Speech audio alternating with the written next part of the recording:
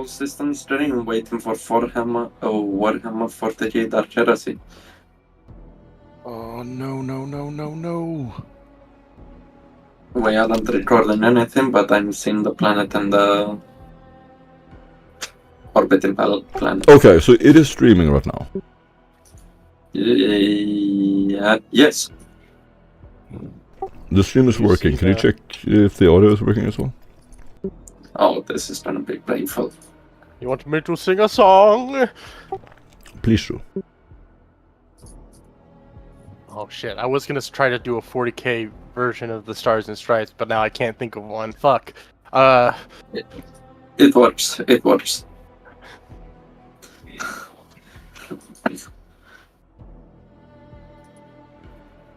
No, say, can you see? Oh, it works. Okay. Awesome. Thank you, Demi. Then we are good to go. And we are going to just jump right into it. So we are at the Ecclesiarchy on the planet Juno. In the Basilica of Valerius. And does anyone remember exactly where we left off at the end? I think we're in your chambers, aren't we? In your own... We are currently exiting the doorway from our chambers to go outside to start walking towards the archives. I'm going to transport you there. I believe that is exactly where we stopped. Excellent. I believe Morgan got sick and tired of waiting for the tech priest.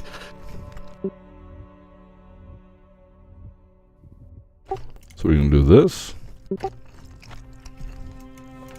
And right now, you are standing near the Hall of Custodial Grace. Inquisitorial base. Unbeknownst to the Archcardinal Harris, the Inquisition has infiltrated the Basilica.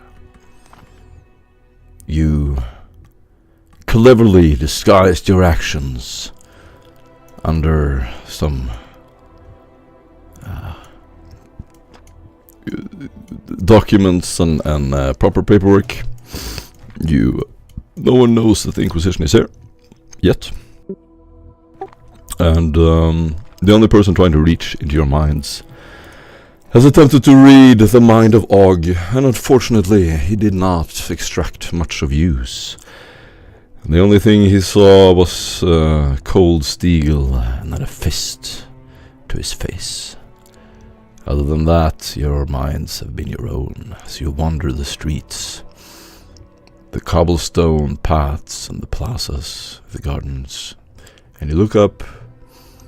The sky here is scorched and dark most of the day. Occasionally some light glitters through the scorched clouds. You're in a valley of sorts, a massive valley. There are mountains all around you. Occasionally this very heavy rain that is not good for your mechanical equipment pours down. It rains quite a lot, perhaps half the time. The rest of the time, there's just this deep orange glow from the skies. As you look up, you can see these Gothic spires, these black silhouettes up against the orange clouds. And as you walk around in the streets, fearful but grateful servants of the Valerius and the Emperor pass by you.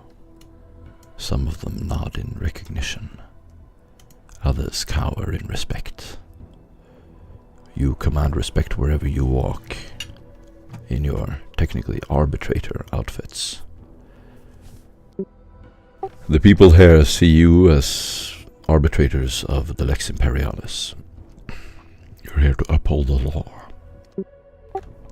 Your little mishap in the crypts has been explained to Archcardinal Harris to his satisfaction, but you're definitely on their radar as long as you're visible in the streets. To your knowledge, no one is watching you in your chambers in the Hall of Custodial Grace, and there are many other parties there. There are thousands of people in the Basilica. Visitors, important dignitaries, people who catch a lot more attention than you. You can imagine people from other planets, people they have expected from pleasure worlds, impossibly wealthy people who make donations to the Basilica. In comparison, you pose a minor nuisance to these people. And you notice that when you encounter them. They are fearful but respectful. We can begin inside the Hall of Custodial Grace. Some of your party members have been called off to other duties. They seem grim and almost depressed when they report that they have to go. You stay behind and you still have a body from the assassin that you killed? He's laying No, in we the room. remember we put that in the that like airlock for No. the tech priest. No, we have to We don't have that no, anymore. we have to retcon that. We're retconning that? He was wrong about that particular location. He thought it was somewhere else. So he is still in the room, and you are free to begin. Would I leave this here, ma'am? Should I carry it around with me? No, take it outside, see if someone will deal with it. Okay. She I'll go pick sits it up. down and Put it outside the Morgan's door. gonna You open the door as you meet face to face with Nicholas as he looks at you. He says, "Please tell me this isn't a fresh one." I think he's pretty fresh still. Why? Is it one of us? Ogle turned his head back to. Is this one of us? No, it's the victim of the gentleman that you put into a rather painful bear hug before smashing him in the face. Right. Yeah. He got assassinated. That's a big word. That. Yes. Go right here in the gut. I'll like open his shirt and show the horrible clean stab wound. Do we? Please stop getting blood everywhere. Oh, Moridan, is there anything important to do with the body? Do we know what killed him? It seemed to be a monoblade type weapon. However, he was seemingly carrying this book, which was clutched rather closely to his chest, along with this brass signet ring. Oh, excuse me, sir. I'll push Nicholas out of the way as I go outside to lay the body down next to the door. Right, don't let me hold you up. Some more than about that signet ring. Yep. She'll take it out of her pocket and flick it across the room at him. He tries to hold it with both of his hands, but it bounces off his chest and jumps around between his fingers until he finally catches it. Not As used you'll to see, this. as you'll see, it seems to be a brass signet ring from Saint Valerius? Saint I don't know. Valerius.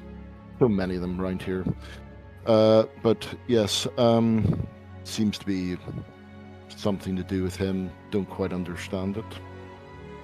Might just be a mark of office. The signet ring, as you pull it off his finger, it is a matte black electrum ring, engraved and styled with this bird-like head. It's a falcon clutching a scroll. It's the... Well, you can do a lore. Nobility.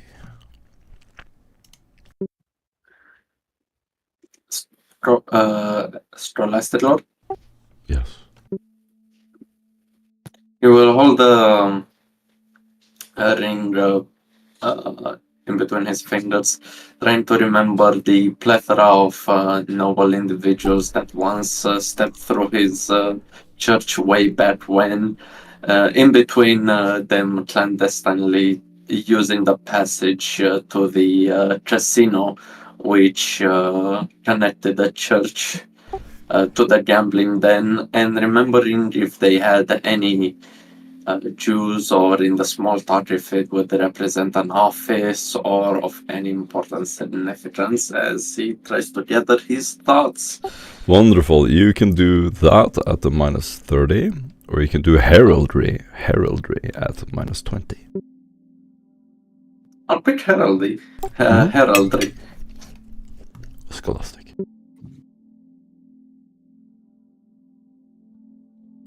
It is matte black.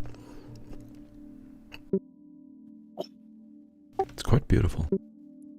Nice. Success with 5 additional. You think back to the files that you've read about the counselors. The falcon clutching a scroll matches a particular edict by Councillor Raphael Thorpe II. You twirl the ring slightly. There's this little indent on the top. It has been modified with some kind of micro inset. An ident crystal. It has some kind of security function, but you're not sure what it is. Perhaps someone very adept with mechanical things should look at it. It would require a -60 tech use test. Not only is it illegal for me to use tech use, I do not know this. I look at Morgan. Have you ever seen anything like this before?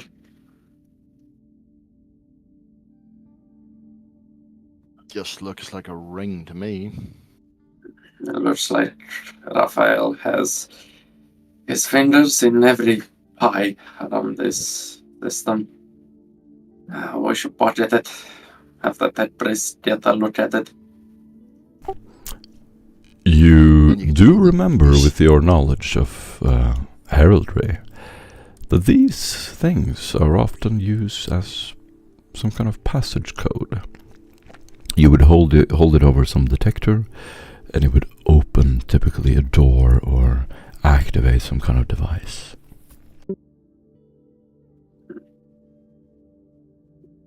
Let's see.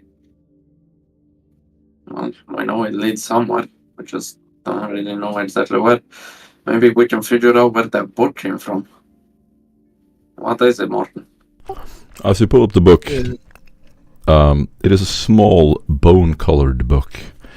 The pages, as you sort of try to pull the book apart, first of all, it's very thick. The frame is very thick. It is pressed from some kind of synthetic substance. So it's probably made on some urban world. On this planet, if it was made by someone wealthy, they would have used organic fibers.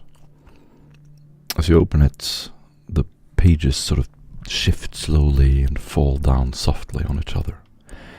It is bound in this black threaded, very light fabric.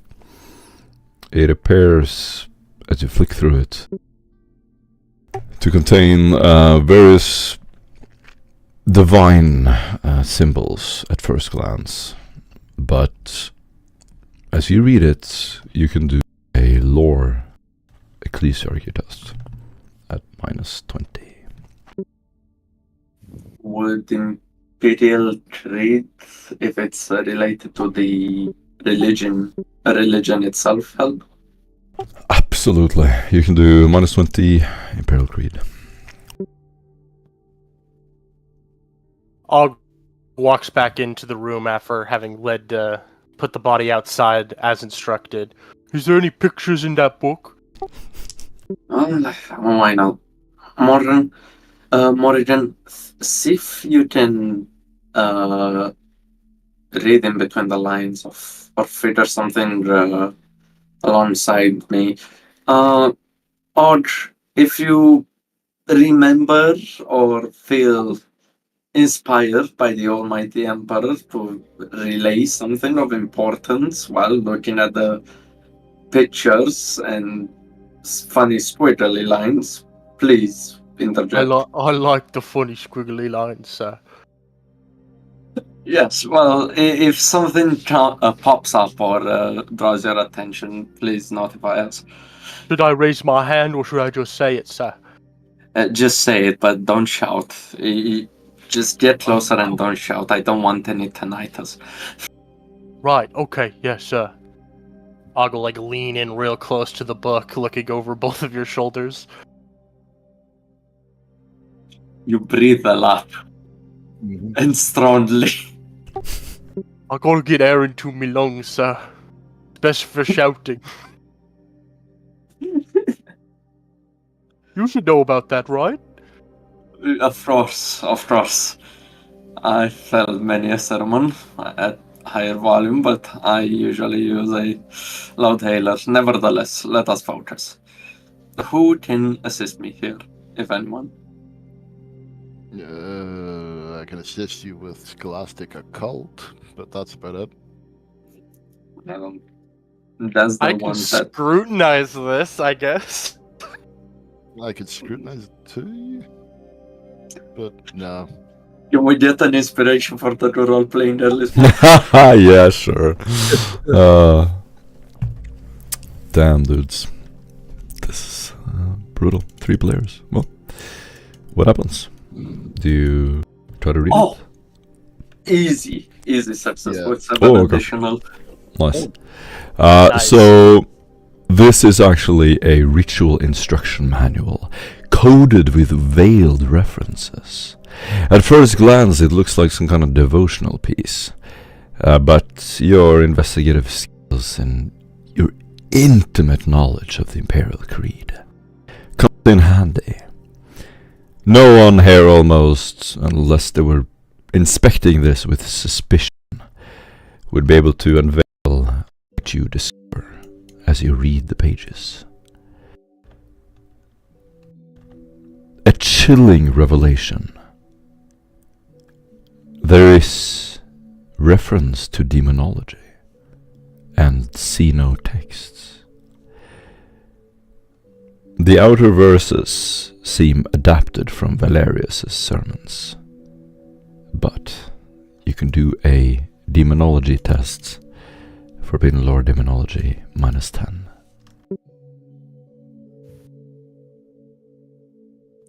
Look at that little funny man, he's dancing. Success with 2.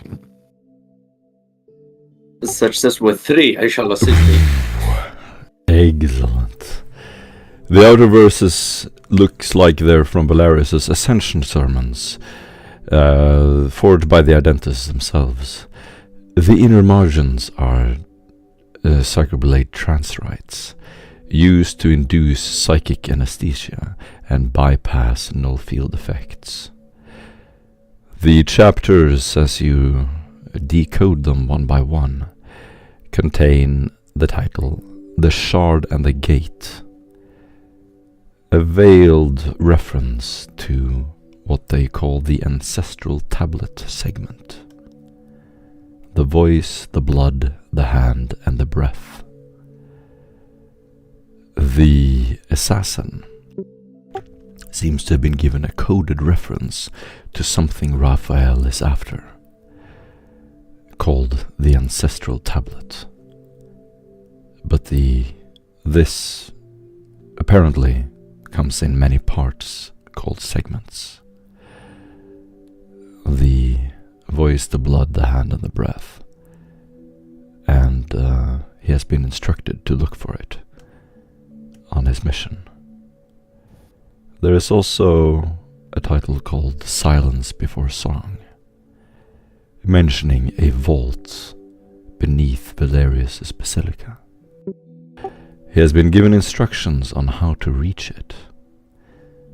It is referenced as a tomb of flame. Whoever gave him instructions knows about a vault deep underground, and they intend to reach it. However, he has been instructed to report whatever he finds underground, and not to try to breach the vault itself. It is an ancient place, and he would be incinerated if he tried to enter. There is also a ritual in the latter pages. A demonic ritual used to suppress memories or implant kill orders in telepathic agents. These agents are instructed, and then, if they fail their mission, their brains will simply kill them through whatever somatic effects have been implanted in them. These are also contain codes that look like they can be reversed or deciphered by anyone who know their true meaning.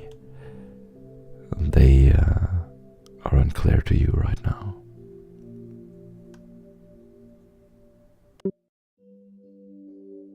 So, as we peruse this book at high speed, Nicholas gives up a quarter through and says, "We're gonna be here for hours," before Arg just says the line, "I like how the funny man dances," as he said previously, and then that, just to humor the ordering, Nicholas decided to look closer and realizes that these phrases aren't usually within scripture or within ecclesiastical scholarly documents. And that is when Morrigan has found something that relates to her, I wouldn't say nature, as that would sound biased, but more in tune to her duties to the Emperor. She will lean over, take the book from Nicholas's hand, and secrete it into a little hidden pocket. Turn to him and say, "I believe I should keep an eye on this." That is, and then obviously will impart any other knowledge that she actually has, including the fact that they found a scarab in one of the tombs beforehand, and that using that knowledge that she has from that, and the fact that she knows a little bit about Necrons, says, "I wonder if this is all related." Could be, although I do not know a lot of each species mockery attempt of a god, what they assume to be so. I will leave such arcane knowledge and dangerous implementations in your care. Morrigan, as you are probably more attuned at guarding them and both guarding your soul against them. We need to get under that basilica. That would be, but I am quite afraid of what they have said regarding the risk of immolation once we reach the vault. Whatever it's there, it has a pretty tight security system. I would not wish to delve deep just to have to come back up with nothing. Is that why the big shouty said they were afraid to go underground? It could be. Because the metal men are down there. The exact nature of what is there is not fully disclosed. It could be a sacred relic that acts as defense, or it could be Xenostech or probably Archaeotech, being warden over the area. Can't really know. Well, the dead guy said about the Emperor's tomb, which doesn't make sense because he's an Emperor on Terra. That is correct, actually. Og, well said. Your He can Chennai be golden chair. throne. Throne. And yes, this would be the second time that your astute observation capabilities have granted you great bounties. Well done. Big old smile.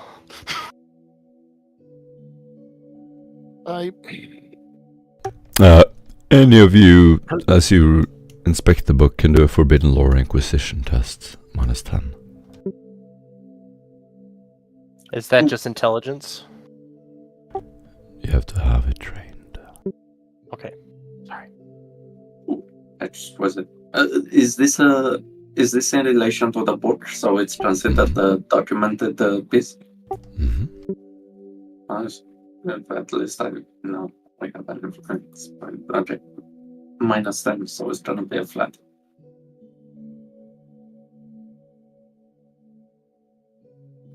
Success. 5 There- degrees. Oh wow. You managed to decode the book over time. There are references to these fragments, and you find them on pages 4, 7, and 13. The shard and the gate. What lies bound in 4 is voice, blood, hand, and breath. When aligned in flame, the seal gives way. It refers to 4 tablets, which must be united, not merely placed, but activated at the same time. Aligned in flame implies some kind of psychic surge or resonance. You've heard reference to resonance before. A sort of psychic resonance. These tablets seem to be of a similar reference when they are united. You, how many degrees did you get?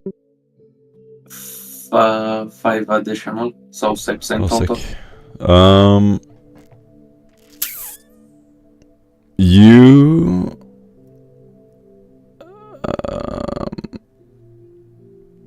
will uncover texts that reference the back cover, and as you feel the back cover of the book, your hand just brushes over it.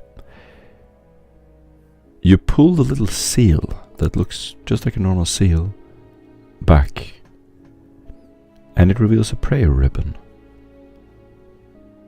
It bears the mark of Councillor Raphael Thort II. Beneath it is a number. It refers to a segment. The reference in the book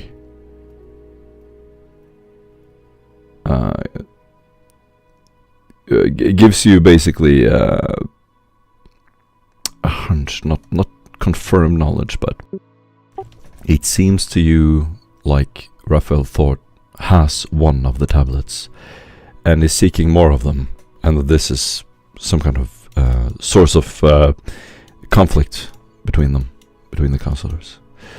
He already has one of the tablet segments, and he is seeking more. And this is used to unlock something. It forms some kind of psychic resonance. This psychic assassin seems to have been, with this coded information, imprinted to try to look for these things.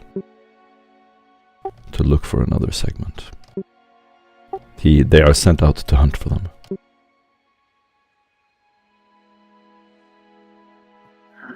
And one of them was from here. And not the place, most obvious, even from orbit. How peculiar. Well, So- it would seem to make sense that it would be in a reliquary. And I believe the Indextorium is somewhere where we can gain shrine It is not access. clear that the assassin. So sorry, it was not clear that the assassin was sent here to pick that up.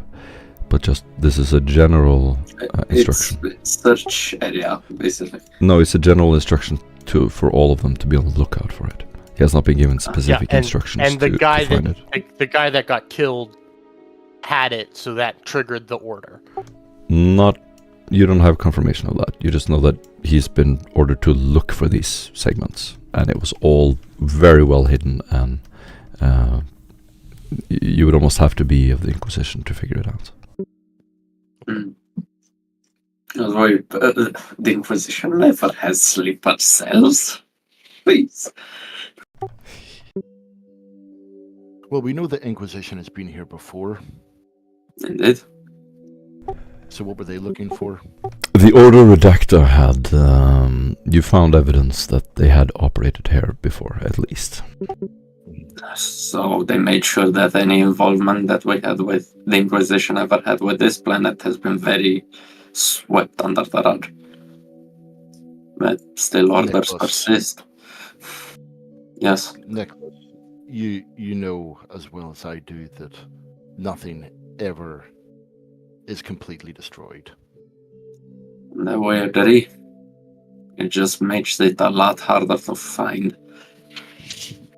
The middlemen are hard to kill. Indeed. It's Thank you, just Bill. as hard. It's just as hard to find the org if you wish to compare them.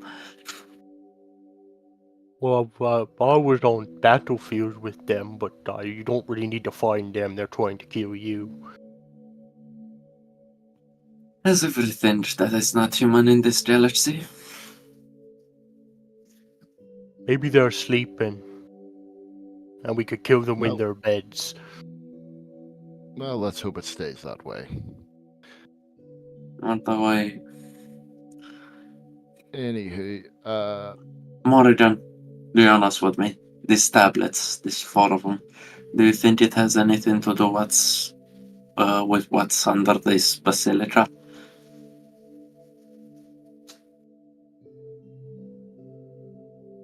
honestly, yes. In relation to the saints? I have suspicions of what could be, but nothing that I wish to share just at this moment in time.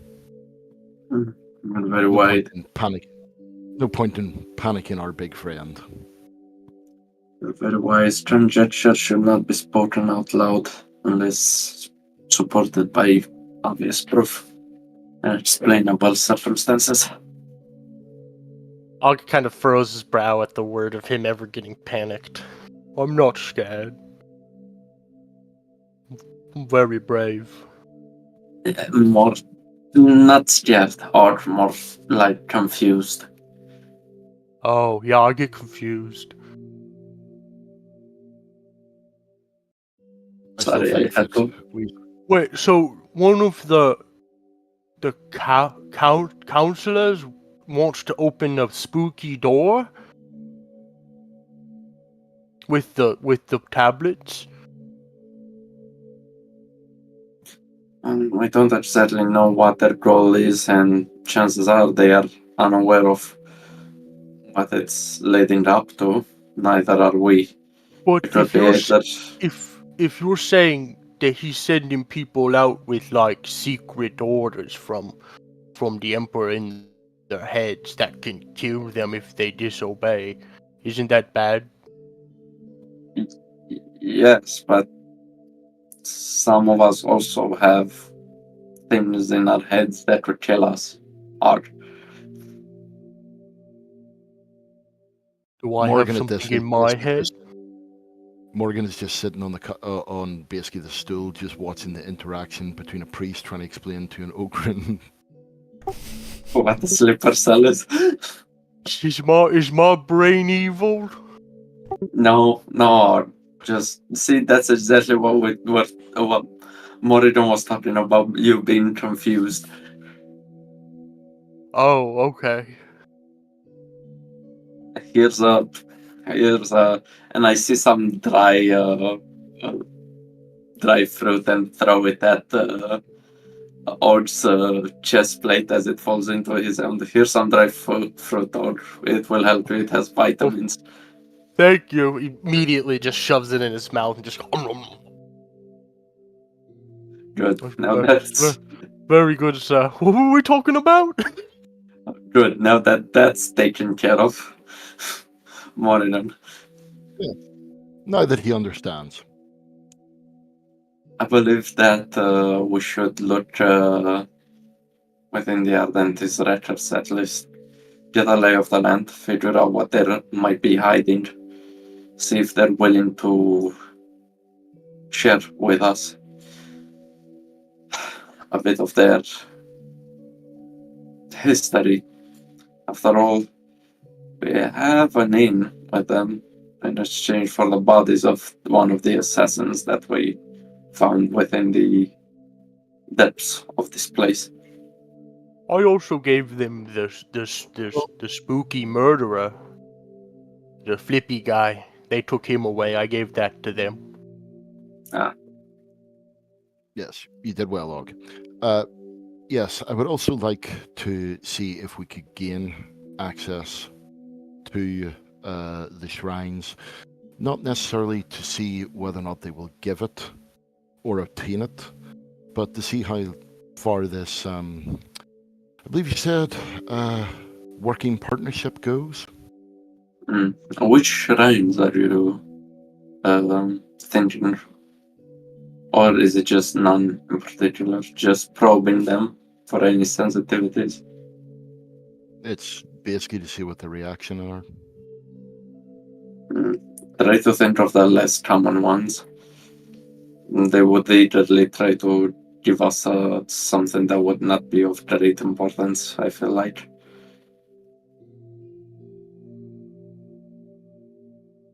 Yes, what was that shrine where we first met a hood? It was quite close to where we're just now. I believe it is down the street left. If Indeed, we but could go back to that house wasn't really the property or base of operation for them. We were sort of breaking and entering, if you remember. And we had to flee before the master of the house returned.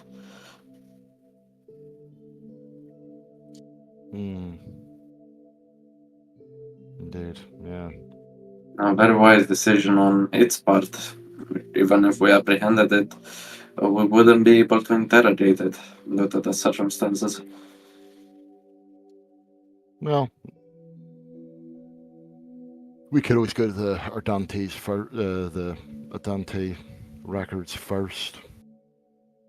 I would actually be very intrigued to find out where the Sisters of Battle fall into all this, as there seems to be an awful lot of militia, but they don't seem to be about an awful lot. And that's where they're supposed to be stationed. Each order has their own priorities. Probably most of them do not really partake in the more peaceful areas of the Imperium. Very few that actually reside and watch over monasteries. And we are quite far in the frontier. There are plenty of areas in Ashelon in request of heavy militant orders. Yes, but it would also be nice to see that if things were to go sideways, whether or not we have them to deal with as well. I would really love the sight of seeing the Sisters of Battle cruiser overhead assisting us. I'm not worried about them assisting us. I'm worried about them not assisting us. It's just he looks at you up and down and says, it's just your frail constitution and awful circumstances pitching, you'll find them to be quite,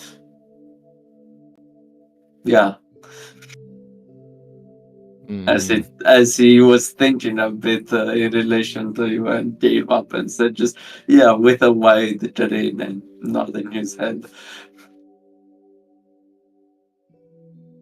So you're suggesting that I've just been on the wrong end of them, shall we say? As long as you don't,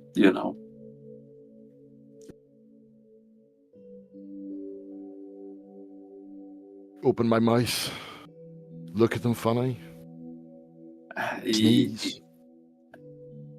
Yeah. Let's not worry about that for the moment. I always wanted to meet a Sister of Battle. They talk to the Emperor. They're stuck up Like- on Pompous. Don't Like worry the about them. Commissar.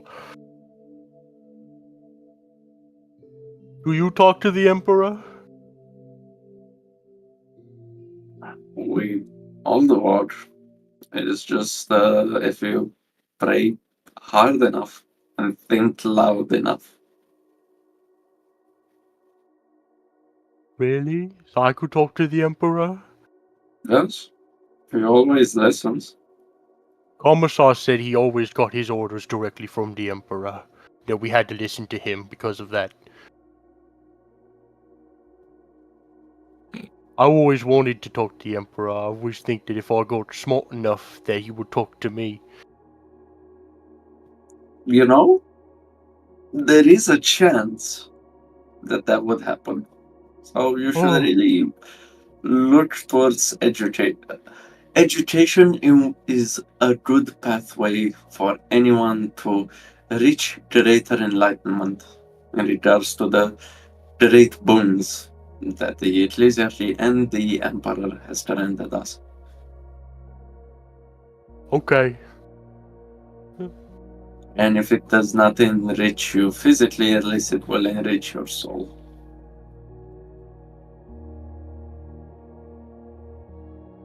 Now, everyone? I have nothing to add to that, Og. Is that good or bad? It's good. It's Okay. good. Now, everyone, check your gear. Make sure you have everything: shirts and belts and boots strapped. We're going out to the Ardentes records. Make sure you don't leave behind anything that you would miss. Alright. And hopefully somebody picked that corpse outside. And as you actually sort of, I was going to say, as you see Morgan opening the door, the corpse is still there, and she's just going to slowly step over the top of it and take off down the corridor. Yeah, I would like to say it's like directly in front of the door. The problem, if the door opens outwards, it's blocking the door. How did he even put it there? You know what? I don't want to find out. Alright, so I'm following you. Alright. So you're leaving your base.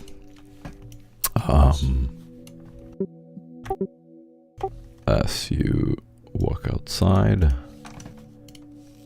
it is quite dark, and you can hear these echoes from a loudhailer somewhere. Sermons and orders are being shouted.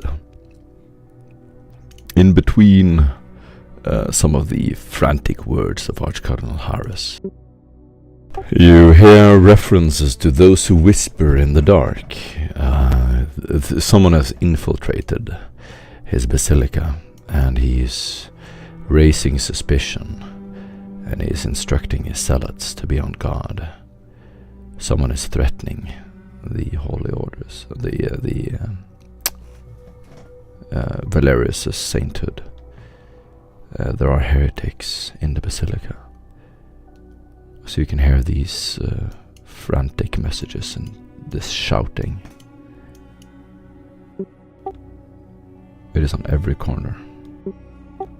And then, after about half an hour, it will end. There are a few people in the streets. You can see the zealots are no longer apprehending everyone they see. And you're free to move about. No one seems to be following you, or no one is waiting for you outside.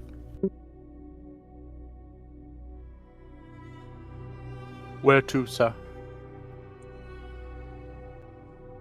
We'll go to the Ardentes enclave to peruse their records. I have an in with them. Mate, both of you, have your head on a swivel. Just because we're out of the woods, that doesn't mean there ain't other people trying to put us into the ground. You get an inspiration Of course, point. sir. All of you. And as she's walking forward, she'll go like that, and you'll see Maurice's head go whoosh, to cover her back. I don't like that bird. Eyes in the skies.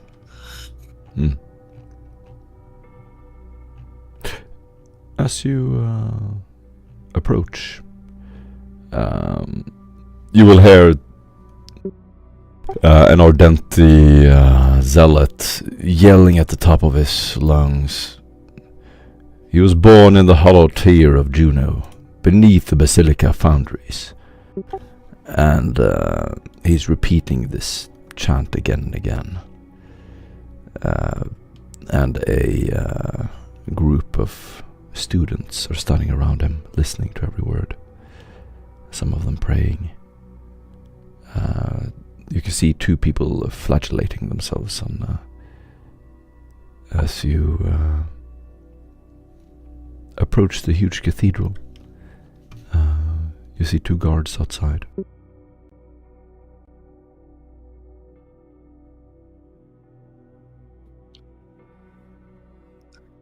I approach the guards and say, Salve, guardians. They Behind Nicholas, ready to do what is required of me. awesome. Yeah, as you walk up, you can see the stone path rise up to this jagged courtyard. There are torchlit spires on each side. The door has slid open as you approach. You can see statues of armored martyrs on either side. It is a dark fortress chapel, and you can see the facade. The entry itself is layered in this prayer-scorched steel. Two of these crimson-robed redeemers at the entrance just stand and watch you. They're kind of absurd. They have a lot of ecclesiastic equipment, and then they have these huge, kind of crude autoguns, very visibly displayed, with like extra rows of ammunition hanging over their arms as they stand there, very militant-like. One of them looks at you approaching and grits his teeth. What do you want?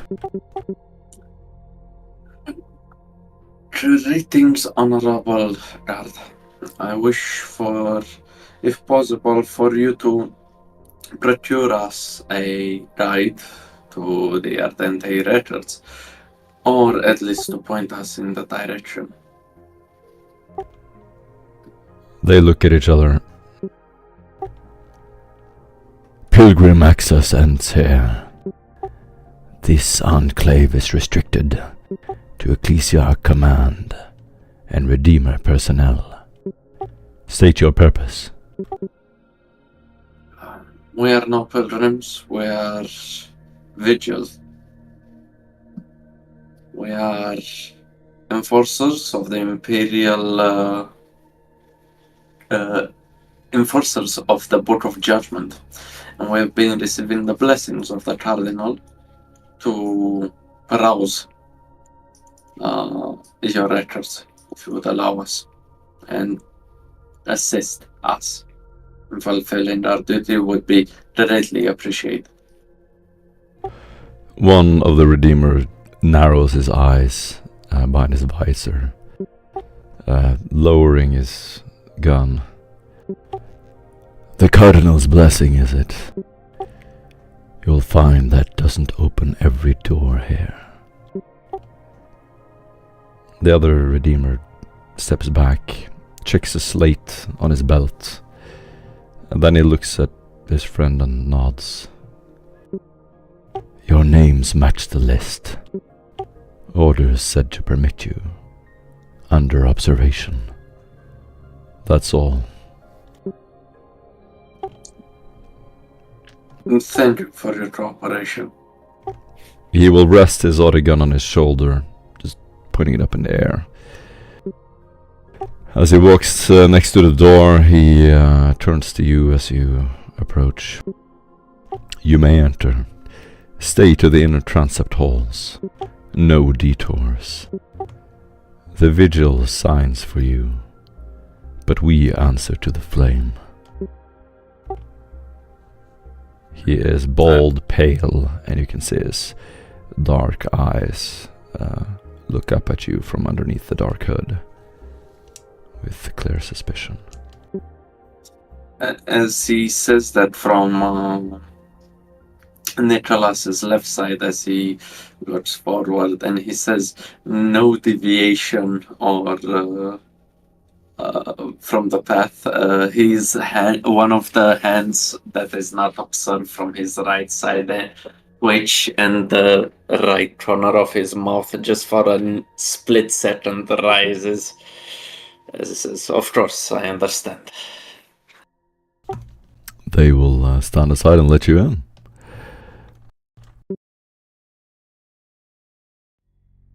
And you will enter a beautiful large chamber. It is more sealed than the basilica. The first impression is these very arched, dark corridors. Your eyes take a little moment to adjust. You can see lined with faded oaths etched into iron plates. There's a man in front of you. Looks like a shrine keeper in red carapace armor. He's sweeping ashes from a some kind of basin in front of him as you pass in through the doors. Two more zealots chant quietly by the wall. At the end of this corridor, a large gate groans open. This seemed to be some kind of security checkpoint. The door opens very slowly, automated, and almost deliberately intimidating. As it slides open, this lights, the shadows from a large hall will meet you. As you walk through, you will see a wider sanctum. Younger zealot in front of you. He looks barely older than a teen. Nods, holds out a what looks like a thick pillow. He nods as you approach, and on the pillow you will find these small drinks. They look like water. I'll go take one. And just down it immediately. Morgan will politely whip it away. I'll go take Morgan's and down it immediately. As he takes a drop and looks at the young adult in front of him and says, is this supposed to be used in any particular way? He will smile. The Cardinal's favor. It doesn't reach everyone. Ah, I see. Thank you. As he leaves with the cup in hand and looks at Odd. Odd, is it any good? Is it any good? I had 2 of them. Is it just water? You tell Does us. you drink it, nothing happens. I drank. Yeah, I Tastes like water. immediately down it immediately. Both. I drink both. Yeah. It's really So it's refreshing. crisp, refreshing. Usually I like the red variety, but I guess it works in a pinch. As he drinks the water and it's been some time since he actually tasted clear water, and it smacks his lips a bit confused with this refreshing aroma, but continues sipping as he moves deeper inside. It reminds me of the water of my home world, sir. I'm pretty lucky to have it this clear. You will see militarized guards. They are shocked to see you. They definitely did not expect any visitors here. You will only see Ardenti guards and redeemers, and all of them, as you approach, will reach for their weapons for a brief second, look at you, and then look at the boy who's walking behind you. The boy will nod, and then they will sheathe their halberds or pocket their autoguns again. You will walk through these halls.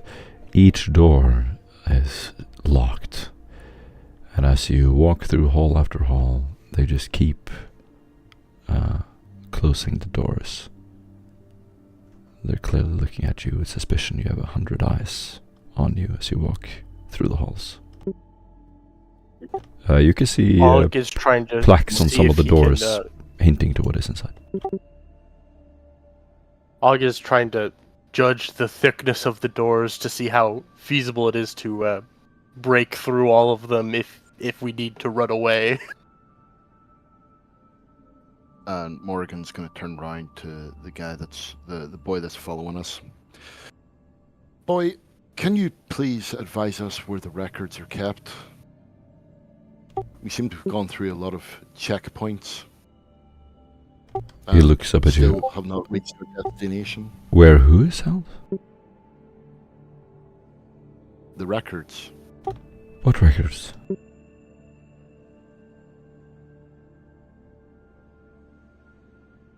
Oggle Here to- slowly turn his head to this tiny teenage boy.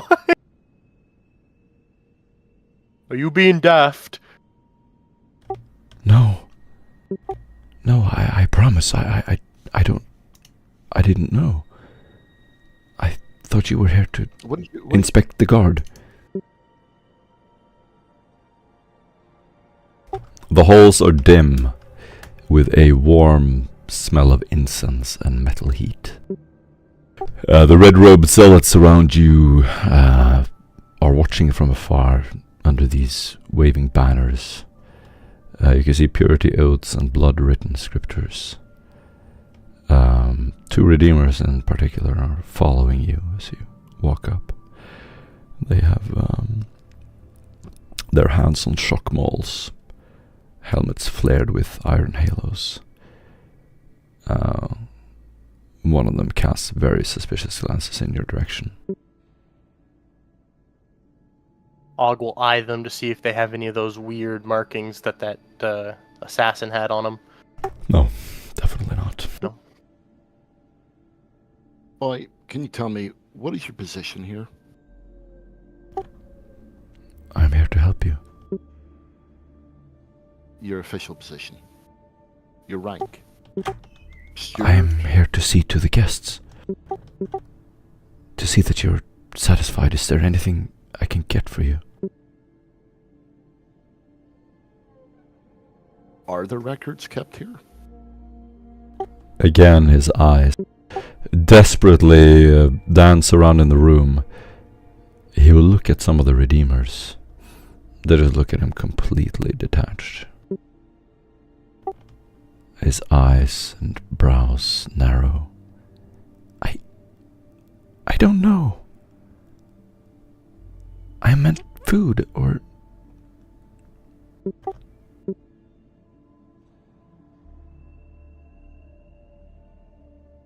I believe my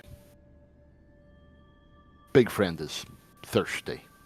Could you provide us with some water, please? He does an exaggerated nod. Yes. What do you like to drink? He looks up at you and he reaches you up to the belt buckle. The little boy just looks up at your towering physique. I like that water. Could you give me some more of that? Yes, of course. Clearly distraught, he runs off. After a couple of minutes, he comes back.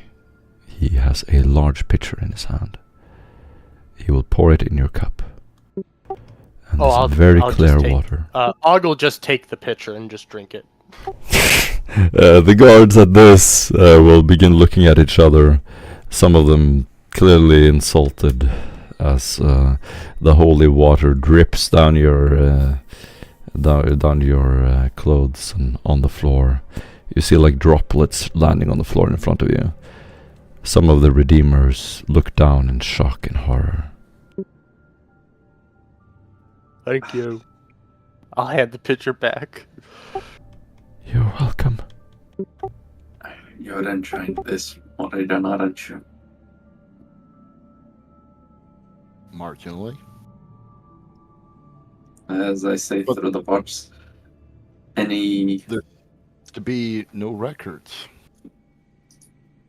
no records, you say? Yes, we seem to be here to inspect the troops, as it were. Og will look confused at the two of you. The little boy will look at you as you're talking about records. If you're looking for information, there's a Vox terminal. He points to a shrine wall next to you. A small cogitator Vox terminal sticks out of the shrine wall. Thanks, kid. As I pat him on the shoulder. He nods, continues following you. I know a lot of this pet lore the dead priests are spewing, but at least I know how to search through data. As long as it is public access, I should be able to find it. Well, it's a Vox one, so surely we just put the question in. Hopefully they find out something that has been recorded, and if not, we're gonna have to interview at least some people. After glancing round, that may be a little bit more difficult than you make out. That may be true, but we are here to inspect the troops, as it were, so they should fall within our playbook, at least. That was handed over to us.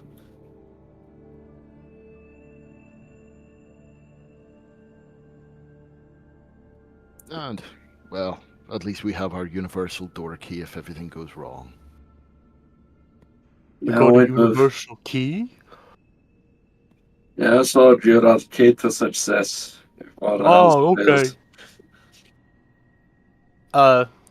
If you when they're going over to like the cogitator, Og will like stand up to his full height and girth and like adjust his light power armor to like make sure that all the guards that are looking at us with like crooked glances know that if they're gonna fuck with us, some of them are going to die.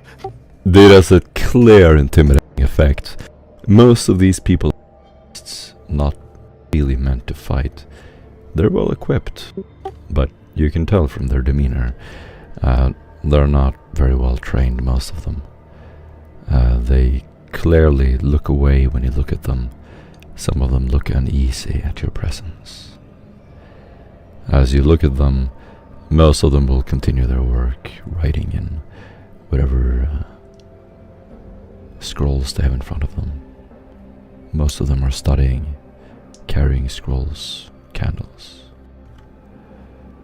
It's a smell of candlelight, and as you look around, the air is thick with incense. Red banners on the walls, and beautiful hundreds of candles. Symbols of the ecclesiarchy everywhere. Some of the guards have these metallic carapace armor suits under their robes. And some of them seem unsure what to do when you pass, some of them nod, some of them just walk out and look menacing at you. They are not used to visitors. To further allow Morgan and Nicholas to do the smart, brainy things they need to do, Og will scan the room for the guards that are holding their guns in the incorrect way, as per the Astra Militarum's correct way of holding guns that he has been drilled on multiple times by the Commissar. And just police them annoyingly. Nice. As you walk up to them and correct them, how do you do this? Verbally? Do you touch their guns? Do you try to adjust them? No, Og's not trying to touch them, because he only touches people that he's gonna bash in their heads with his hammer, so it's just, if they don't look like they're respecting him, it does go into the kind of, like, slightly raised, like, you're not listening to me, in a very angry way. Excellent. First do a knowledge Imperial Guard. You will get a plus 20 on this. Okay. Alright, how do I do that? Roll on your knowledge Imperial Guard. And then press minus 20. So because on the sheet it's I can't click on it. It's common lore, right? Yep, there'll be a wee box beside it that'll highlight. There we go. Okay, and then minus 20? Minus 20. Minus 20. Beautiful. Here we go. Target of that's minus 8. Yeah, actually, surprisingly better than expected. Yeah. That's a roll of a 29 with 3 degrees of failure. Og, you walk up to them, and you're like doing your very best. Super convincing, intimidating. But the way you're instructing them to hold their guns is truly, truly odd. They're like, you're instructing one to hold his magazine and pull the back of the gun up against his chest and hold it like with the magazine pointing up. And then you because switch. it's meant for a Ripper gun, right?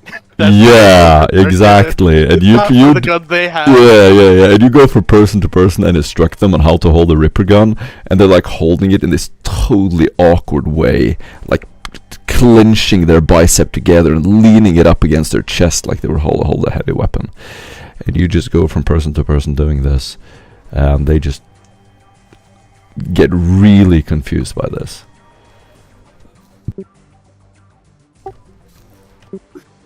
So a good distraction, then, is what you're saying. Yeah. Yes, You get an inspiration point, and when you look back, all of these guards, they're holding their guns normally, but when you look at them, they go back to holding them the way you instructed, and they like slowly adjust it back up while looking at each other nervously. And if you were to glance over to Morrigan, you would, well, if she could smile, you could tell by her demeanor she would be smiling. As As Nicholas taps at the runes of the Vox Progitator in search of his things, he throws a glance at Odd and says, "Everything in order to Minotaur standards, Odd?" God gives a big old thumbs up. Everything's good, sir. I do You another did it. scan of the room. You get inspiration point. Another one? No, if you didn't catch it. Oh, okay. Yeah, the guards are they hold their guns up as soon as you look at them.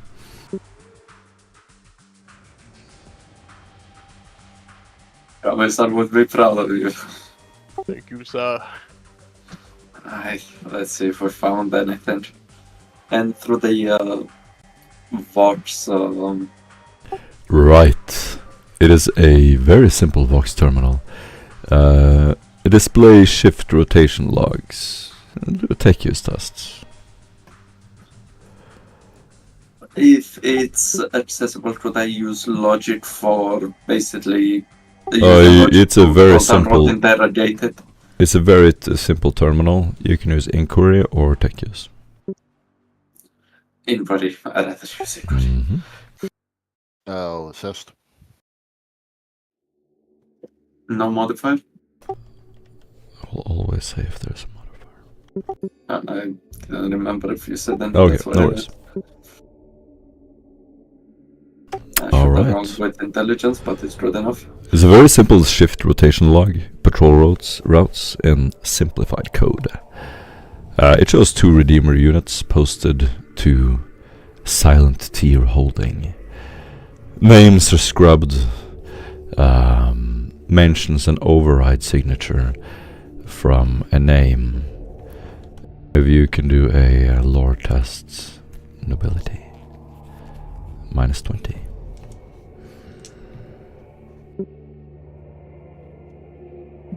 Yeah, mobility wouldn't work here at all.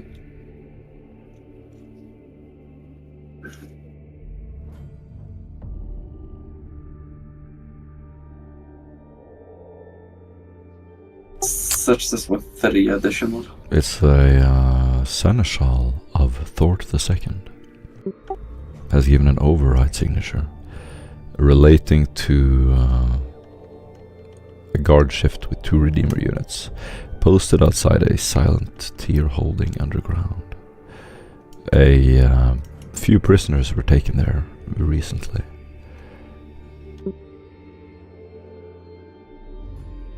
Could I get the number of related prisoners? It seems to be 4 prisoners. There has been, as you look through the records, it seems to indicate some unrest below. Some screaming in their sleep. There is more data, but it seems to be obfuscated. You would need to bypass their security. Security I can do. Hold on. No, I'm sorry, can't help. Or Hmm? take another look. I feel like something is not conforming to the Minotaur standard. I salute and I'll do a full scan of the room again.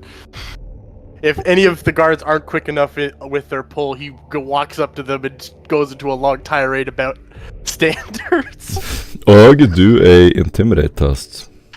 Hell yeah. Some of them are growing tired of your antics, and I'm gonna give you a -20 on this. -20. That's a roll of 12 with 6 degrees of success. What do You you back do? talking me? What do you do when some of them, like as you approach, he just holds you, and you look at him, and he just tilts his head sideways, gives you a dead eye? What do you do? I'm going to take out my Ripper gun and show them the proper way to hold it while staring down at them with, like, hate in my eyes. as you do that, even though this guy's pretty cold-blooded, he will like hesitate, and you see his hand like goes to his holster, and then back again, and then you see a little quiver in his lip, and then he just looks over his shoulder, and he's pale as a ghost as he pulls his autogun up and just puts it next to his chin, and he looks at you, and he just looks down, and he looks at your chest plate, and he looks totally defeated, just looking straight ahead at your chest plate. There you go. That's the proper way. And I'll like pat his head. As you pat his head, he looks up at you, and you can see this like very tired look on his eyes. And as he does so, and he approaches the one that's bad talking and creates a commotion in a trained way. The described signs from one of the close to one of the elbow joints begin to slither within the console as they begin to have this mono blade looking prepared to strike one of the circuits that would trigger a lockdown of the data or possible alert that an attempted bypass happens. And as I try to dig deeper within the records, the monoblade short circuits it, forcing the machine spirit to reinvigorate itself.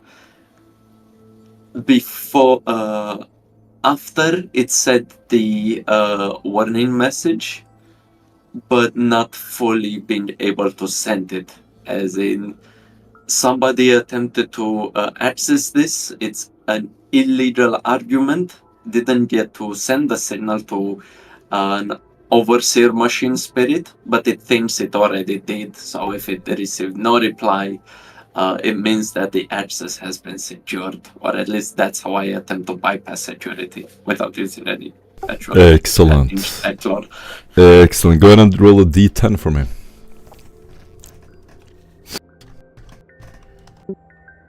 You're dealing with an unknown cogitator. The nature of it is unknown to you. However, your ecclesiastic knowledge and your spiritual approach to tech use actually assists you. The machine spirit is not impressed by binary code, but rather it seems to operate with liturgy. As you write the correct pages at every turn, you instantly gain access to the archived logs. Do a logic test -10 to decode the secured routing files. This is enough to get a basic overview. Morrigan, can you quickly give me a second pair of eyes here? This is basically a machine made to filter out anyone who doesn't have deep knowledge, intimate knowledge, years and years, decades of study of ecclesiastic lore, so that any average arbitrator would not be able to access this. But Yeah, you are not an average arbitrator. I'm no average arbitrator. I'm special forces. Indeed. All right, I'm assisting. you do a logic test. You did. Okay. The first one is an arrest routing memo for a Juno de Guild. Log titled Censored. Detainee Transfer Directive 328. A request signed by Horus's personal aide. Rerouting Juno de Guild from Pilgrim's Transept custody to Deep Tier Isolation D03. A side note reads, expedite under black light. Witness codes intact. Do not speak to shrine keepers.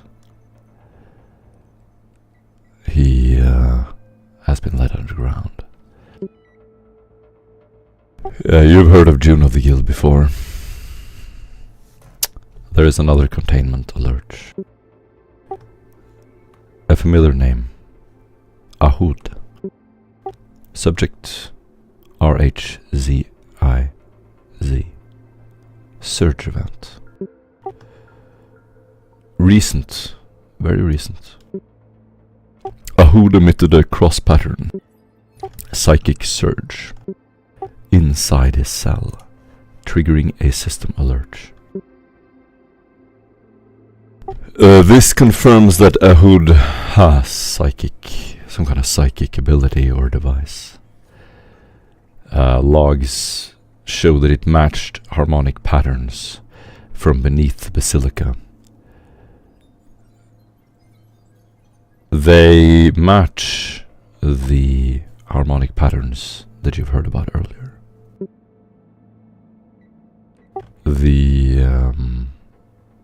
The alert says that the pattern was suppressed manually by Ardentus the Real. His choir has now ensured purity of resonance once again. Ahud is to be detained and gagged, linked to the vault's activation system.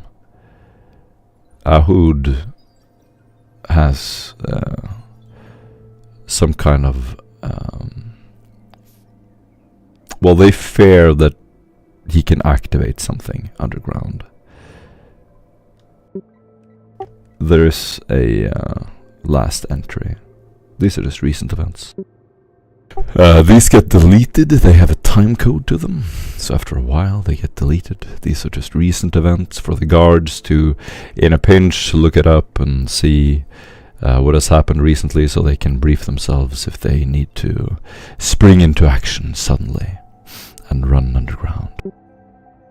This seems to at least indirectly confirm to you that the holding cells are underground, under the RD base. There is a Dominion access code, visitor override.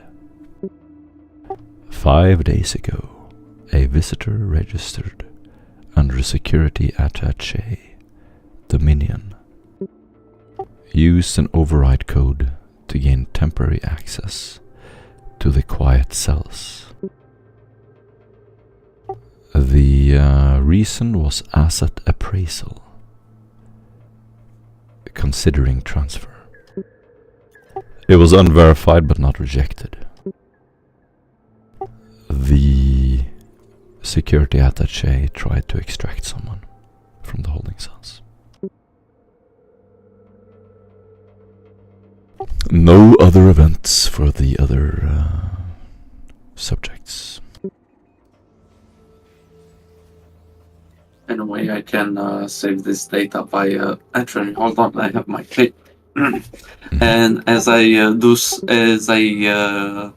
scroll through this data on Reflex, I go to where my low stick packet is, and I pull out this cigarette cutting guillotine-like mechanism.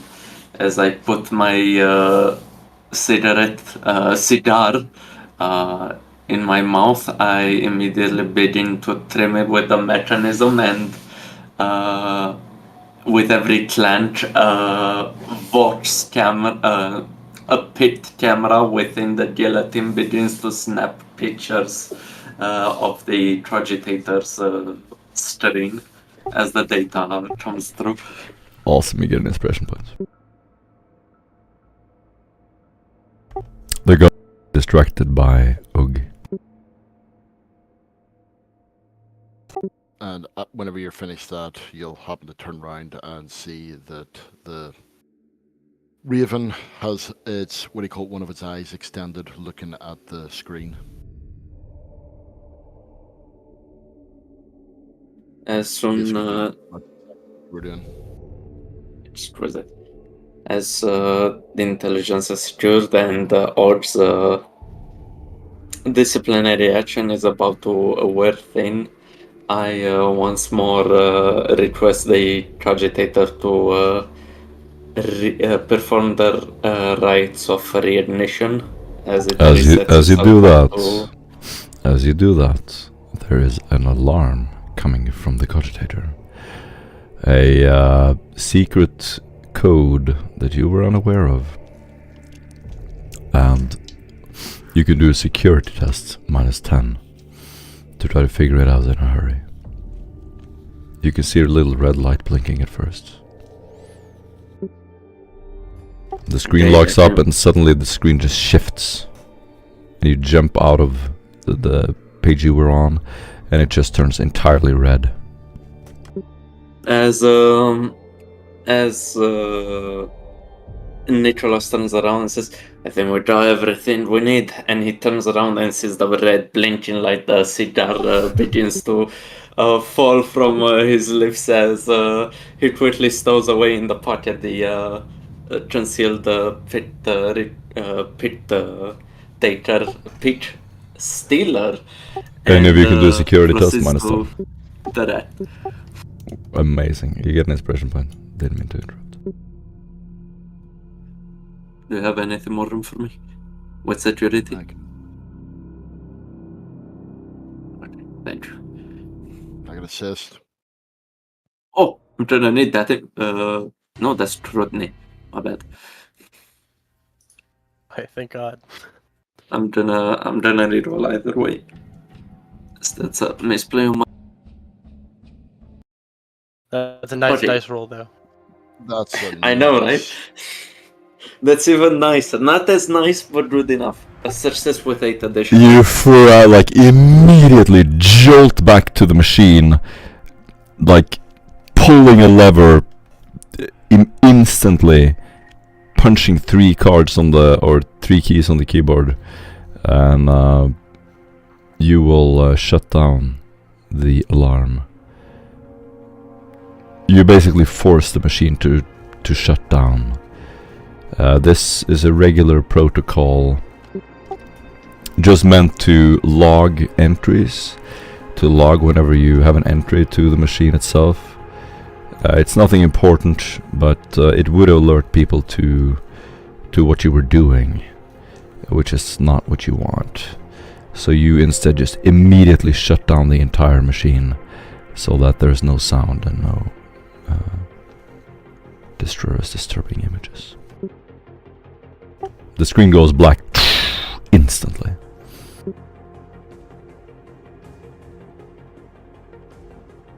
The I first think time. that's our lead. Yeah. Previously, as he was still trying to overrun it, as the cards began to turn, and as things began to turn more rapidly, the sight goes up to this loud hailer that you can already hear it in our minds. This foghorn-like siren about to warm up and blare as small cards and little devices begin to turn faster and faster as this motion begins to reach towards the VOTS, and as if the VOTS is about to inhale as much air before it lets out the alarm, I pull on this crank and the mechanism just halts mid-motion and the siren becomes quiet and still. Awesome. Says, indeed, Morgan, it is our cue to leave. Awesome. Love it. You can still see like this little like wind up, almost like an air alarm beginning to wind up, and then it just goes down again. You look behind you, the guards are busy. Yeah, we were thinking the same. Yeah, you see the little boy just walking up to you slowly. Did you get everything you needed? The alarm was loud, but Ord was louder, so they didn't hear it as it was warming up. And I turned to the boy and say, "More than enough, lad, more than enough.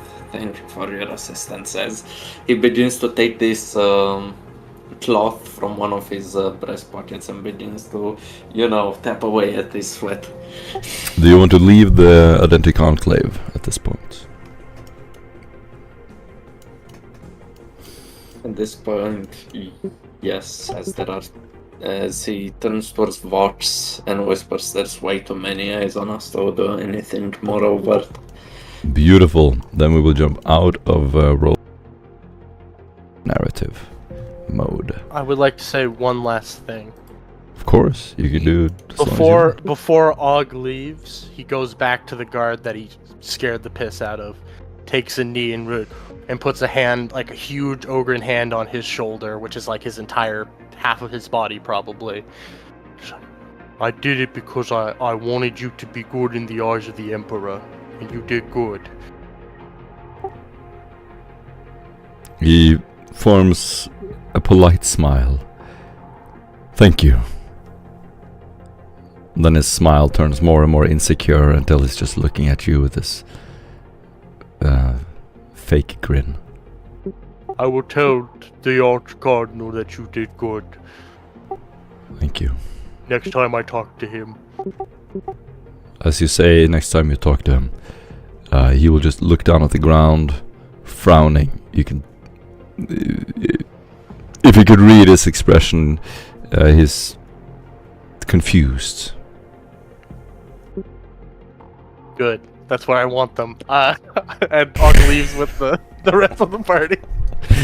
Excellent, excellent, excellent. Inquisition, both best force credits in the operative. They Spread just don't know it. confusion. The guards all keep their guns in the correct position, and then as soon as you walk by them, they like slowly lower their guns again, look at each other, and they will begin walking in back through into the main chamber. You leave the Ardente Enclave and exit out again.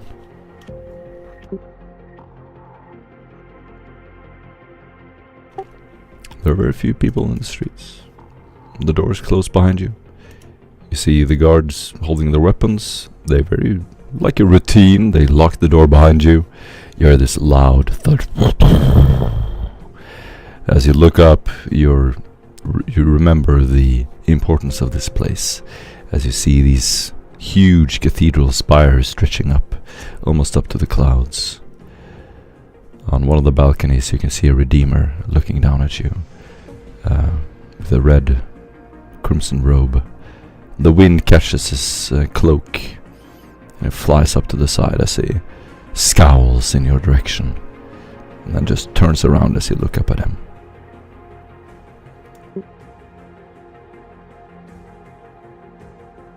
They hold a mutant in Juno, at least, as he says through hushed tones via his microbit. Og will pull out a camera and take a picture of the guy.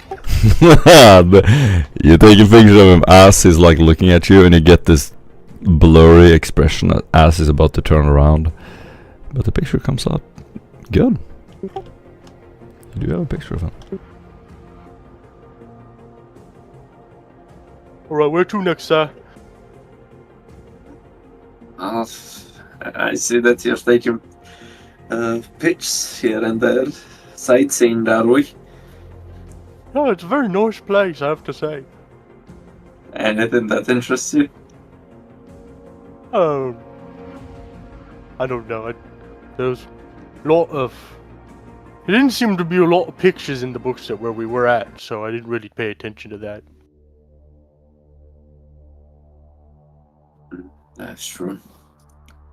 I check one of my small notebooks where I write down my thoughts on everything, and I pull back a few pages as if to remind myself. The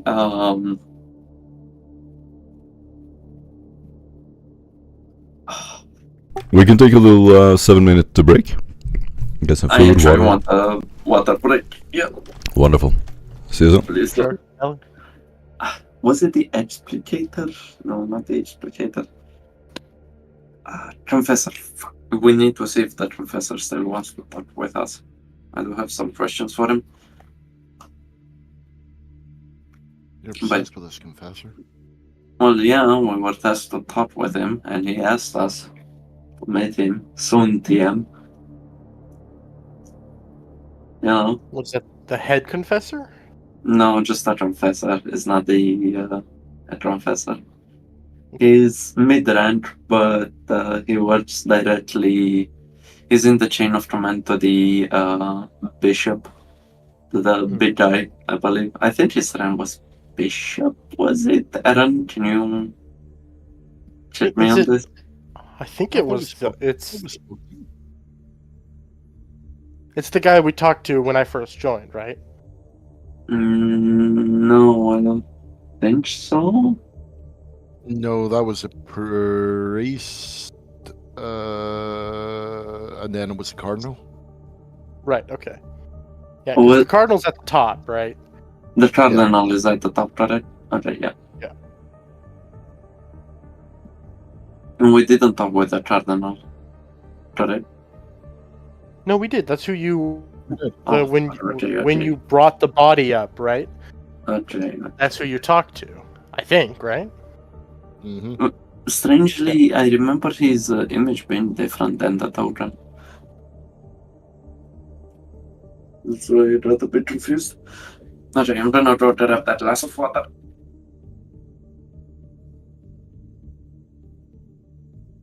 I mean, my dinner.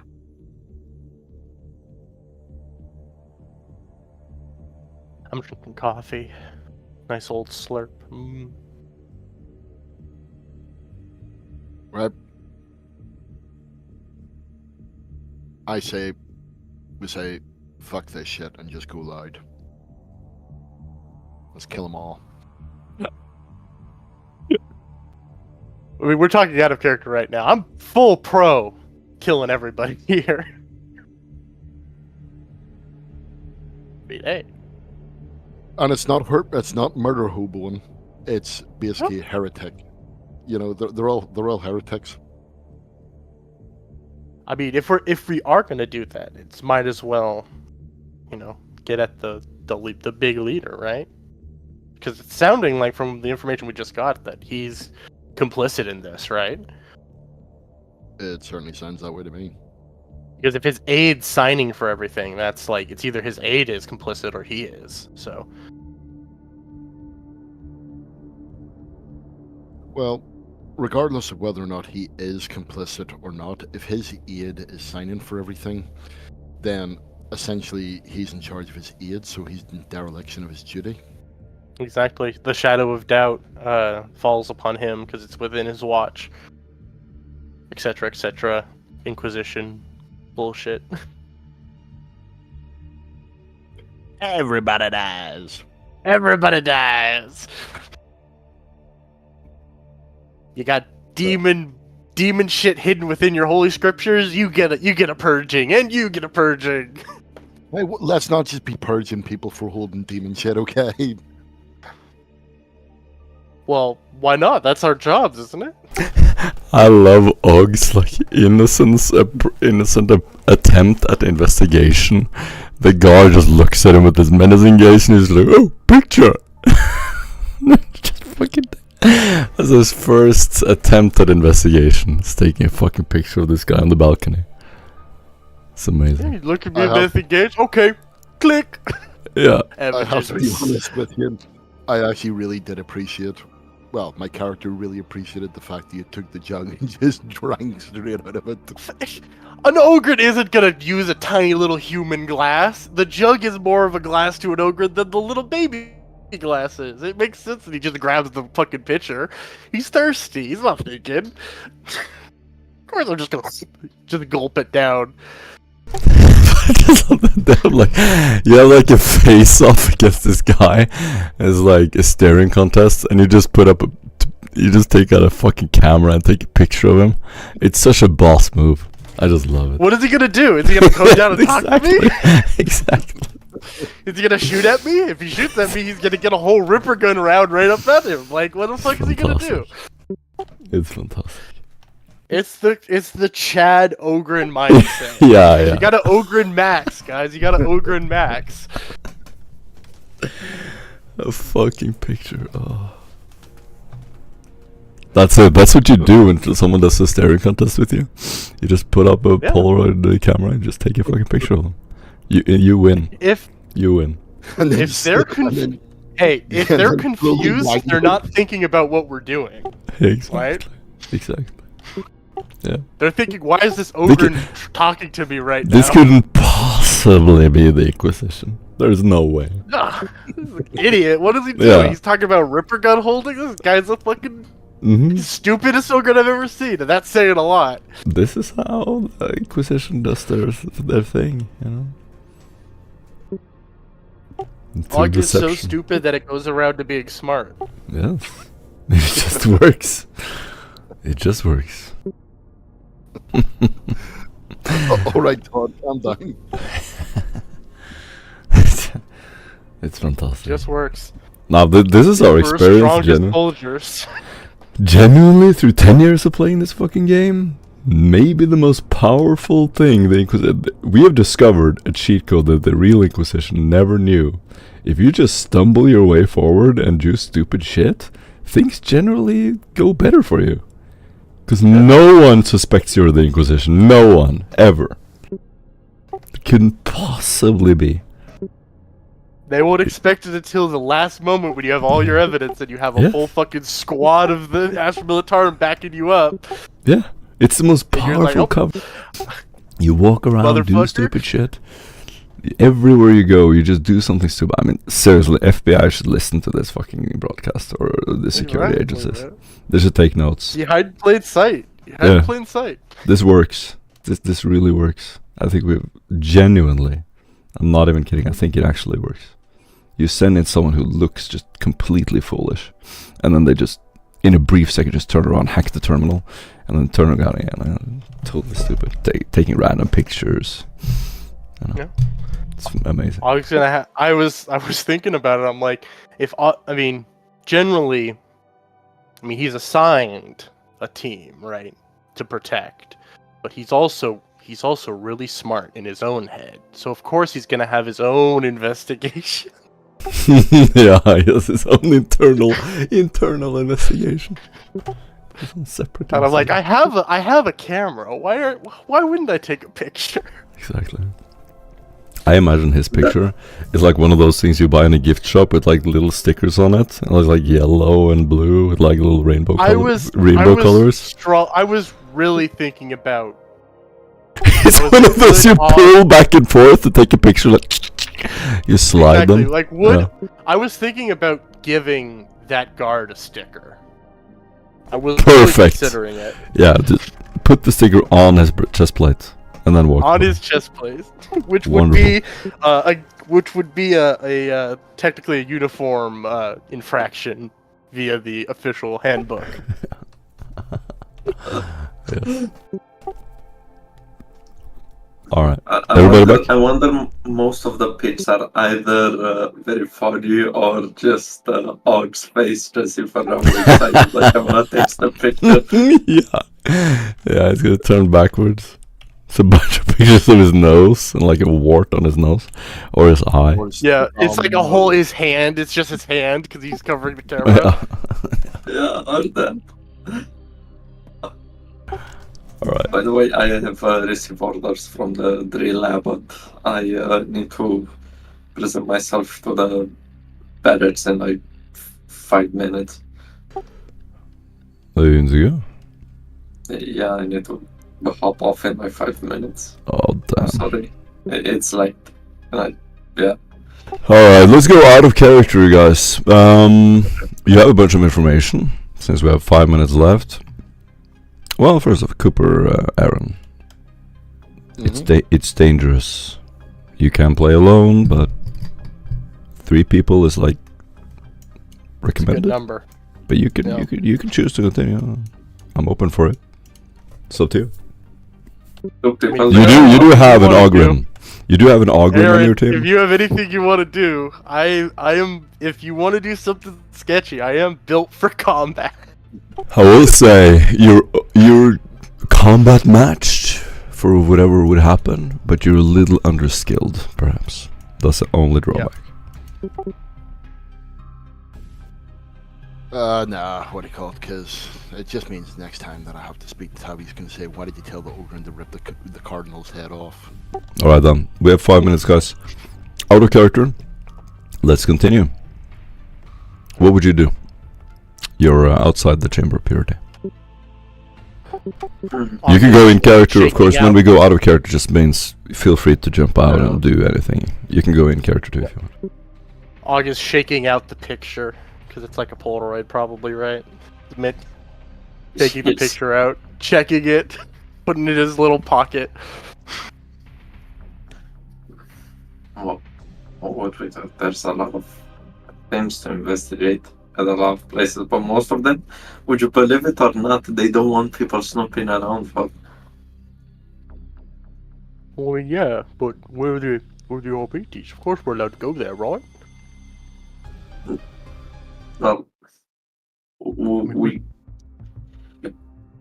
I mean, usually yes. However, this is very counterproductive for us. I mean, don't we have enough evidence? We know that there's the assassin. The Cardinals call in that there's someone infiltrated the Basilica. Couldn't we just go to him and say, "Yo, we'll search the underground"? You're hoping to receive a carte blanche from the Cardinal to assist him with his issues, and by that exploiting it for our own benefit. Yeah. It's very smart of you, Hawk.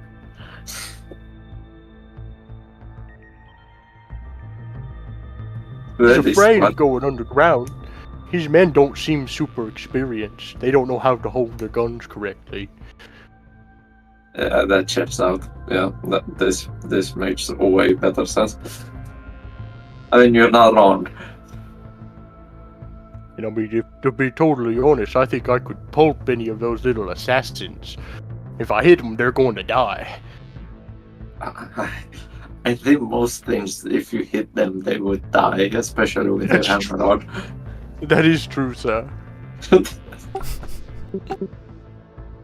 Your enthusiasm is contagious. I haven't killed something in a long time. I'm kind of getting a little itchy. That you will have the opportunity to do, and I feel soon. Although this approach is quite feasible and could prove useful, and we have seen that plenty of the dealings here have not been at the Ardentes. Barracks have not been reported to the wider ecclesiastical personnel, whether out of malice or just they try to hide something. Well, if they did, sorry.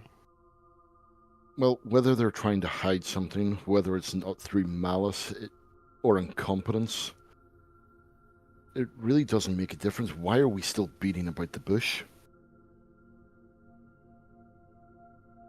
This ecclesiarchy enclave is as rotten as the rest of them.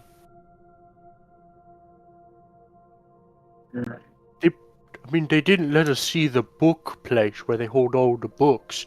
Because what if they have the secret dancing man in those books as well?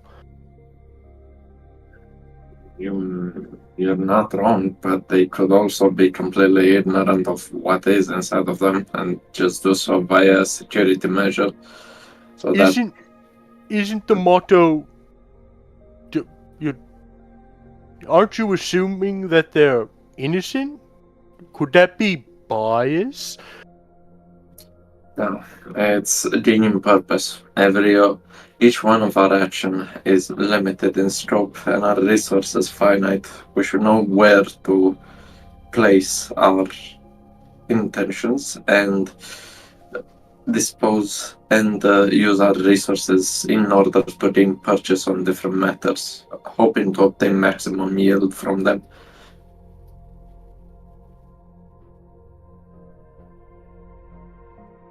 I mean, we could just grab one of the zealots.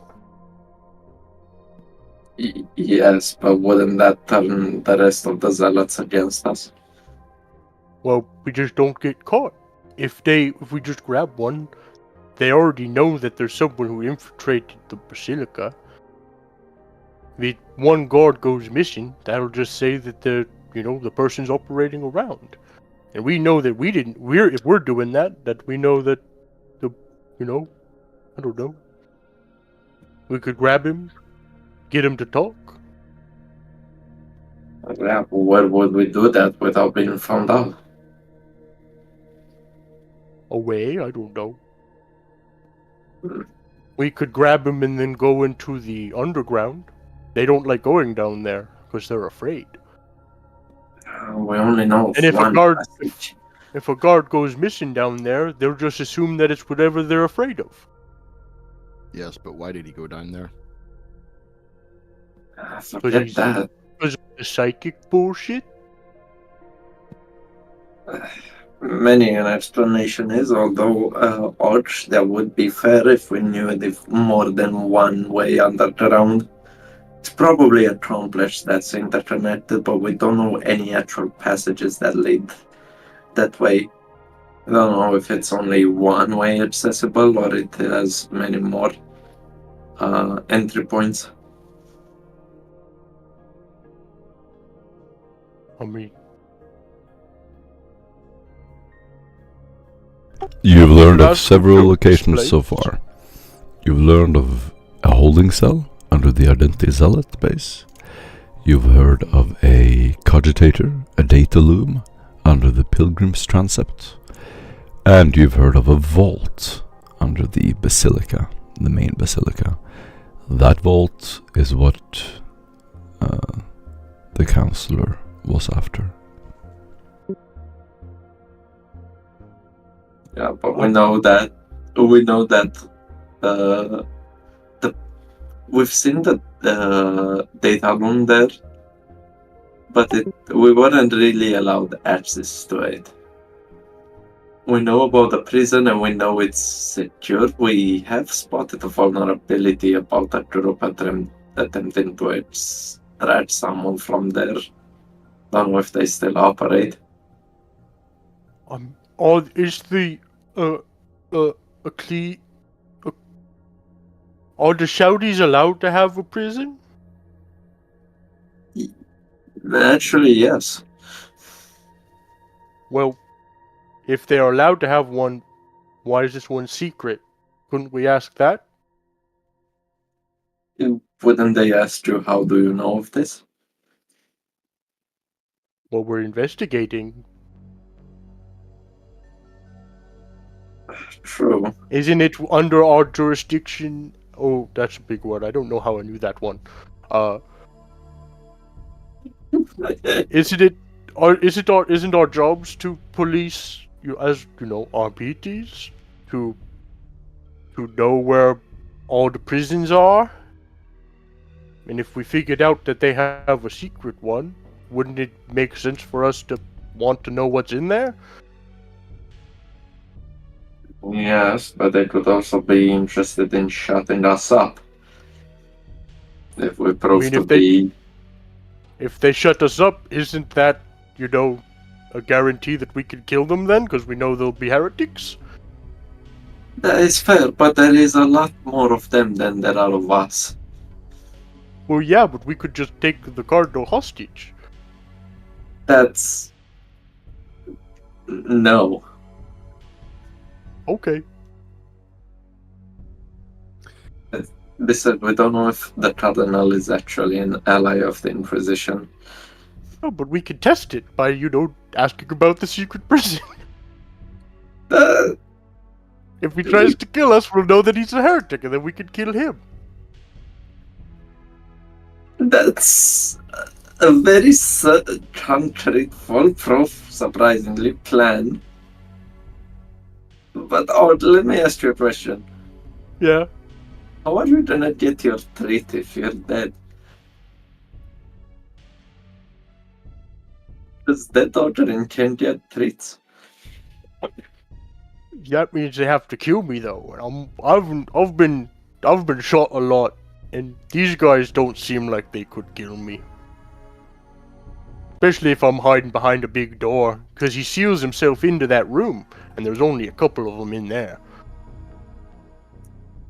I mean, You just kill them all, then they knock him out, and just carry out a body. Because we already seen carrying bodies around. We wrap him in the cloth, they'll just think he's dead. You are going the right way, surprisingly, but not fully. However, I must agree that we should speak to the Cardinal. We shall see. We shall use the excuse of offering our services to him in regards to his issues at the moment, and hopefully, if that doesn't work, well, if we you cannot could gain always gain probably a audience with the Cardinal if you were to give him something that he would want. yeah, or if we are people of We could enough give him the funny importance. book The funny. I mean, with the dancing man. And you could explain to him that you found evidence of the door. And then that could be the test. And if he acts all suspicious like, we know that he's in on it, and then we can kill him. Arg smiles. and you're right, but we I mean, one of his disciples have been,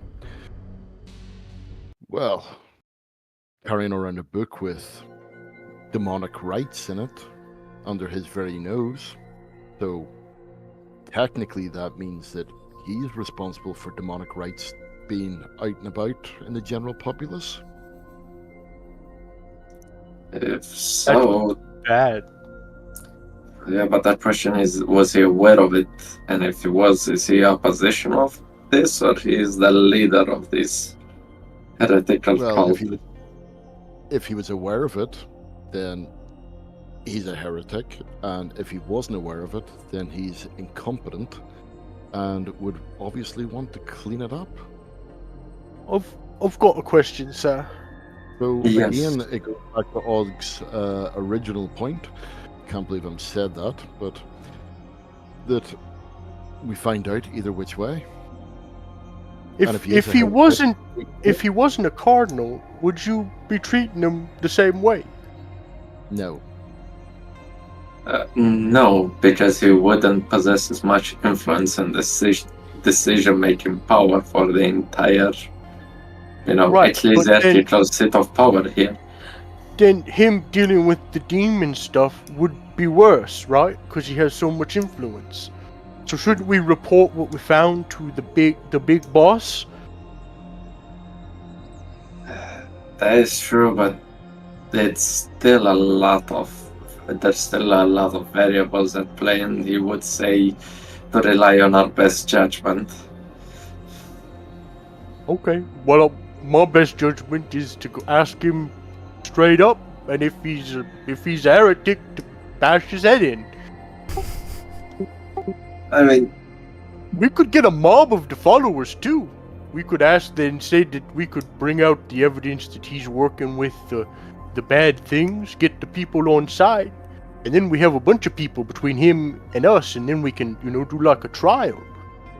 yeah, but we do not have a direct link between him and any malicious cult. I mean, does that matter? On Yes, the Inquisition? yes, it matters. Despite us wielding unlimited power, that doesn't give us unlimited justification. And they could Okay. all, and if we misplay our move, they could accuse us of impersonating inquisitorial members and purge us at the stake. Right. Because if we're wrong, well, Inquisition don't make mistakes, Arch, so that would mean we're not Inquisition. Yeah, but the same point goes, how can they ask that question if they're dead? You think yourself very proficient at killing, aren't you? Or If I could get next to him, I could kill him. I don't doubt that. I mean, you tinies aren't very strong physically. I could just I could rip you in half, probably. I wouldn't do it, but I could. Probably that is correct. So, He didn't look like I he was think- wearing armor either. Nice I think- combat awareness. Og is definitely on the side of, well, I'm Yeah. on whatever side you tell me to be on, sir.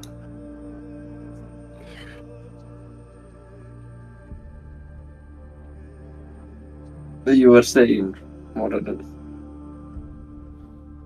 I personally, as much as I would love to see that, in fact, have a front row seat for it, I don't think it's time just yet, Og. Okay. Whatever you say. Nevertheless, we still have to meet with the Cardinal at this point. While we could also investigate St. Valerian's Basilica for that vault. We should I mean- get...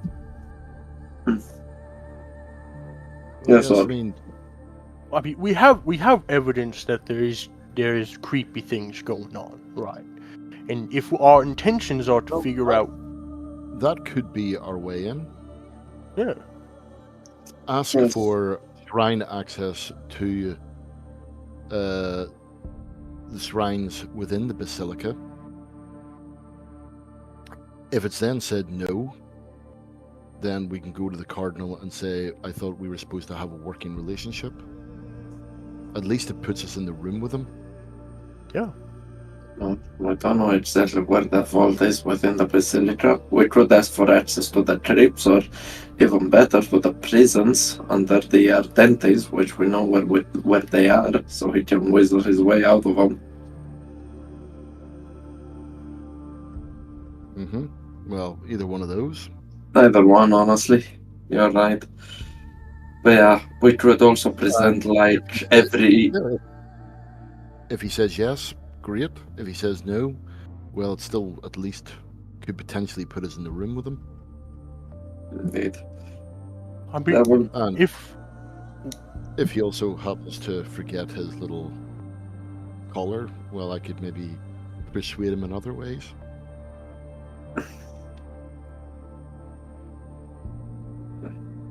well, because Otherwise- the thing you're worried about right now is you're not sure if he's a heretic or not, right?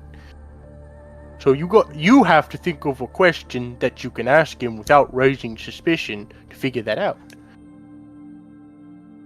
That's correct, Odd. That's your job. My job is to protect you and kill things. Thank you for the distribution of labor you have practiced. Truly, you should have worked you would have been, worked better as a clerk within the Minotaur mode. No. Then you wouldn't get to beat things with your hammer now, wouldn't you? No, I So, wouldn't. so it's the guardsman life for you now, isn't it, Odd? Yeah. I liked it in the guard. It was very simple. Mm. This is a lot more complicated, but I think I understand what's going on. Well, We kind of at least- boiled it down to simple things again. Because you guys can figure out the complicated things, just like the commissar did. well, He just had to maybe- point me in a direction. You know what, Odd? You're actually kind of smart. And viewing things through a more simple lens could possibly result from us a new perspective that we could monopolize on. You're right. We should confront the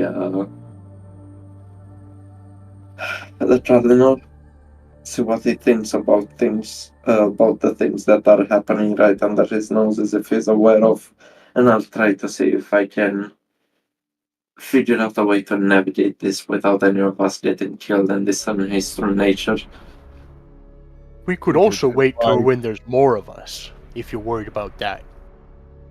We could I- imply that a hood has links to underground anti-imperial sentiments within the hive, which is one of the reasons why we were sent here in the first place. Make it look as though we are providing him with more information. And you could show him the funny book, too. No, we will not be showing him No? a funny book. Okay. Yes, Maybe a bit- he'll like the pictures, that's what I was thinking. I like the pictures. I was about to Picture. ask you if you like the pictures. I did, I like the pictures a lot. Yes, don't look too long at the pictures, they'll start to hurt your head. Okay. Nevertheless, I'm certain that our meeting point within the Cardinal's vicinity will meet more agents.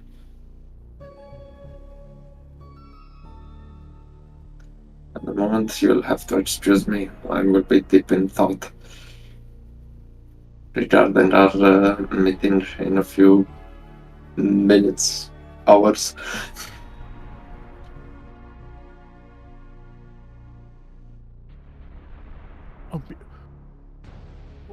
If I remember correct, I think there are the other guardsmen here, right? I could go ask them. They might know something. Guardsmen are very smart. I don't believe there are guardsmen, it's Okay, we're gonna put a bookmark in it there. Everybody gets 350 XP. Super cool session. I wish we could play longer, but thanks for coming, Tave. Hell yeah. Thank Yes. you. Was awesome. Cheers, Tab. Just guys, sorry for cutting it short. Better some than none. See you next time. Better something than nothing. Yes, sir. You. Alright, 350 XP. Feel free to continue playing. You're in no danger right now. You're gonna see Commodus walk back to the hold of Custodial Grace, leaving you alone in the streets. Cold wind brushes over you. The streets are quite empty. It is dark, the sky is red, crimson red. You look around and there's this deep red shadow cast on the monolithic statues around you.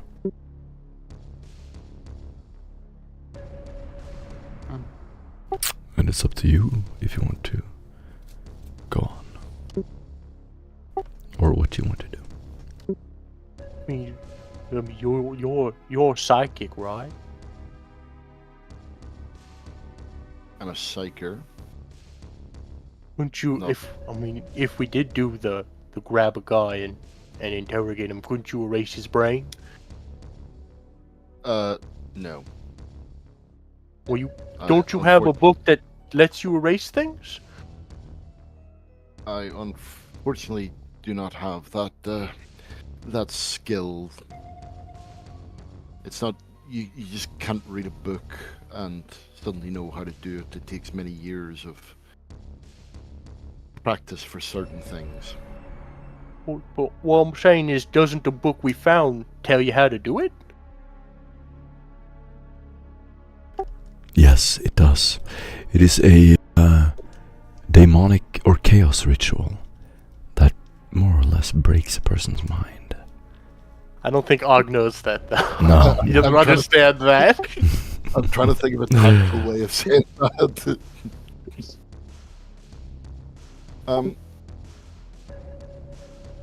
Og, Yeah. did the commissar ever tell you about the bad things? Did you ever Yeah, you told me a lot about the bad things. like the ones that made your head hurt whenever you fought them?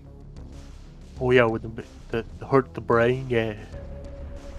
Yes, well, this is sort of like that, and it's... Oh, you're not like- supposed to do... Okay, right, okay.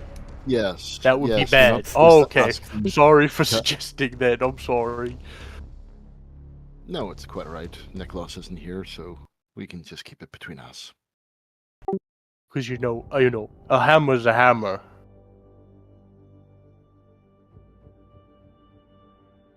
Yes, indeed, it is. And that book's kind of like it's like a big smart person hammer. But it's As a you bad stand hammer. there, as you stand there next to the Ardente Enclave, one of the Redeemers come walking down the stairs. He looks at you, and you look like a pair of Vigilites discussing what you've found. And you look happy, sometimes smiling, laughing. He looks at you for a second. You see a concern on his face, and then as you begin laughing and look at him, he just forms a smile on his face, and as he walks down, his robe flowing behind him, as he takes the last step, he looks at you, nods, "Good evening," and will walk past you. The doors to the Chamber of Purity close, and you're left there alone. Is that the guy I took a picture of? You do not recognize this Redeemer. Morgan is going to have a quick glance around, taking on board what Og has said, and what he called to take off at a slow walk after him, signaling to Og to follow. He walks in through one of the back alleys here, into a garden. It looks like there's a small garden, some rocks placed in a rectangular place next to this small mausoleum. As he walks up this path, he seems to be walking up to a garden, up a small hill into the broken dirt landscape. A few old trees that have been terraformed. He walks up to this garden, and it is very dark.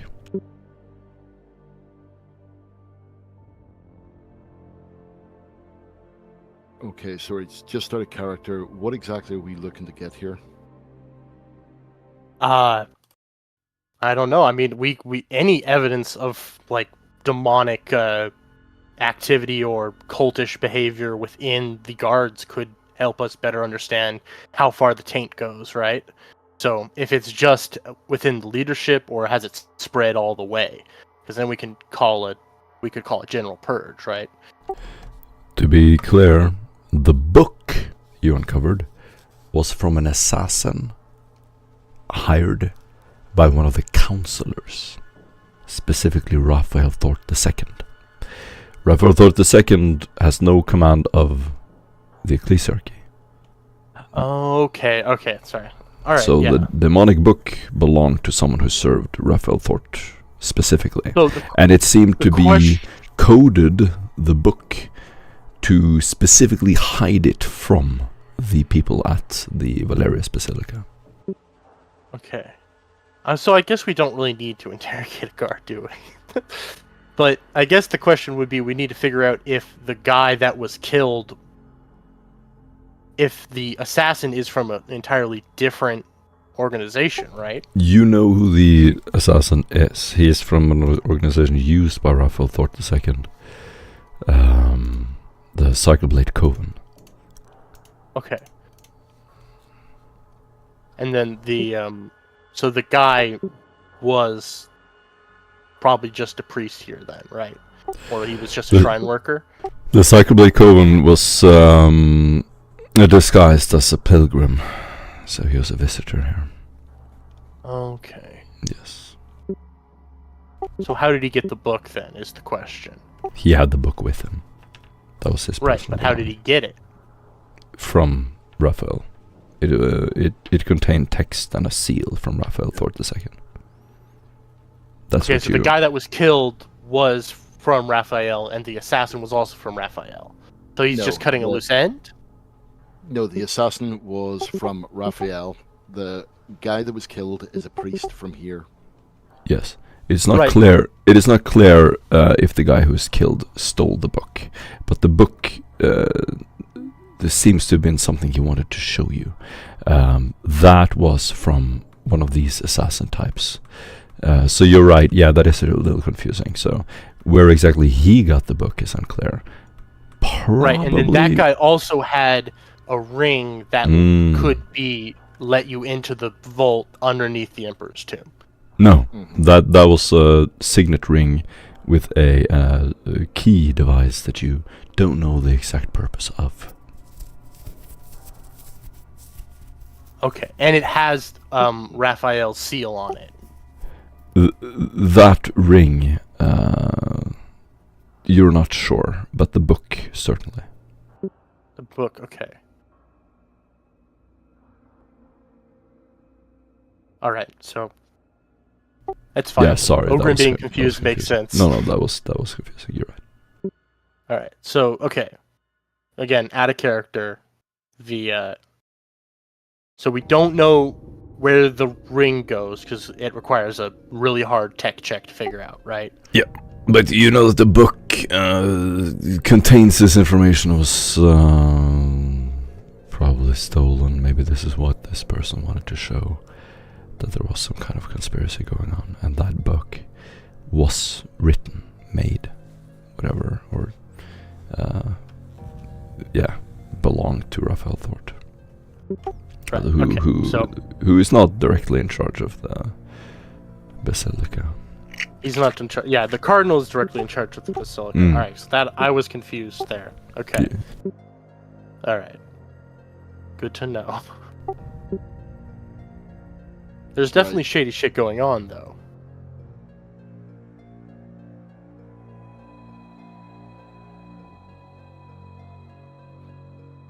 Okay, so Morgan's just gonna have what do you call it? Just gonna stop.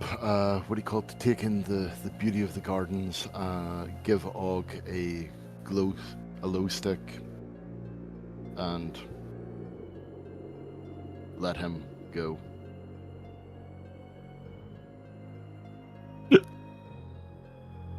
Play around in the garden.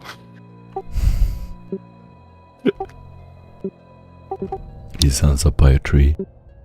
He seems to be kneeling down next to a small urn and a statue. Prays for a moment. Then you see him walk into the mausoleum. Closes the door behind him. You just stand there by the fence, looking at him. Like a scary witch.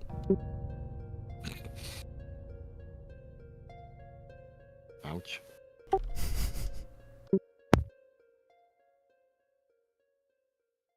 Oh, I'm Is it walk night? around.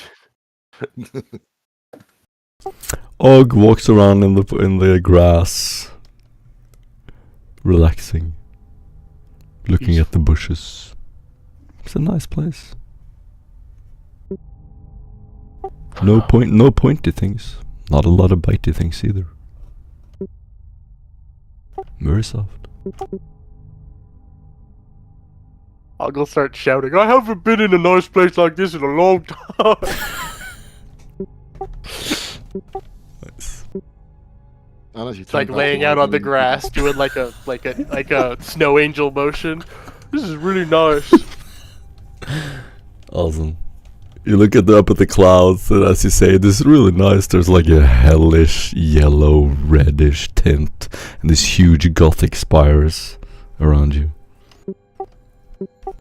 It's quite dark. feeling rather exposed, Morgan slowly shifting into the shadows. Right. Luckily, there are very few people in the streets. You're left to yourselves. As he lays in the grass, making snow angels. And Morgan, you stand by this metallic black fence, looking horribly mortified as you look back. And you see this huge Ogren walking into this garden, brushing up against the bushes laying down in the grass. Tearing half of them out of the ground. Yes. The streets are empty, and you are in a fortunate little moment of peace to yourselves.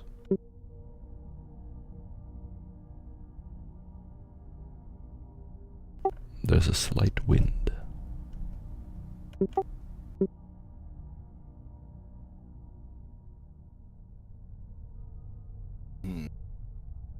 Well, I have to be honest with you, Og. I am pretty much at a loss.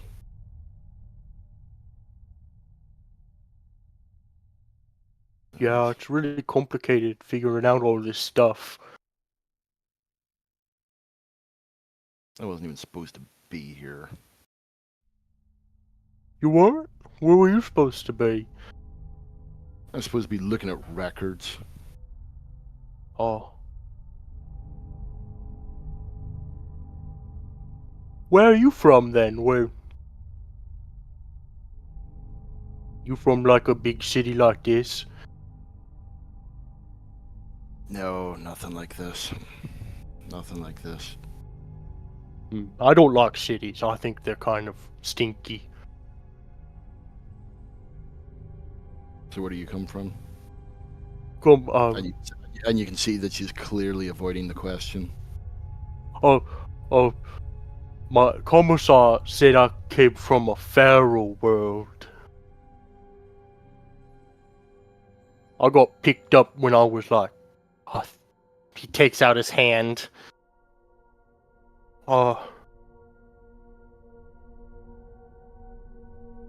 was young. I already got my tattoos though, so I was already a hunter. So, about this tall? They kind of like lowers himself to the ground like a lot more. I was like this tall.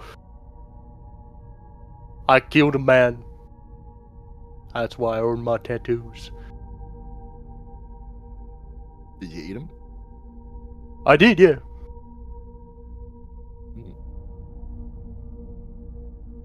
Was he That's what the nice? shaman told. That's what the shaman told me to do, so I did it. Cause he was, he was the one I followed around, when I was younger. But then the commissar came and he killed a bunch of people, and he said, "Oh, you're following me now." So I just started following him. What happened to the shaman? Oh, I think he died. I'm not really sure.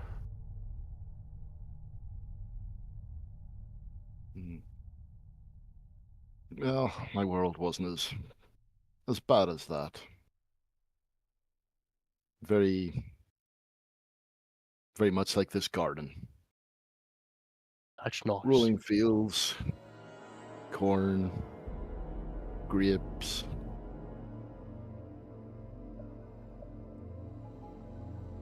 Clean air, clean water.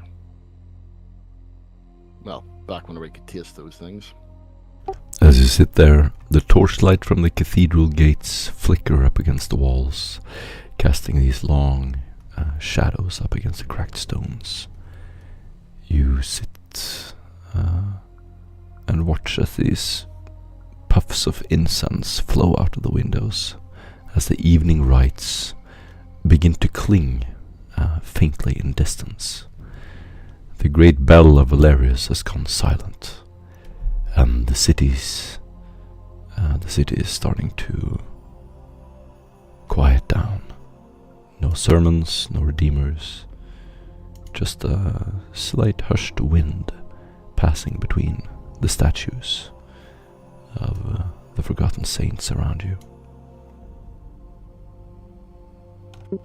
Up in the stars, under the stars, you can see this soft red lumen of a servo skull just gliding against the black sky.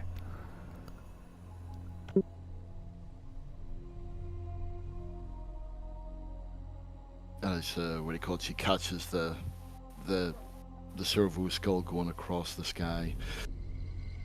She's gonna turn around to Og and go, "So, Do you understand why they worship the Emperor in these tombs of stone and rockcrete? When I was assigned to my squad, we had a shouty that told us about the Emperor. But he said, you know, the Emperor loves us, that sort of thing. Well, where I came from, we worship the Emperor in the open, so that our words could reach him unimpeded, surrounded by, and she's just gonna basically cast her arms about the garden around this. Is this not what he wanted for everyone? Not that. I mean,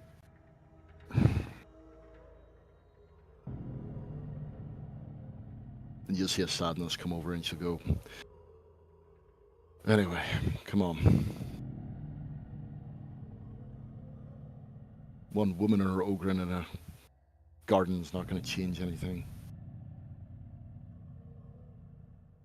That's true. And she'll start walking back to the quarters.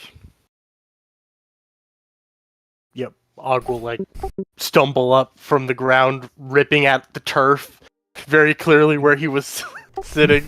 It's all fucked up now. It starts walking back with you. There's like two huge indents of your butt cheeks into the ground.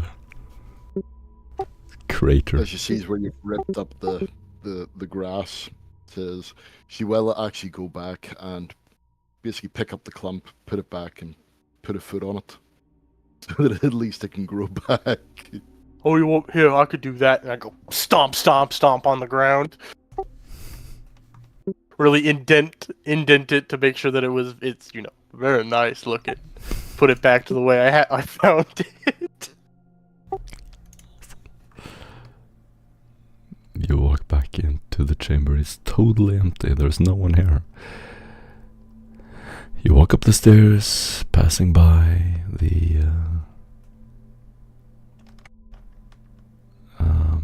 your assistant.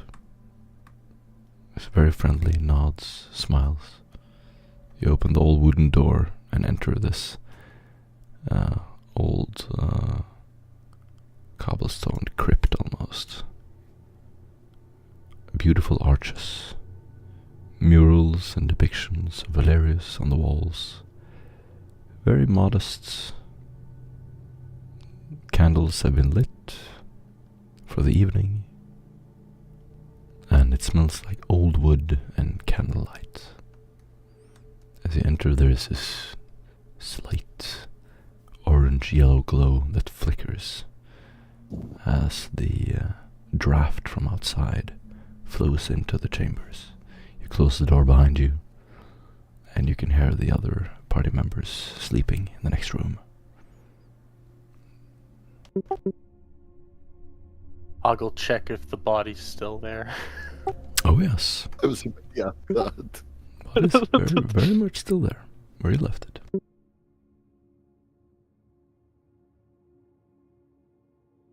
Morgan will turn to Og and say, Og, is there any chance you could maybe, I don't know, put that a little further away from the door? It's going to start smelling in a bit. Plus, I don't think it's obvious enough that we want it removed. Maybe we can leave like a note. Well, I was going to suggest leaving it on the table there that they use for their breakfast. Okay. You want me to put it there? Should I put it in the Yes. kitchen? No, just put it on the table. Okay. I'll pick up the body very gingerly because Og remembers that he was asked to treat it nicely. And I'll walk to the dining area and I'll just lay him really nicely down on the table. I cross his arms. The public dining area?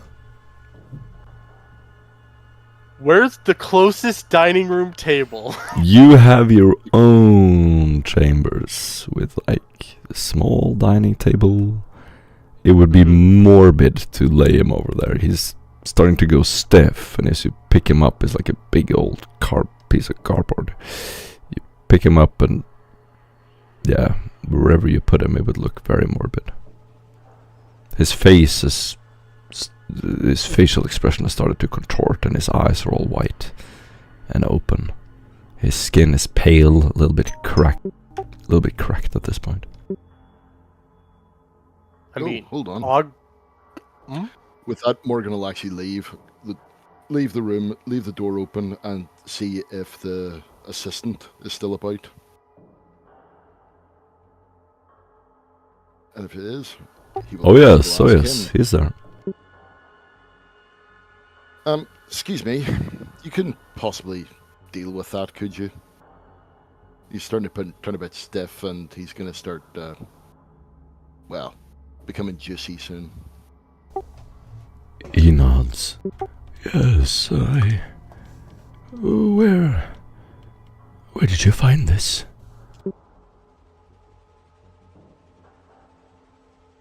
He was the person that killed one of your fellow priests.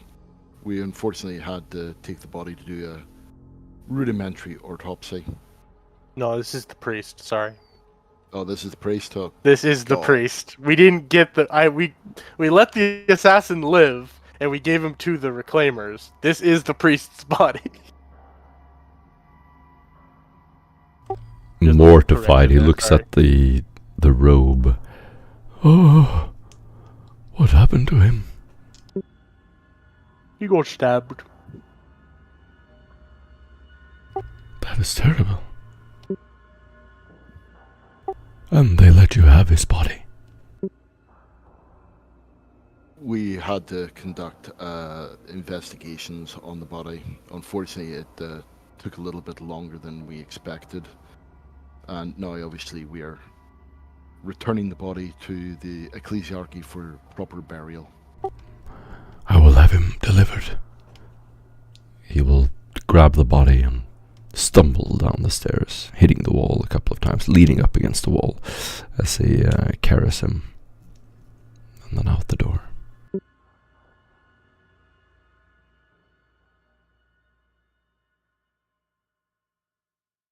Nice.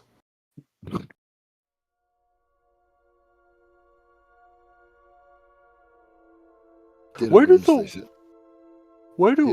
priests go to sleep or get put to rest? Well, it seems to be the higher up you go, the further down you go. That's a little confusing. Sorry. It seems to be that they get buried. Right. But why wouldn't they just want to let an animal eat them to continue the cycle, right? That's what the Emperor wanted.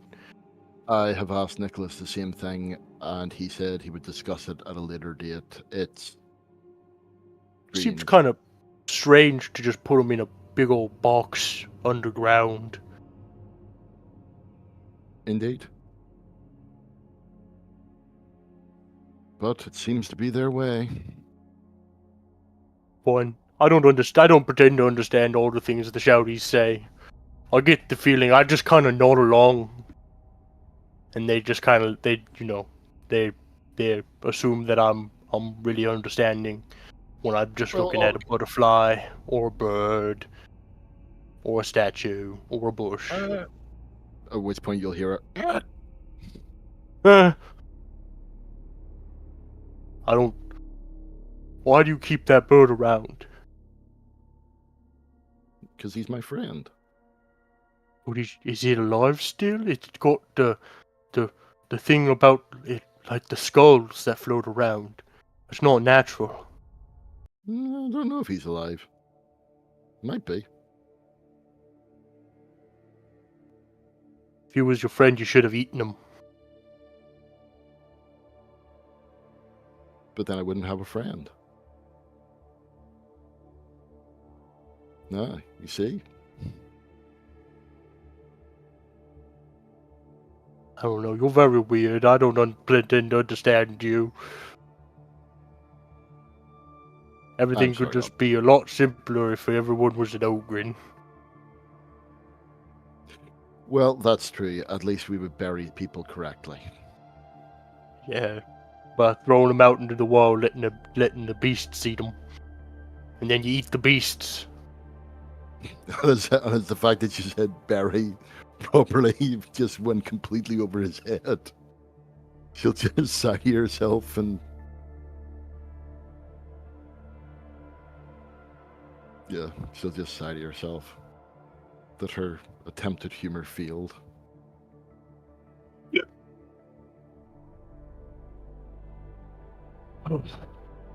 Well, hopefully in the future we'll have more people and we can go find out why everything's the way it is. Indeed. And until then, in case we need to keep things super secret, I'm going to show you a little trick. Oh. Now, don't be afraid. And she'll touch his head and say, just let me in. Oh, okay. Does he try to resist her or not? I'm gonna just roll a d4. Evens, yes. Odds, no. Alright, yep. Right on in. So what you'll feel is a slight tingling in your head, and then you'll just hear Morgan's voice with an actual accent, not the tinny voice. A female, what do you call it, accented voice in your head. And she'll go, "Hi, Og." Hello. Echo. In his brain, probably. This is so that we can speak privately. So if you ever have this feeling, you'll know that I want to talk to you. But you don't have to use your mouth, just use your indoor head voice. Okay, I'll think really hard about something. Og's face like scrunches up, and I guess in his mind he starts thinking about like ice cream. I guess different varieties of food. There's a picture of like an orc's head that just appears randomly, like that. Why is that potato on a stick? It's how you cook them. You stick them in the fire, and they set on fire, and then you eat them. Oh, okay. Because if you eat them raw, it's bad for you. But if you burn them, they're good. Okay, well, as insightful as this has been, she's just going to pull out.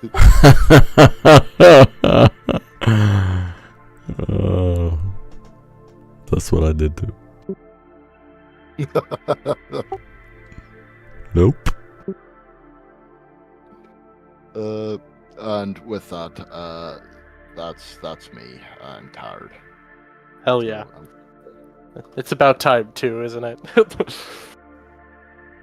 You both go to sleep, blowing out the last candle.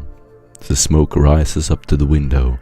The light from outside is yellow-orange, and this puff of smoke sort of slowly rises up in a circular motion. You both lay in your beds, watching the smoke up against the light from the window. You can't get rid of that light, there's no curtain.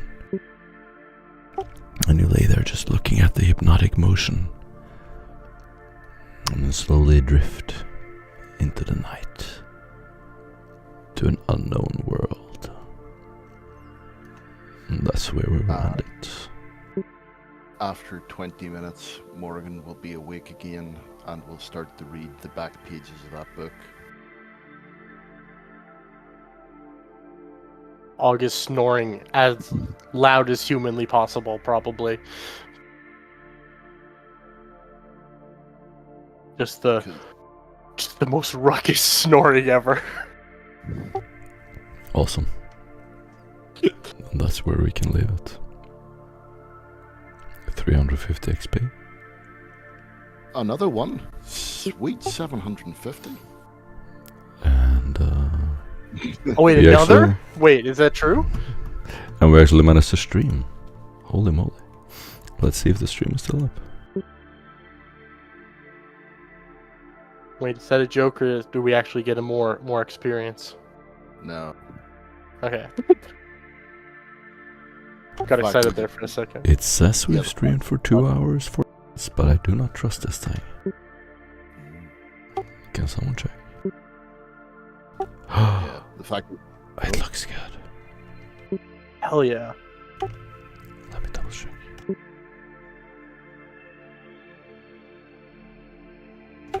YouTube. I think if it had streamed, we definitely deserve an extra 350. You get for being minus good luck. 350. Just for being good luck. You get negative XP for this session. I'm just kidding. Yeah, that seems about fair. Yeah. Nah, you, in fairness, you accomplished good things. Not a lot, but careful, very careful. You're very careful when you play. You don't have to be, but you are. Which is Abby your, is very careful. which is your choice. Your choice. Yeah, we're streaming. Oh, Which Hell is your yeah. choice. Oh, nice. So hopefully Tabby's not here next week, so we can actually have more players, and then we can just go, okay, enough of this pussyfooting around. Oh, let's roll. There's nothing stopping you, honestly. None of this pussyfooting around anymore. Let's go kill something. You're the Inquisition. You have the big guns. You have the We're the Ogren. fucking Inquisition. We're gonna find out what's happening. You've been gotta like fucking pussyfooting around, and then suddenly you come marching out of the fucking church with banners with the Inquisitional symbols, and you just hear this fucking Ripper gun. Just fucking raiding through the streets. Guards. Yeah. Just- When the Cardinal says, who are you? You just say, you can't handle the truth. You can't handle the truth. Fucking hammer to the head. nice. I'm looking forward to What are you next session. doing? Stop! And then Stop! This is a holy place. And then whenever Tabby comes back, we can say, okay, wasn't my fault, but things went sideways. There's just craters and dead bodies. Everyone is dead. Hey man, Nice. again, You're- I wash my hands of any consequences because I'm just doing what I'm told. You are technically not criminally liable, like a child. Yeah, I'm just. It's their fault for leaving me with the psyker. Okay, it's not my fucking fault. I was told to follow all commands from the squad, and I'm following all commands.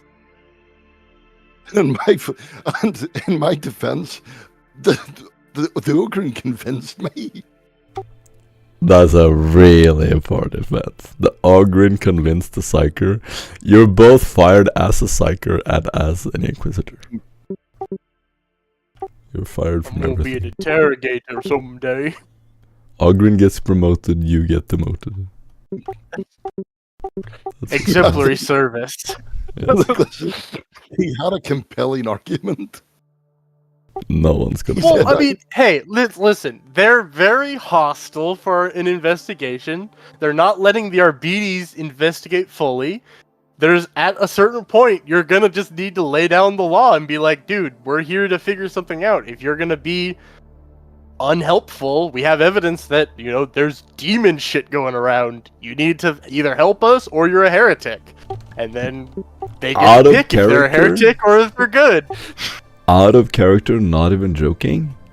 Totally legit in Dark Heresy 2nd edition. That's a completely legit route to go. In fact, it's kind of weird that you never do it. You kind of are supposed to sometimes use your leverage as the Inquisition.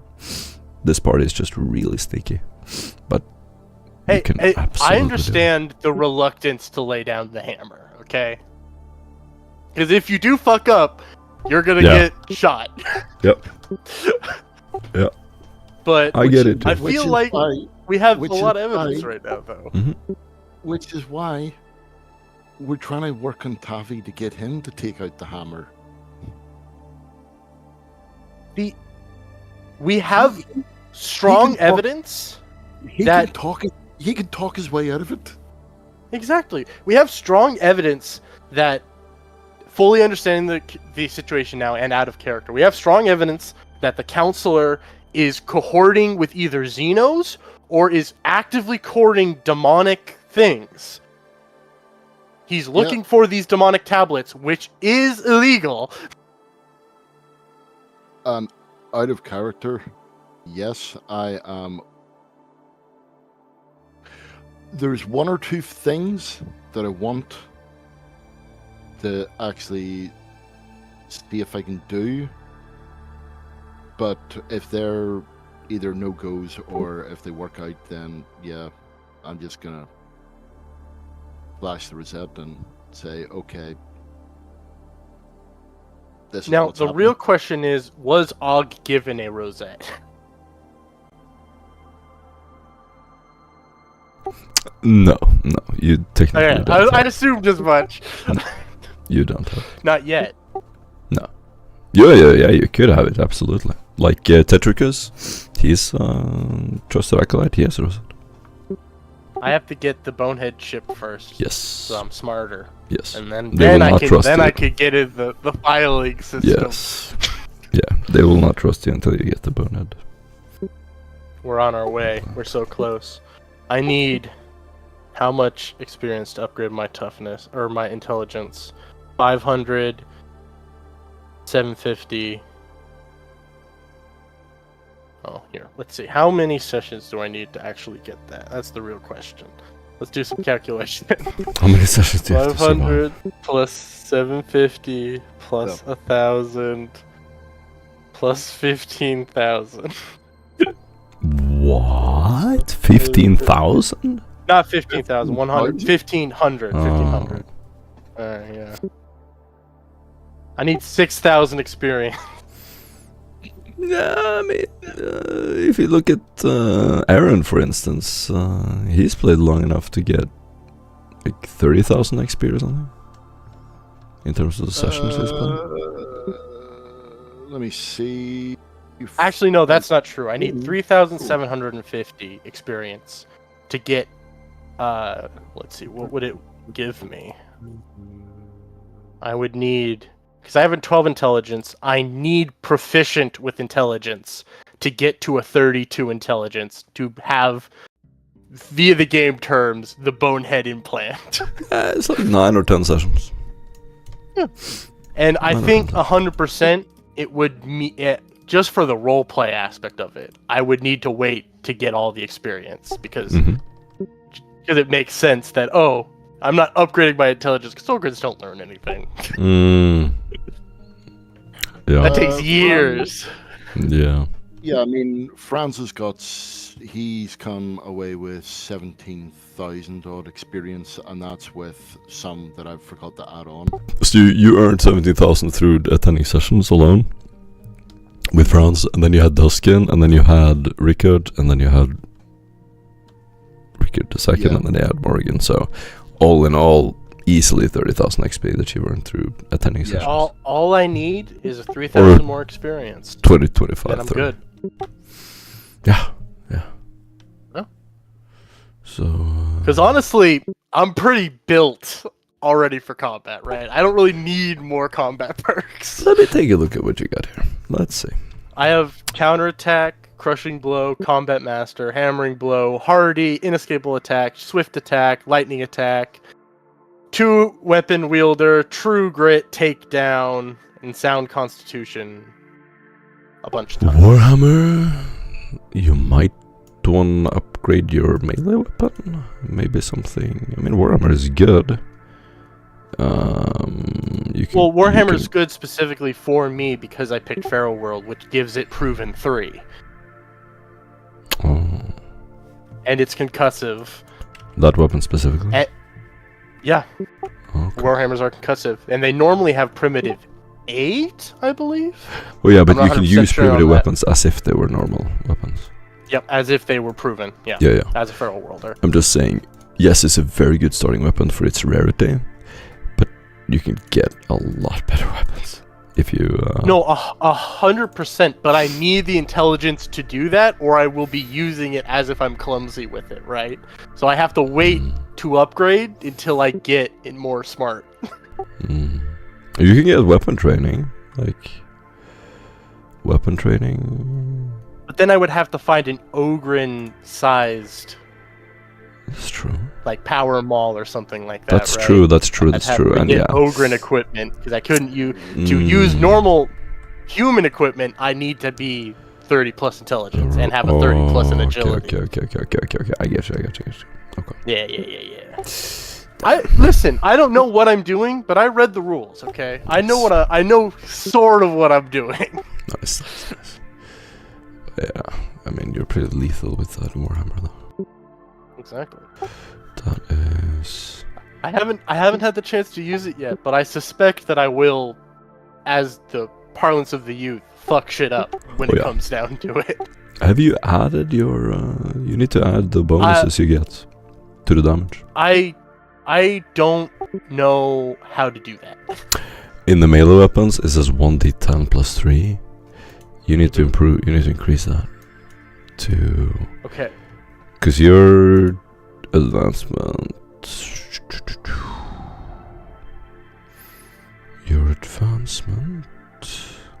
Crushing blow gives you half your. Crush blow. Let's see. I don't know how to get the numbers, and I don't know where to put the numbers if I had them. So I'll I help just you, wasn't gonna do anything. Yeah, I'll help you. Crushing blow gives you half your weapon skill bonus, so you can add another 3 to the Warhammer. So now that you can add Plus another 6. 3, right? Okay. Right. So type And in. does that also add to the shield? Because that would just be plus 3 for the shield. Yep. Okay. Plus 3. And then every time you attack, I would do a lightning attack if I were you. And then you just do a ton of attacks, and you're just gonna stun block anyone basically forever. Yep. And if I'm in melee, I have max parry, so Oh damn. with the shield, so that gives me even more. So Ooh, boy, oh boy, that's good. That's very, very good. How do I calculate soak? Your soak is your toughness plus your armor. So you're carrying. Flak I didn't armor. write it down, but I do have the light power armor. Oh, you have the light power armor? That's what I picked. Yeah, as my very rare weapon, I have light power armor. Oh my god. Just for the armor rating, because I don't need its unnatural strength 1, because I have unnatural strength 2 as an Ogren. Do remember one thing though, light power armor has a power core. And Right, but I had assumed that was for the unnatural strength stuff. I am unnaturally strong, so I could probably just... Because I'm using the armor as just armor. I'm not using the power for it. I don't know the rules there. So I was going to argue that, hey, maybe because, I have technically a 90 strength. I don't need it to be powered to move around in it, right? I don't know. Because the power doesn't give anything to the armor. It's just thick-ass ceramite armor, because it's light power armor.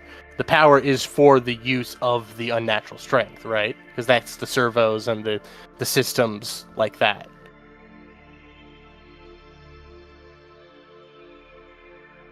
But again, I don't know. So I will look it defer to up. you, sir. I'm gonna look it up. Wait. It seems logical.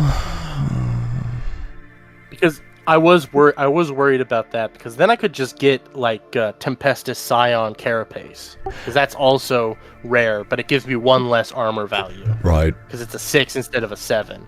Yeah. Definitely you can wear the Empower armor, you can move around in it.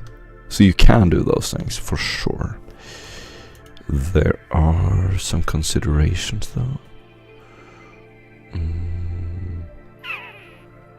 So yeah, your soak is your toughness bonus plus your armor. So you have 6 toughness, 6 toughness bonus. So you add that to the, what is it, 7 armor from the light armor? So it's 6 plus 7. So your soak 13. is 13. Your soak is 13. And then for my left arm and body, it's 15. Correct. Because of the shield. Yeah. Okay. Dope. And that's how much damage they need to do to even hurt me? That's correct. They do 0 damage until they do that amount of damage, which is quite a lot. It's very, very high, actually. So and then I have 32 wounds. Yeah, well, this is insane. Like you're a tank. Does You're unnatural toughness add to that? Because then it would be an 80. No, it does not. No. Okay. Unnatural toughness only add bonuses to your successes. Okay. Dope. Yeah. Dope. Sorry, what's his soak? What's his armor? Oh, his soak. I mean, it's not Doc levels, but he does have more wounds than Doc had. So his maximum soak is 15, which is still really good. You can still boost it. You can still get better for sure, but it is very good. Yeah, about 15 with 32. You can get a talent called Armor Monger to add even more armor. There are other things you can do as well. Subskin armor, which is a bionic implant. Which is cybernetics and stuff like that, right? Yeah. You can get cybernetic legs and arms too. You can get cybernetic heart.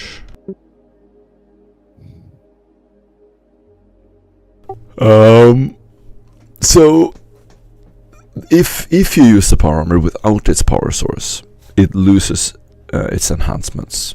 It loses the increased strength and integrated systems. So you still get the armor points. Right. So What's the integrated systems? What does that give me?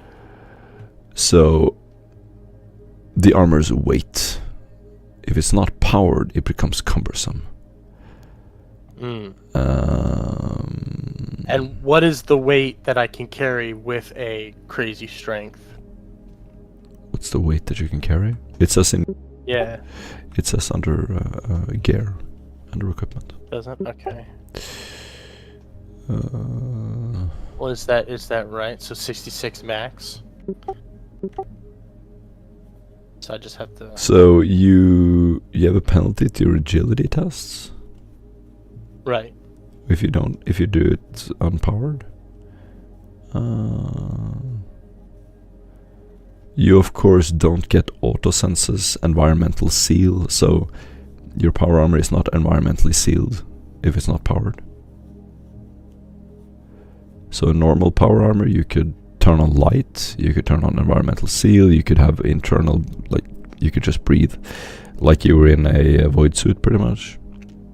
Oh, okay. It also filters out toxic air, toxins, poisons. You can even breathe in outer space for a while. Those things are not going to work. So you basically have the visor up and you're just breathing normal air. Right. So theoretically, I could have the armor not be powered when I'm just walking around in a non-combat scenario. But right. In a combat, I can click the button to turn the power on, and I'll have all of the buffs. That makes sense. Okay, cool. So that's what Alright, so that makes sense what I have been doing. So I have 5 hours of combat buff when it is needed, but I can just walk around like a normal person. Yeah. Or spelunking. Okay, cool. If you're doing that, if you're going underground. Or I'm spelunking. Right. And I'm sure you can get like auxiliary power, oh yes, like batteries, right, to add hours. Yep. Okay. Yeah. Dope. So yeah, you're walking around in it unpowered, and then you would flick it on when you need it. That could be even more intimidating because, oh, the ogre's power armor's off. Oh, he needs to... I stand up straight, flick it on, it like, woo! Lights go Makes on. a noise. Visor go goes on. down. The visor goes down. What'd you fucking say? Heretic detected. Initiate destruction. Destroy. Combat mode. Alright, cool. That's fantastic. So, I know my tactic now. Cool, dope. Yeah. So, Kibber, out of the sign to you. Next session, plan to speak to the confessor, which is what Tavi wants to do, and mine is going to be regarding the tablets and the sales, which I imagine he Nope. will say nothing about. Mhm. Speak to someone regarding shrine access. If they say yes, Write it into fantastic. write it into Dark Heresy planning, the channel. Yeah, I will do. Because every time players join, they're like, "Oh, what are we doing? What have we done?" And I have to say, the last order Og was given was to follow you around. So until someone thinks to give me another order, I will be backing you up fully. Yep, That's well, awesome. I like that. I like your dynamic. So it's going to be speak regarding access to the shrine. If he says yes, fantastic. Then we pick the biggest shrine that we can and we go and poke around there until we're told no.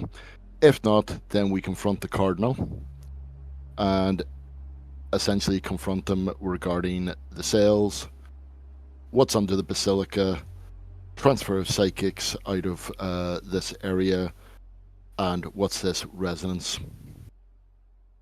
You know what the resonance thing is. Mm-hmm. Why they're afraid to go underground, shit like that. Yeah. Basically, we just throw it all. We basically throw it all down, including the book. Basically, obviously not letting him see it. That is, but we just basically throw the book at him. Mm-hmm. Yeah, throw the book at him. Just fully expand on most of what we've figured out, and be like, "Are you going to assist us with this, or are you a heretic in league with the counselor, and we need to deal with you?" Under the guise of our BDs, but we know obviously that we're Inquisition, and we can fully, with the suspect of him assuming that we're RBTs, he will act a certain way. Right. I'm sorry you broke up there. I think that's what you said. Sorry. Because if we throw everything at the wall, see what sticks, right? He still assumes we're RBDs, right? So he's not going to assume we're Inquisition. So we can keep that in the backlog, and if he acts a certain way, we can even throw out, like, if he's going to be hostile or he's going to try to kill us, then we can drop that we're actually Inquisition, and this is going to become a full investigation. Do you want to change your answer? Motherfucker. You see, what I was actually thinking is that we walk in there with rosettes ablazing and what do you call it? I see if I can actually get some. Get him to sweat. Hold on. What are they? Oh, for God's sake, this bloody computer. Well, You have the 7 thing out that of... Oh, never mind. is true is that once we bring the rosettes out, the situation fully changes, right? Yeah. So we can't take that back. Remember So your subtlety he- score. Yeah. Is there any way we can check that? Og's never gonna Yes. think of that. You're smart enough to check what our subtlety is, right, Morgan? There is a way you can Morgan's check smart that. enough. There is a way you can check it. There's a talent.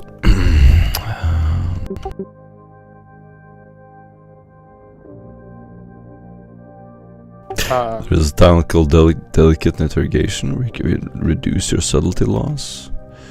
There is Cover Up. You can also reduce subtlety loss.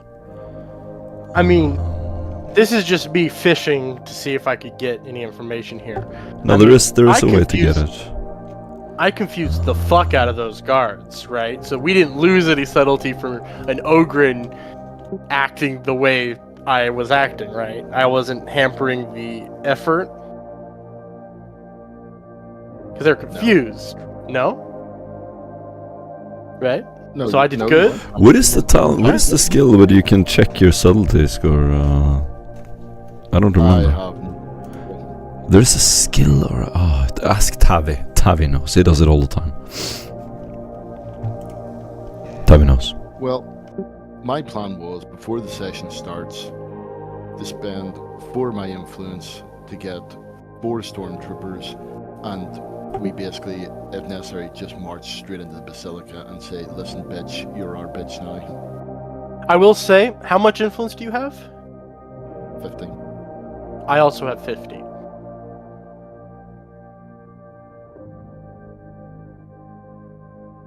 So, It is. And we go in because, well, I can see, the whole sneaky thing, but yeah. I feel, again, this is out of character, because Og will just straight up follow you whatever you decide to do. So this is, honestly, the onus is on you to pick what you want to do, because you will have my full backing. Me as a player with the knowledge out of game, I do feel the sneaky approach can still be useful here until we for sure know. Oh, Right. here it is. Here it is. It's in the advanced class that we made specifically for this purpose, called Counterintelligence Agent. It's under GM Notes, Custom Advances. Whispering to the in the crowd. After making a successful inquiry test to determine the party's subtlety score, you get an exact number. So you have to take that advanced thing. Okay. It's an Okay. elite advance. Let's see. Prerequisites. Okay. Since we're still here, because as of character creation, I still have I have one very rare, which is the light power armor, but I also have the rare items, right? That I can pick. Yep. And I pick a Vox jammer from the Imperial Guard. If it's rare. It is. I think it is, if I remember checking correctly. Then now the question would be what quality would it be?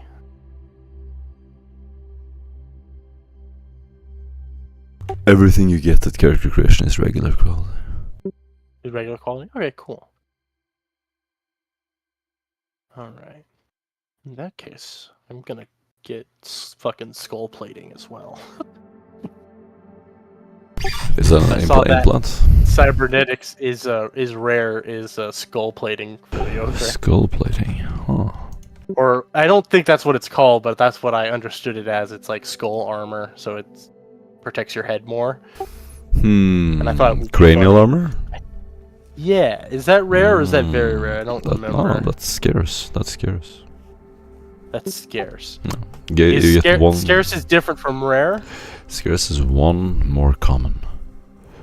One more So common. you can break a rare into 2 scarces. Okay, so that would make sense how I got my Warhammer 2. All right, cool. Sorry, I wasn't fully good. sure on how that breaks down. This is very complicated. It's impressive that you even learned it as fast as you did.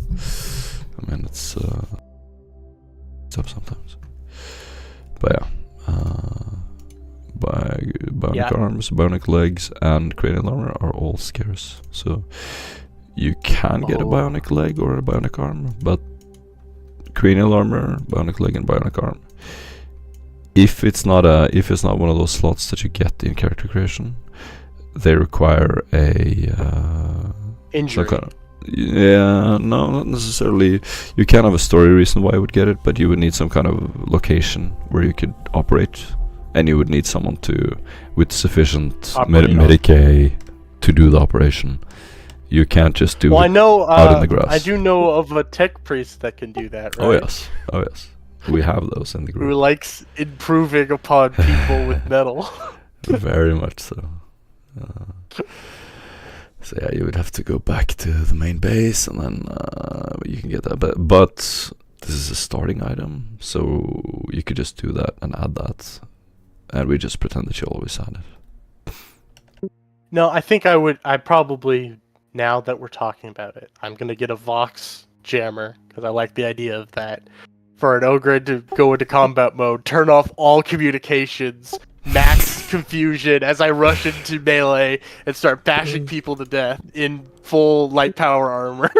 Pretty terrifying. Yeah. That's a. I can't talk to command. I can't get orders. Fuck, there's an ogre in here. He's got a hammer.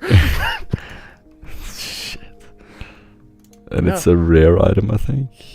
Just I believe so. I will double check. Let me go. I'm I need to checking. look at the Dark Heresy. Yeah, stuff. I'm checking now. Signal jammer rare. Yeah.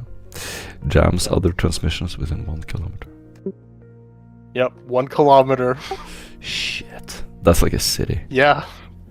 Yeah. Everybody's Wi-Fi goes off. What's happening? Yep.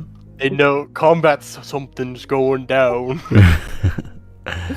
In the streets, there's just this Hulk smashing cars. We can't call anyone. We can't call for support. Fuck. Yeah. Yeah. No, that's perfect for your character. yeah. As Yeah. Og's gone to sleep and left it on, what he called in the main Basilica building, you know, back in the Hive City. A kilometer, a square kilometer, the central part of the city is just dead. Just dead zone. Wakes up to World War III. Yeah, so I think that, and I'll get fucking cranial armor. Hell yeah. Makes sense. Let's see if you can get armor monger too. I think that that doesn't. How make much is on? I don't think Armor it's for you because I think it actually gives your intelligence bonus. Yes. It gives your intelligence bonus, which is 2. Yeah, which which is 12 right now. Yeah, so it's not good. No, I'll probably end up just welding more pieces of metal to my biological Ogren frame. That's how you, Yeah. that's how you upgrade Ogrens. makes sense. That makes sense. Yeah. And you already have Get like bulging titanium biceps. bones. Yes. And I think you already have bulging biceps. Bulging biceps. No, you That's by a cybernetic, right? no, it's a talent. But I think you by default you can use heavy weapons. Oh yeah, Ogrens just get heavy weapons. It Right. acts as a normal weapon for Ogrens. That's some of the only weapons Ogrens can use when they start out. Yeah. You have an Because escape. if you don't have 30 agility and 30 intelligence, all lighter weapons are considered. You get like the clumsy modifier on them or something like that. You know what I think's actually really quite funny? The fact What? that you're talking about welding parts under your Ogren body.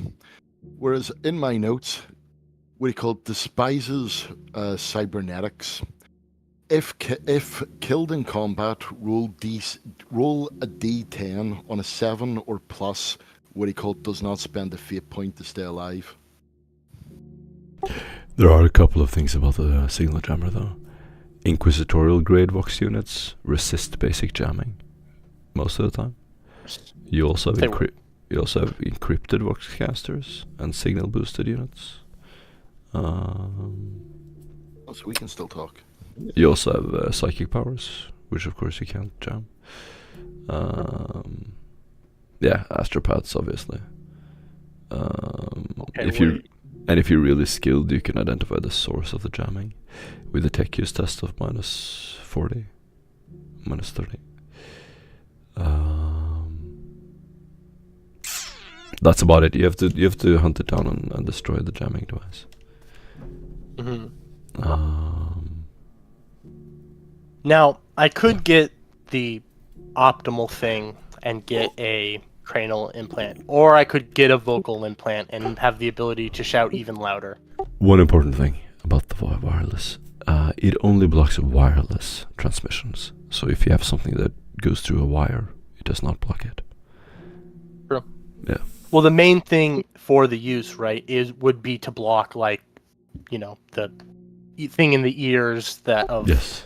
you know, shit like that, helmeted stuff, you know, other voxes, that sort of thing. Yeah. That's its main purpose.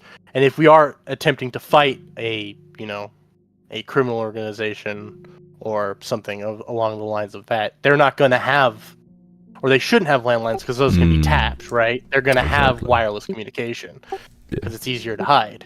So Og flips that on, they can't talk to each other anymore, or they have to go through physical means, and then it can be tracked. It's perfect for that. Let me know if you use It's it, the because perfect. I'm probably gonna change the strategy and tactics they use if in a combat situation. If they can't talk to each other, Oh, of course. that would affect how they fight. Yeah. Nice. Nice. So which are you getting? No. I think for the funnies, I will, obviously I already got the Warhammer, and I'm gonna get, instead of armor, I'm gonna get a vocal implant, so I can, at a thought, go into as if I'm using a land hailer, as shouting over a battle. Nice. For the extra screaming effect of Og charging in and scaring the shit out of someone. I love this. Extra intimidating. You know, click on the light power armor, turn on the vocal implant. Cacophony of sound. No one can communicate. Big old ogre full tilt running at you. Oh god. You gotta cultivate a mystique, right? You know. This is very terrifying. Did you use all your scarce items, by the way? Yeah, I did. I used them all. I wouldn't to get the jammer. I have to use one of the rares. To get the power armor, I have to use very rare, and to get the Warhammer and the other scarce vocal implant, I have to split the other rare I get in half. Now let's see your influence. It's 50. 50. Ooh. Remember I rolled also, really high on that. Yeah. Remember also that you can do a requisition test every session. Every single session you save up a requisition roll.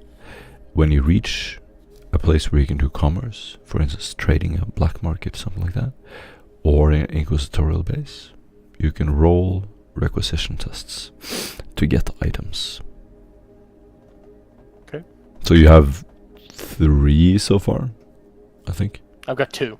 2. I've done 2 sessions. Okay. This is my second session. Then as you go back Alright, I'll to put the that base, into my notes. Yeah. I'll put that in my notes. Write that down. And Yeah, write that down. do it quick. And in 2 sessions you get all your fate points back. How do I use inspiration? Aaron, do you want to explain? Okay, say you were to well, I would say you were to try to dodge something and you failed. You can use inspiration to reroll the dodge. Okay, cool. Say you wanted to shoot something, you can reroll that, but you can't reroll damage or things like that. Okay. Can you use, like, because I have 5 right now. If I keep failing the roll, could I keep using inspiration? You don't have 5, you have 1. You only ever have 1 inspiration. Oh, I only have ever 1? Okay, so they don't stack. No. Alright, cool. Dope. You have to use them. Gotta use them. Use them when you get them. Understood. And fate points is how I not die if I die. Fate points is how you reroll attacks. So, inspiration can only be used to reroll things that don't damage anyone. So you can't reroll attack rolls. So Aaron, you misspoke there. I did actually, yes. Yeah, he can't use it to reroll attacks. Only fate points can be used to reroll attacks. Okay, dope. Yep. And inspiration points. Typically used for dodge, skill tests, things like that. Requisition tests cannot be rerolled at all. So you can't use a fate point, you can't use inspiration. Finally, fate points have the dual use, that you can use it to reroll anything, and you can burn a fate point. That means removing it completely from your character to stay alive when you would otherwise die. Okay. And you get your fate points back after, what did you say, 4 sessions? 3? 4 sessions, but 4 sessions. your burned fate points never come back. Permanently burnt to like save your character. Yes. Okay, cool. How do you get more fate points? You don't. You don't. Dope. So I'm stuck at 3 for the rest of your life. forever. Dope. Yes. Dope. Alright, cool. It's basically I think it's supposed to be like serendipity sort of looking after you. Right, yeah. The winds of fate or whatever.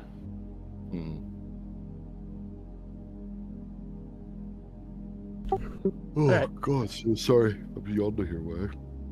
Yeah, do activate your mic just as you yawn. It's like a yawning choir. Huh? We're all yawning. That was fun, man. I like this group. I like it was fun as well. This was good. Yeah, I'm excited. I can't wait to get in the mud and the shit. Me too. And I can't wait to see what you guys do.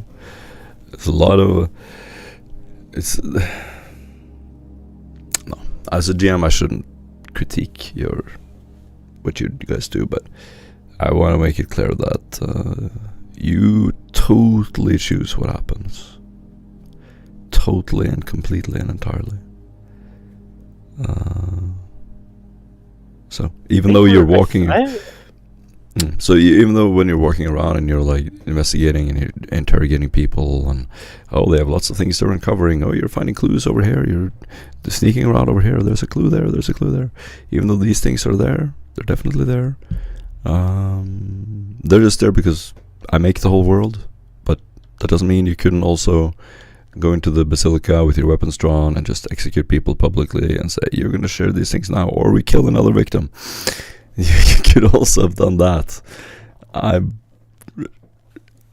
don't know how to communicate it better, but I guess what I'm saying is, even though it looks like it's like scripted to be like you're supposed to talk to this person and that, you understand what I'm saying? So even though it seems like this person has this to say and that person has that to say, that's just because I have material for each character to be able to talk to you guys and to be able to provide you things and to have their own interests and their own goals and their own things they're doing. But that doesn't mean that's what you have to do, or that's what I want you to do, or anything like that, or that there's any order. Right. Yeah. I mean, right now we do have a pretty good understanding. I mean, we have evidence that one of the counselors is consorting with something that he shouldn't be, right? You have very strong evidence. That evidence. We have very strong evidence about that. Yeah. So, do we even technically need to be here still? Well, again, those types of things, totally up to you guys. Totally up to you. Well, I'll tell you what my character basically doing. She despises the ecclesiarchy. I got that. Yeah, I got that. So that she absolutely despises them, but is allowing Nicholas to fulfill whatever need he has. He actually sort of basically pull down the hammer. That time is coming to an end.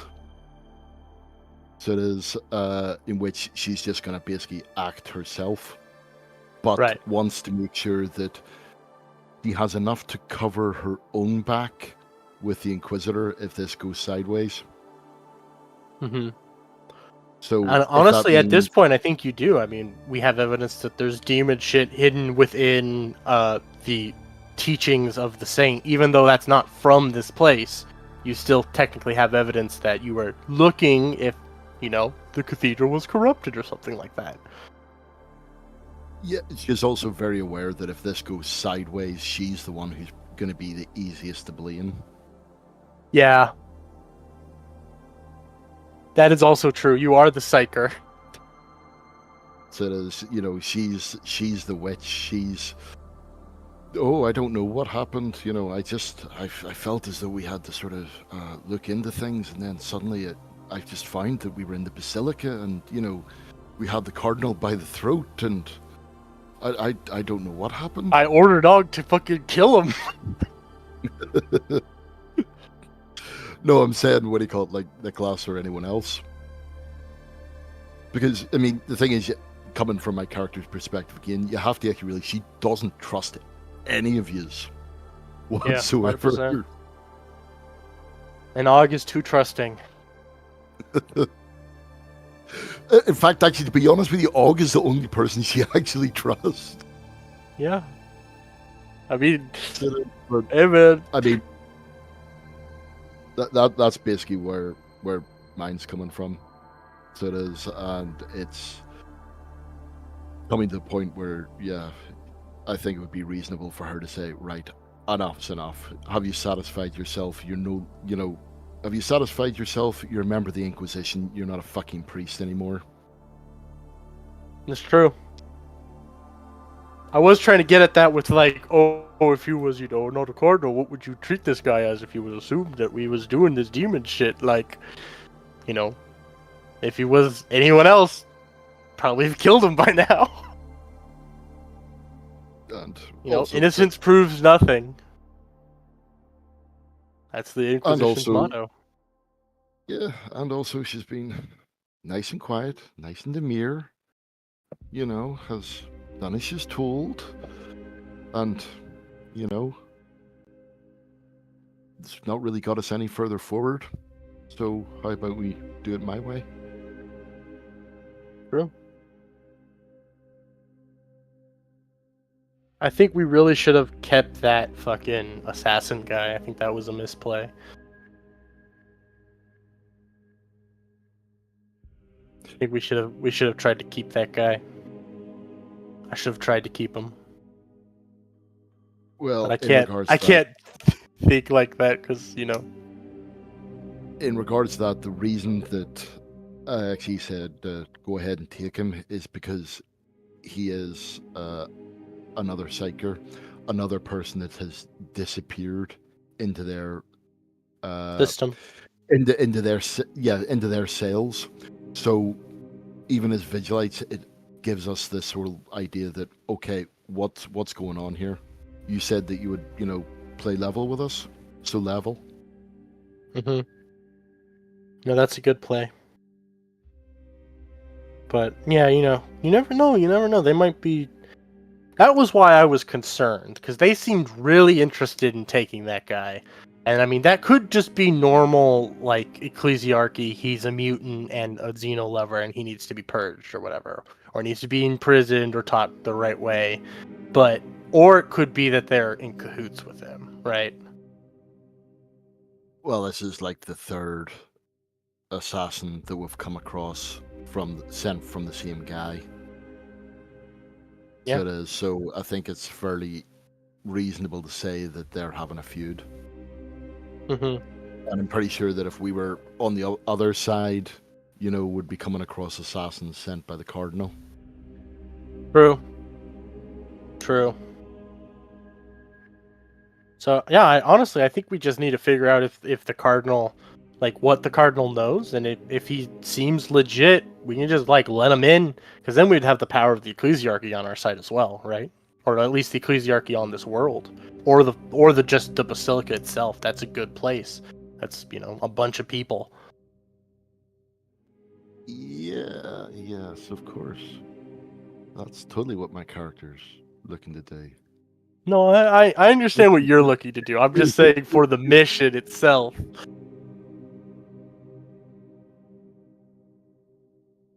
Or the ultimate, mission of, our job as inquisitorial agents. This goddamn church comes in, says we can't freaking, what he called, feed our freaking dead to the crows anymore in a sky burial because apparently that's savage. Mm. You get it. You get it, right? No, you're talking to the ogre who is from a feral world. Yeah, he gets it. He understands what you're saying. But again, Ogren, it's fine. Shouty wants to shout. That's the job, right? Coming in here, touching our stuff. Changing our ways. Yeah, I'm excited. I think we should have a few more people just in case it does come down to violence. Yeah, I think Just that's a for good idea. safety. Just for safety. I think it's a really good idea. Just in case, so we have a little bit, just so that, the action economy's in our favor. The Ogren's only going to get us so far. Yeah, I mean, Og's fully confident he could beat up everybody, right? Like, one-on-one, Og wins. Hands down, 100% all the time. But when is a fight ever going to be one-on-one? In a cage where the other person can't run away and get help. Yeah, so. And you might even have a tap on your shoulder to say, well, there's good news and there's bad news. The good news is it's no longer what he called 3 on. It's no longer just us versus them. The bad news. Yeah, you did Perils of the War, but now there's a demon here. Like, ugh. The bad news is Papa Nurgle dropped by. Yeah, Nurgle dropped by and he's releasing some of his little buddies. I will say, when you were talking about the book, you were mentioning the numbers. I was immediately like, oh no, so this guy might be doing Nurgle shit because you mentioned 3 and 7 a lot, and that immediately triggered the oh no part of my brain. Page is 3 and 7. Yeah, That's true.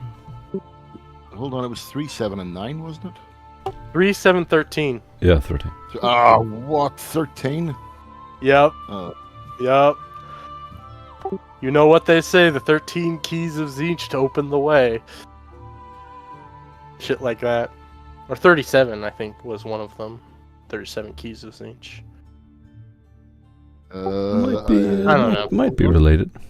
Might be. There's some things. That's just me No. wildly speculating. No. Og would never figure that out, so good, that's why I it's didn't good. mention it. Definitely implement stuff like that. So that is. That's why I'm talking to you, because that's your field of study, right? He almost says, "That's my job." That's your job as the psyker with demonology expertise. Yeah. So that's what I can do. I can, what do you call it, when we actually get the Cardinal and he's breathing his last breath, Morgan just slowly kneels down beside him and says, it's okay. You can go to him. Behold his 9-fold eyes and 9-fold wings. Oh god. You might give him a fucking stroke if you do that, if he's not a Chaos Worshipper. And as he looks at her, what he called, all he can see is mockery and laughter in her eyes.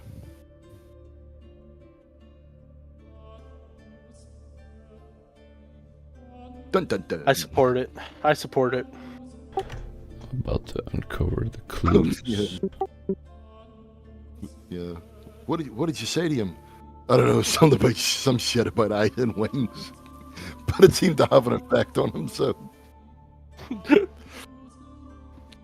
I mean, there's also the chance that this guy is just straight up not in on any of this.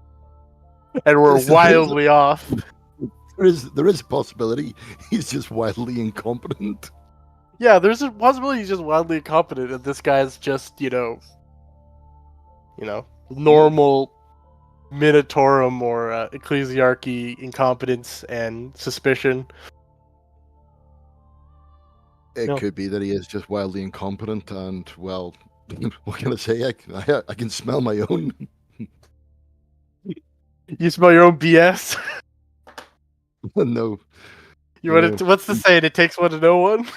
Yeah, he's incompetent. I'm incompetent. We can smell our own. Yeah. You never know, but I do want to point out, I didn't ask for numbers because Og doesn't know how to count. But I mean, when we were sealed in that room, we were sealed in there with him, and he only had so many guards that he only had himself and the other priest guy with him. So that could be a good way. Is if we get into a meeting, he seals the room himself, and then we just fucking kill him. You're really hedging all your bets on killing him, aren't you? I don't know. I have no frame of reference for how hard combat is, so can just look at what I always, I have a always reference of my skill, and I'm like, all right, I could maybe take him. I don't know. I think the best thing you can do is basically just charge in head first each and every time. 100%. And Yep. as an Ogren, that's the best way for me to play because Og thinks he's fucking hot shit all the time.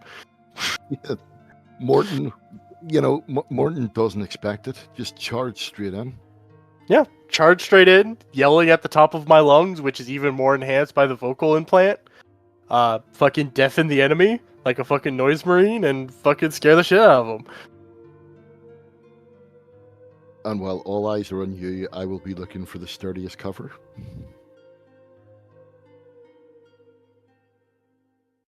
Hell yeah. As I said before, the best way to win is to confuse the enemy. If they're confused and scared, they're not going to be making the best decisions. Yeah. Yeah. And if I'm not allowed to use my psychic powers, I'm just going to be lying behind a table going over the top With of a the fucking table. las pistol. The thing's broke. It's out of ammo. Change it. Hi. Yeah, I mean, hey, Og is portable, is moving cover, right? I have a fucking huge ass shield. I've got a bunch of wounds.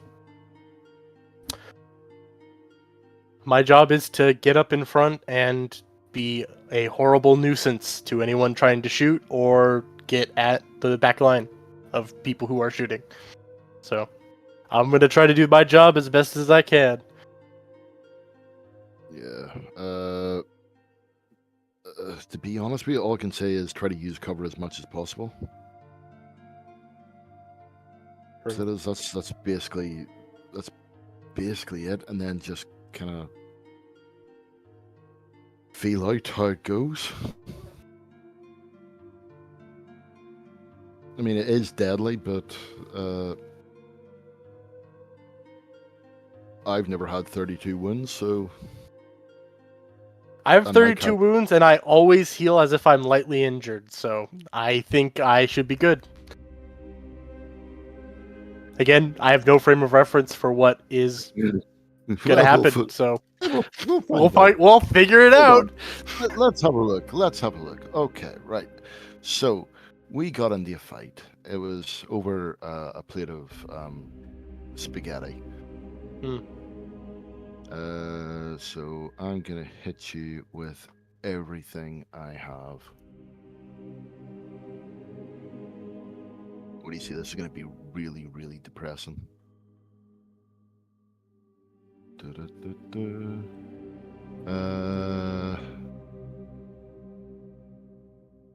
Let's go with. Hold on, give me 2 seconds.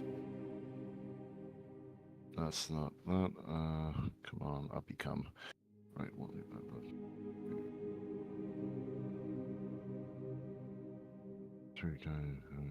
Fuck it, we'll go full.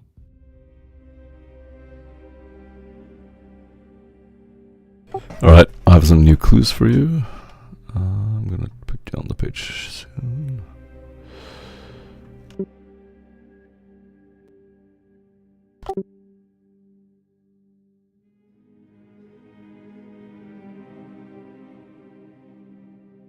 Oh, Molten Beam. I've heard a lot of good things about Molten Beam. Oh man, it's brutal.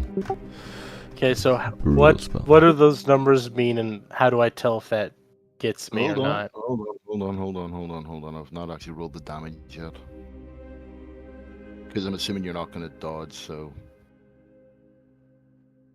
let me see.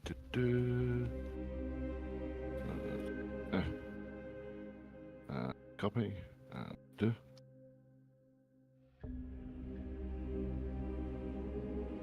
And...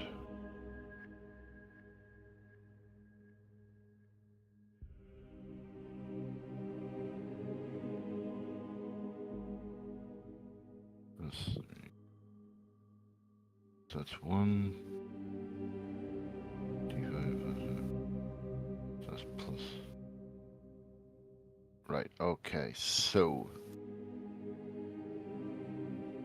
penetration is...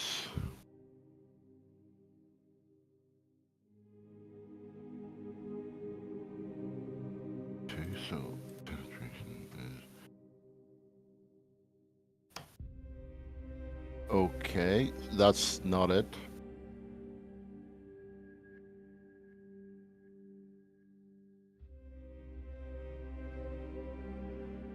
So that is times plus 15. That should have been. Hold on. So that is 25. Hold on, no, that's 15. So that's 29 damage, pen 10. 29 damage? Yep, 29 damage, pen 10. Okay. And where are you hitting me? 73, so that would be hitting you in My leg. your left leg. Yeah, my left leg. Oh no, sorry, your right leg. Oh yeah, left. Right. Yeah. So that's. Oh, actually, that's flipped around. So that's the other side.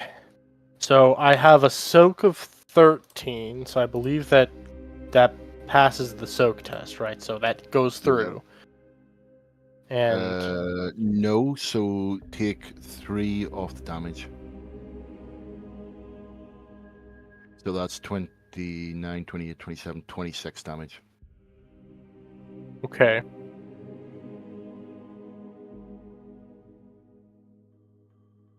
Wait. So okay. So I just take 29 damage, 29 wound. What is? So how do I? Wounds aren't damage, right? Or are they damage?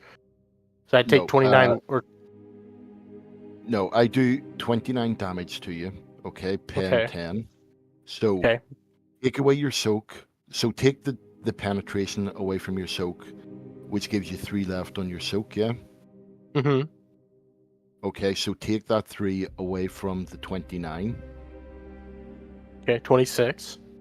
Okay, and that's how many hits I do against you, against your total wounds. Okay. So you hit me 26 times, basically. Yeah. Okay. And then I would roll a toughness check to take No, that. No, I just take that no, damage. that's the damage you've taken. Okay. I would still be alive. Mm-hmm. And then I would hit you. Yep. So how do I do that for a weapon attack? Just Okay, go into your gear, roll hit. no aim. So nothing. Lightning. Yeah, I'll make it a lightning attack. Modifier. No modifier, right? Do you have one? You missed. I missed.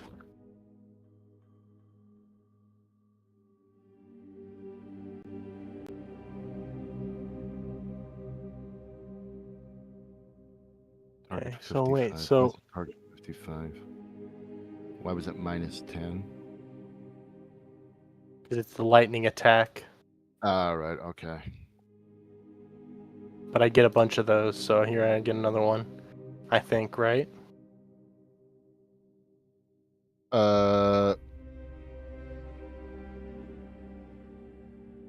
Let's check. Sorry, I'll look that up. I don't know about lightning attack on. I've never had it. Oh, well, I'm doing this wrong because I can just do a swift attack because I also have that, right? Swift attack and lightning attack, so I can just pick. Mm-hmm. Mm-hmm. Okay. Well, say you hit me. Right. Okay, so that's boom. You hit me. I don't dodge anything else. So go to your damage and roll the damage. So you do 35 damage, 1 penetration. So that means that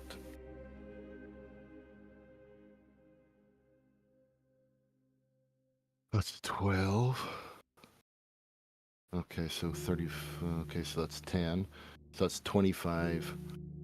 So that is me dead.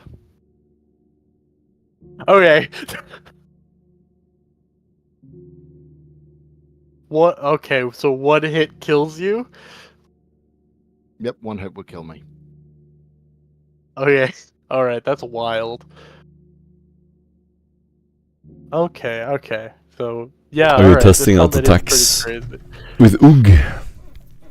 Oh, I managed to Shit. get him down to what? How many hits? you dealt 26. I would have technically 26 minus 32 would be. I'd have 6 wounds left. Did you account for lightning attack?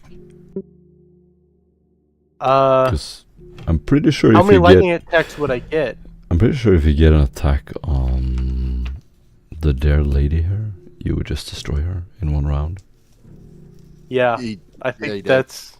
Yeah, I did. Because I missed the first one, but then I would get another attack, right? And I hit that, and then I kill her. Roll for it, or roll initiative, both of you. I can run a combat for you guys in the room. Roll for initiative. Okay, fine. Okay. This is where So I die. Do I click my token and I click agility? We actually are doing this just to get you practiced for combat, so we don't have to struggle next session. Yeah, So 100%. Yeah. Do press. You can guide him. You did it. That, so you beat me. Okay. Not by much. All right, Aaron. Okay, so I'm gonna go with. We're gonna do a real combat. Suddenly, you wake up in the middle of the night. We're gonna kill each other. nightmare. It's just a dream. We're gonna pretend it's real. You have a horrible nightmare where the Ogren wakes up. He is horrifying. He wakes up intent to kill you, Morgan. You wake up in your bed, sweat running from your skin. You feel clammy. You wake up cold. Something has warned you that the Ogren is about to go insane. He's going to kill you in your sleep. Act. As she rolls out of bed and brings her powers to bear through the fact that it's just completely out of the blue, she's not able to actually concentrate, and she just feels the warps that was coming around her just slowly dissipate.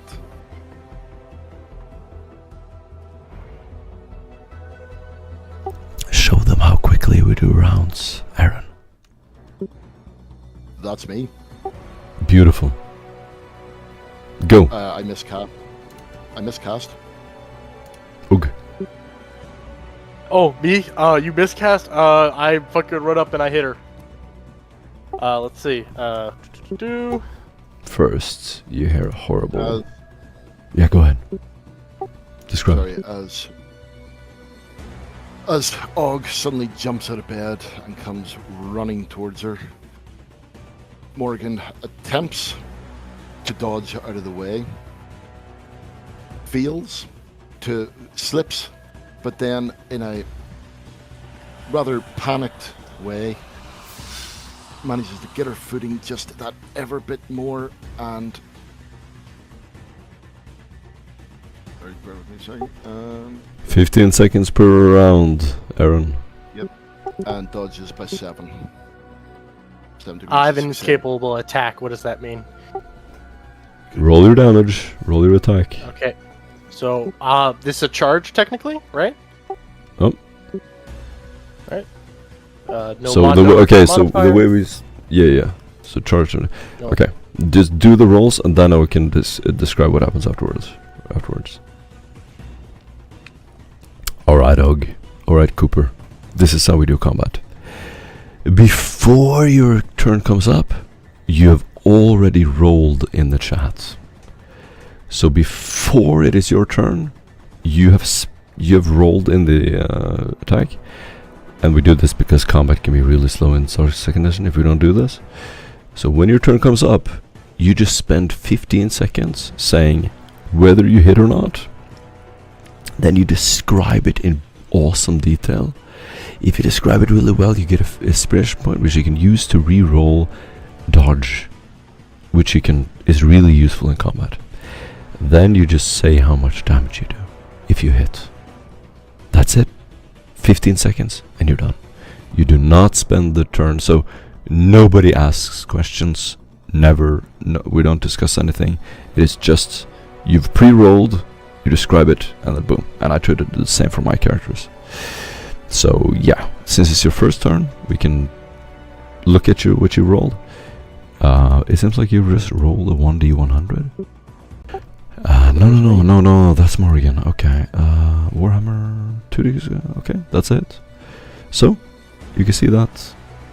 So I hit there, and then I roll damage. So you hit, right? You have 2 degrees. Now, your 2 degrees gives him minus 20 to his dodge. Because of inescapable attack.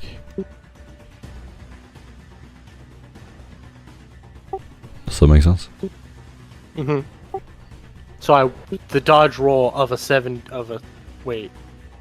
If you got 3 degrees of success, he would have to do a minus 30 dodge tests.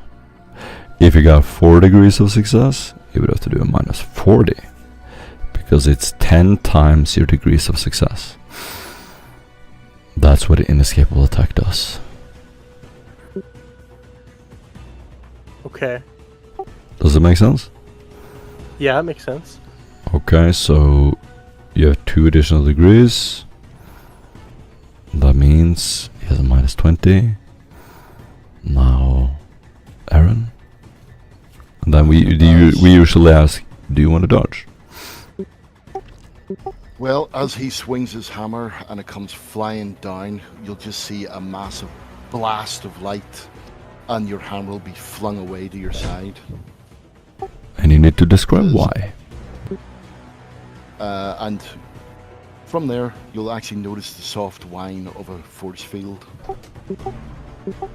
A conversion field has been switched on. So she has a force field. She has a force field and she rolled really lucky. Now, which one was your force field, Aaron? The 18. The 18, okay. He needs to roll under 30 and above 10. So that's a really lucky roll by him. Force field activates. And you will see your Warhammer, so even though you have 2 degrees of success, now remember, lightning attack gives you attacks equal to your degrees of success. So you have 3 hits now, because you have your success, and then you have 2 additional degrees, right? So you have 3 attacks in total now, or 3 hits is what we call it. But we separate between attacks and hits. So this was 1 attack with 3 hits. But she succeeded with her power field. That means, even though it's 3 hits, you only need 1 success with the power field, and it will evade all of them. It negates it. Negates it. So all of your hammer blows goes into her power field, and the hammer just bounces off. And when you're done, when your turn is done, when you realize that there's no more to do, you just say, "Okay, that's my turn." Okay. And then it's Aaron. And as your eyes start to slowly readjust after the blinding flash that was right in front of you, you happen to turn round just as you see a beam of pure molten energy burst from Morgan's hands, striking you in the chest for 24 damage, pen 10.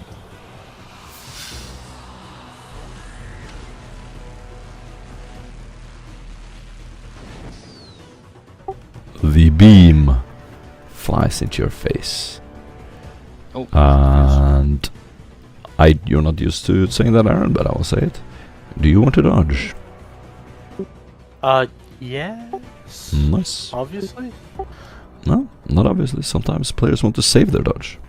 Because sometimes you get attacked by multiple attackers. And you want to save it. Okay, yeah. Mm.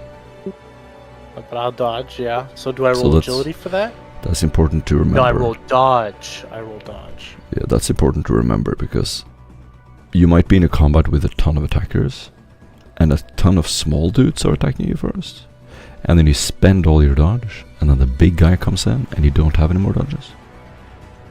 Yeah. Is dodge is different from parry though? Dodge and parry is melee. You can only use it for melee.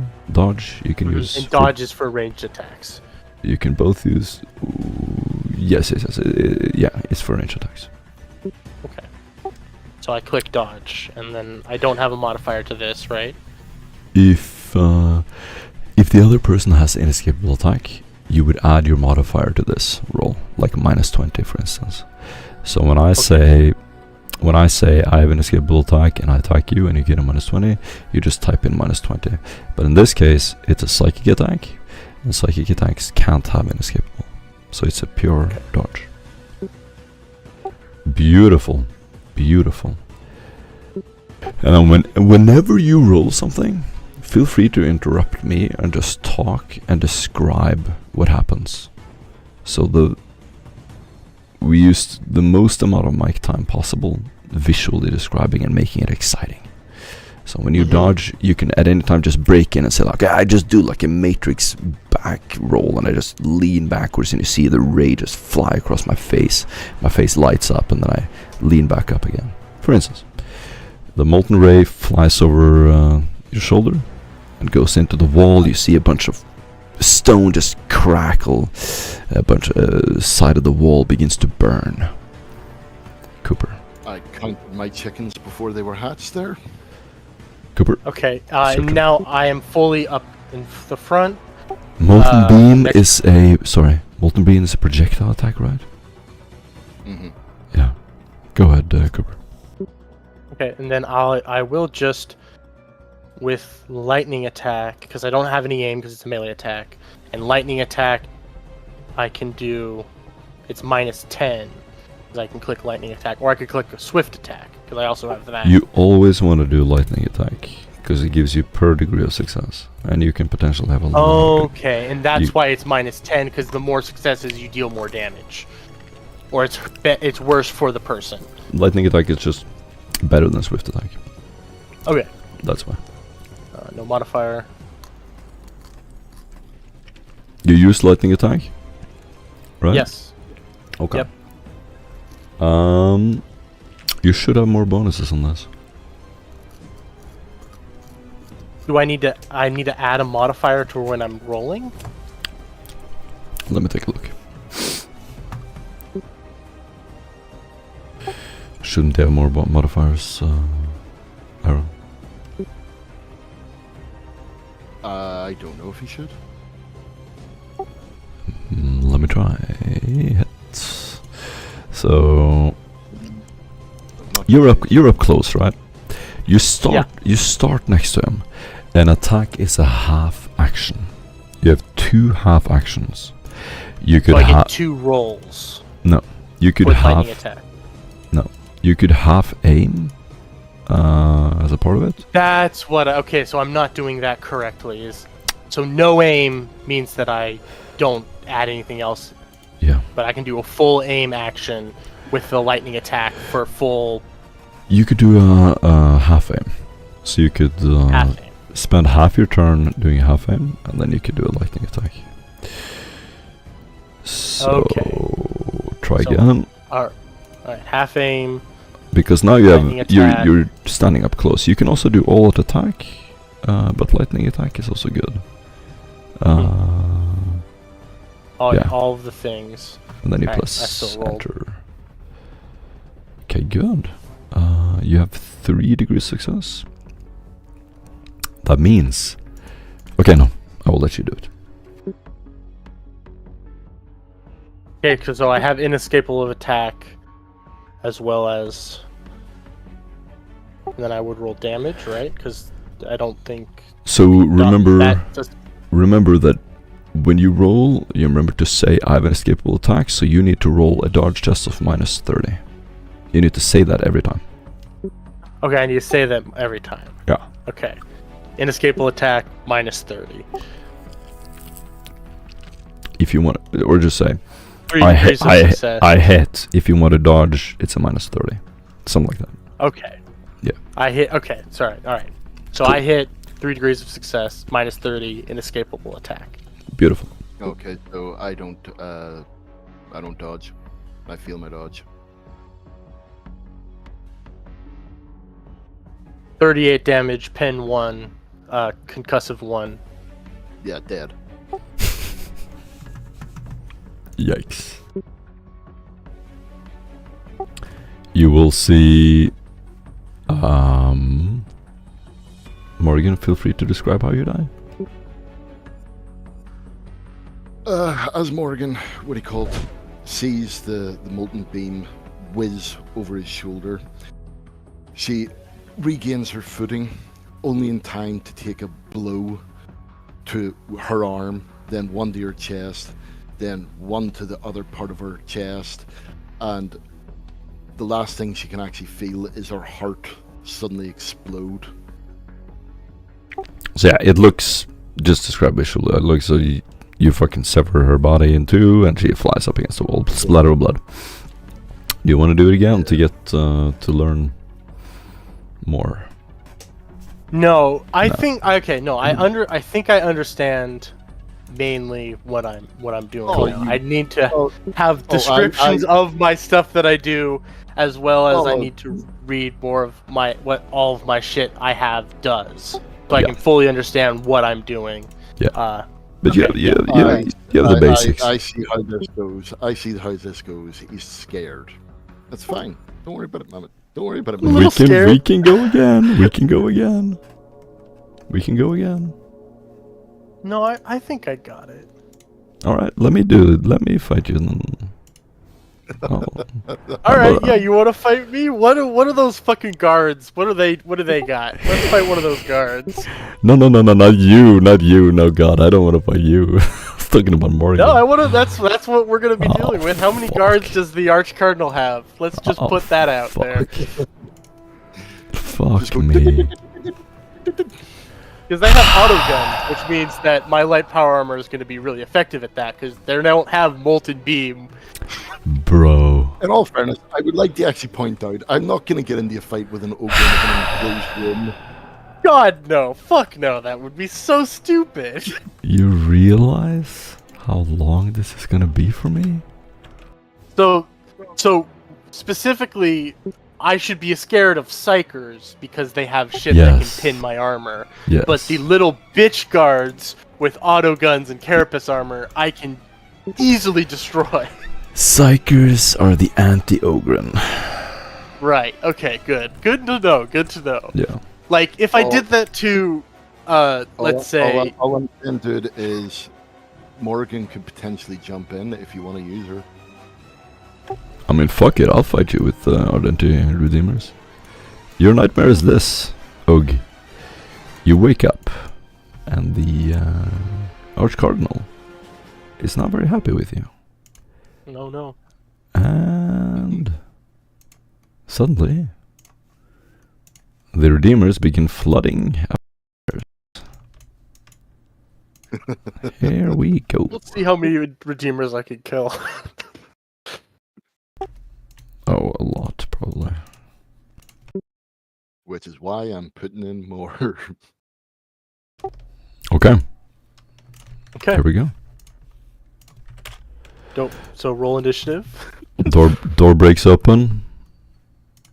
Roll initiative. Redeemers come in. Yep. Alright. Where's initiative? Fuck. There it is. The big question is, do they have Volkerite cannons?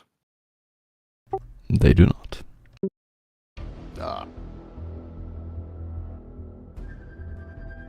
You sound disappointed. a little bit. I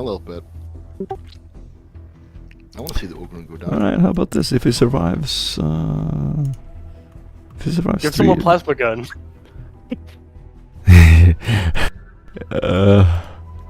If he survives I don't think I'm ever gonna be killed with these fuckers, to be honest.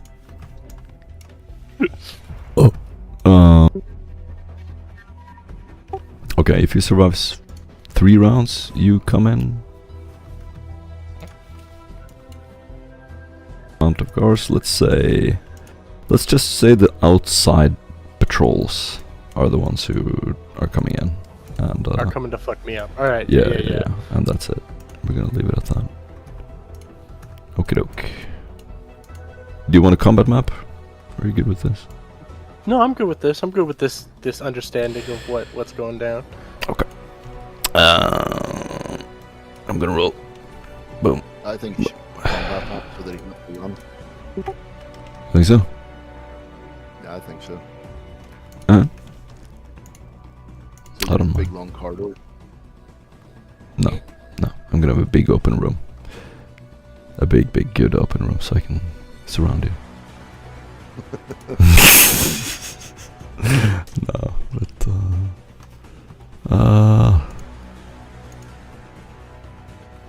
Well, look at how they took down Godzilla. You know. mhm. Yeah, Those little that's tanks true. just flying. Overwhelming firepower. I think I got a good room here. This one fits pretty good.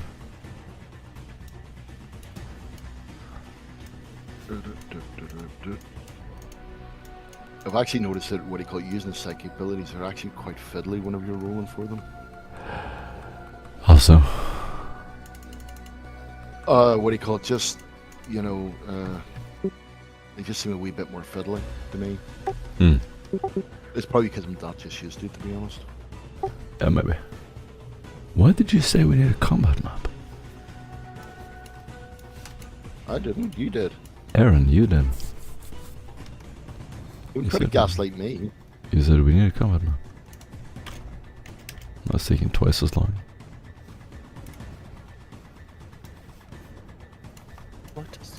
What does concussive do? That's for if they survive the hit. Stuns you for as many rounds as degrees of failure. It must make a toughness test with penalty equal to 10 times the number of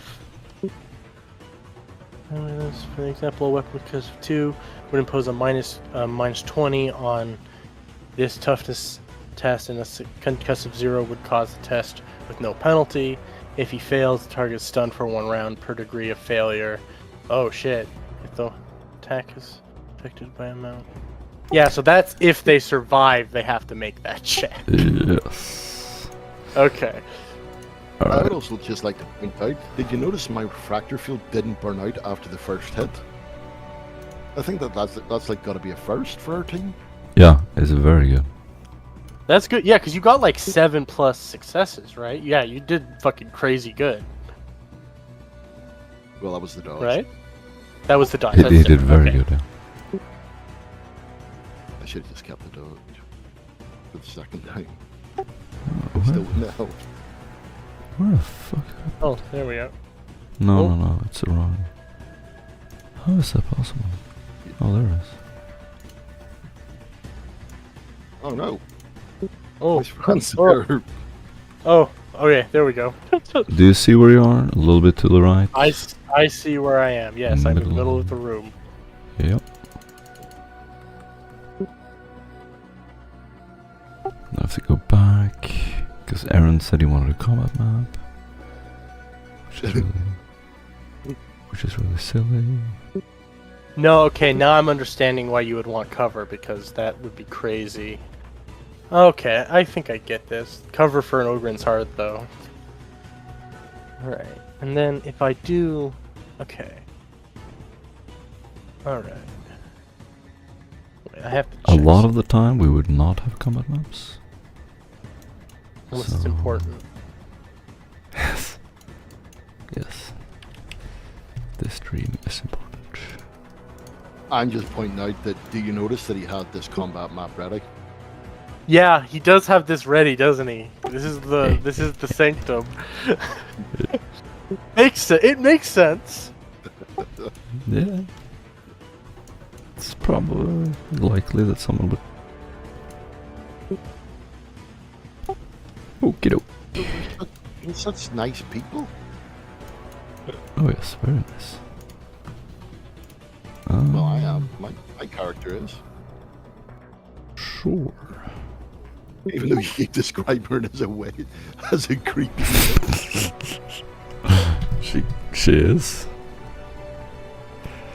Really creepy witch. Let's begin. You asked for this. I did. I asked for this. It's gonna be probably very easy. I could have done a Space Marine, but no. 4.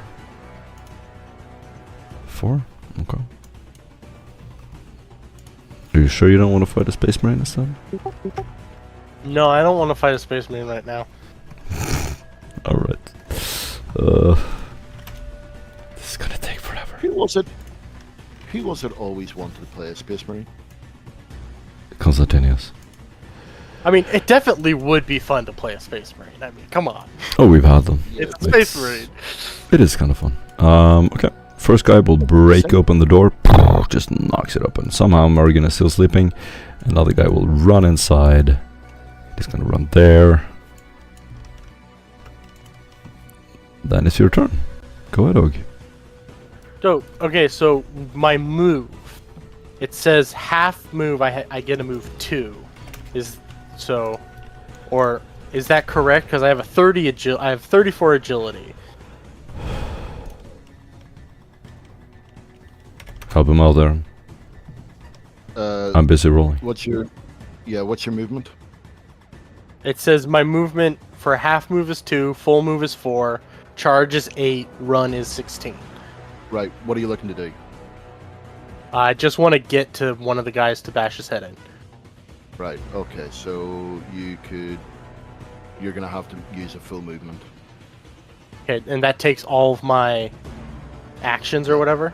Okay, Yes. so I have the full move to get to here, right on top of him. And then that's my turn.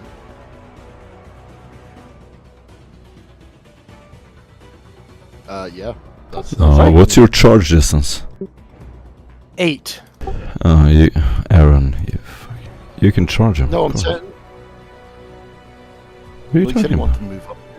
So Yeah. I He can started charge here, him. I can charge him to get an attack off as a for the Yes. thing to where I can Oh, get. sorry. uh, What do you call them? Yeah, sorry. What do you call? I'm just talking shit at him. Sorry. Go ahead, Og. You get a charge. Sorry. Okay. What the fuck are you talking about? So Go. 5 degrees of success, inescapable attack. Nice. Perfect. To I'm 40 gonna roll. damage. I'm armor gonna pen dodge 1. it. Beautiful. You did it perfectly. I'm gonna roll dodge. I get 3 degrees of success on my dodge. I dodge it, right? No, I don't think you do. Oh shit. But I dodged with 3 degrees success. What that means is that I dodge 3 of your. No, 5 attacks? No, it doesn't mean that. No, wait, Because I have wait. inescapable attack. That's minus 50 Yeah. or Minus 50, you're right. No, I dodged 0 of your attacks. so I hit all of my attacks. That's 40 damage. Penetration 1. Like a fucking pinball. Just hear a thud as his bloodied, like spaghetti-like thing just like bounces off the wall.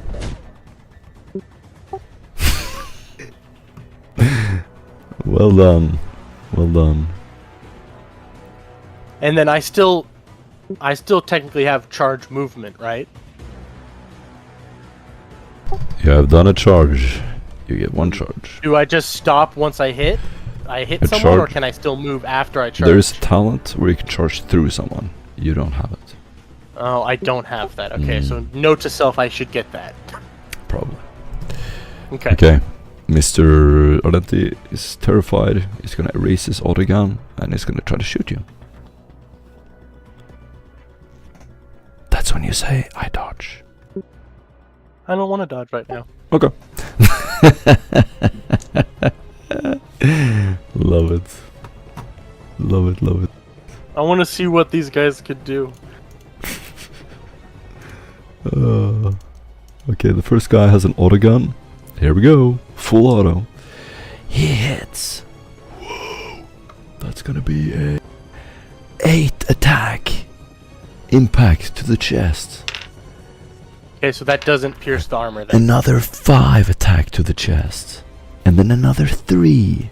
The bullets just ricochet off your heavy armor. Of your light power armor. You see like little sparks of light fly off your chest plate. Nothing. Okay, and then I can just charge this. Okay, so another one gets in. Is he had to do a full move to get in here? Okay. They're literally running.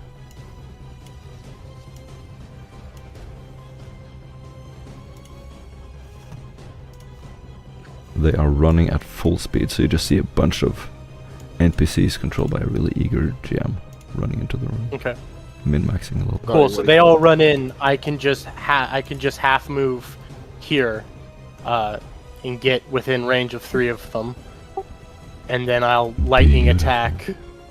So I have. Do you have the talent where you can spin around and hit everybody?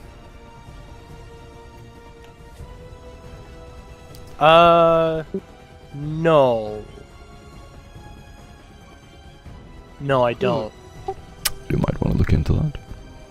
Might want to look into that. Alright, another note. Yep. I'll just fucking absolutely try to just kill one of them. So here we go.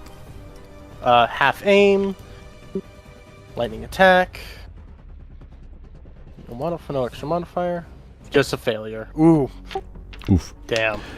Remember, fate points, you can reroll attacks. I'm good. Okay.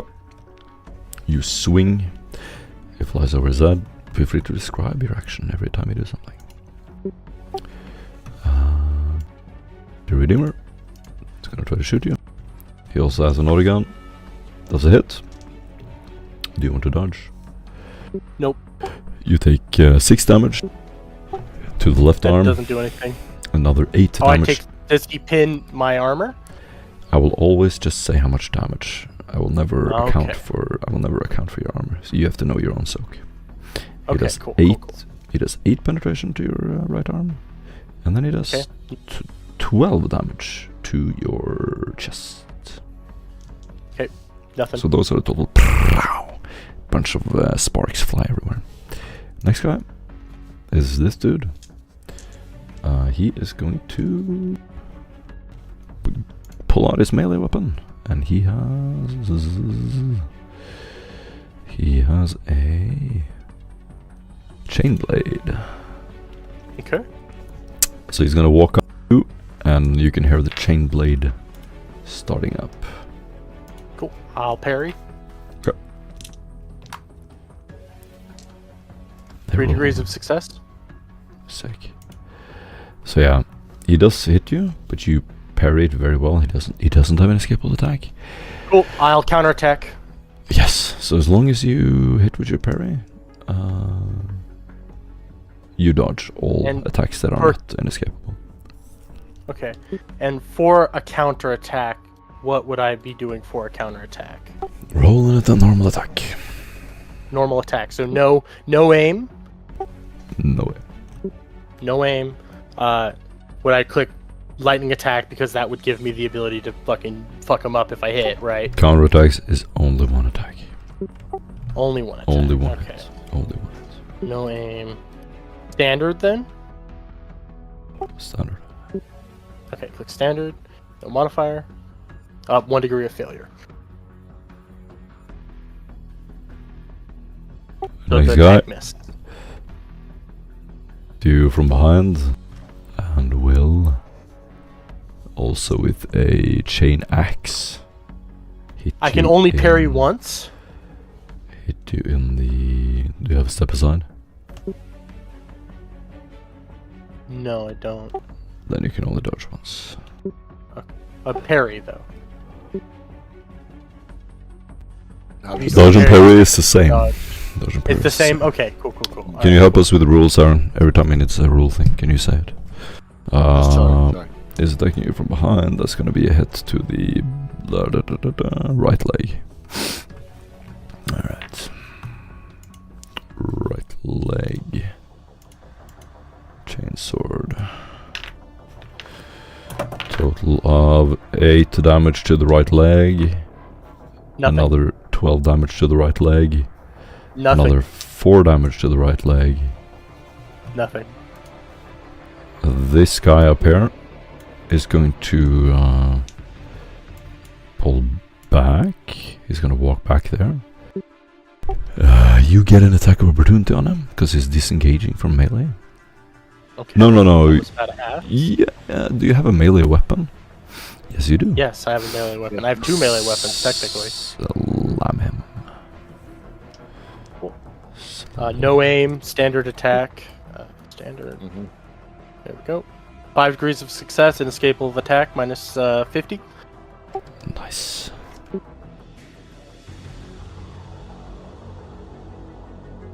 I'll roll damage. I think I just kill him if I hit, right? Mm-hmm.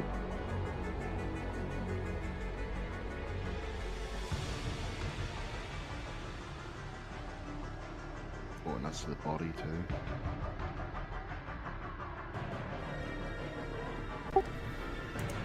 And then you need to call out the damage. 39 damage, penetration 1, He concussive 1. flies into the wall and bounces off the wall with a bloody thud. You see a streak of blood stuck in the wall. He is dead. Next Redeemer. This one. He is going to attempt a different tactic. Because this is no longer working. So he is going to try to... Can you perform both a dodge and a parry? Or can you only, you have to pick? No, you can do both in the same round. cool. If you have step aside. So you can do If the you- dodge you have step aside. and then you can do a parry later. Because step aside gives you 2 dodges. Okay. Or it would give you 2 parries. Okay. Yes, you can Good to know. can choose whichever you want to do. You can exchange one for the other when it comes to range attacks. For melee, there is actually not specified in the book, but it's typically parry. Let's see what I'm gonna do here.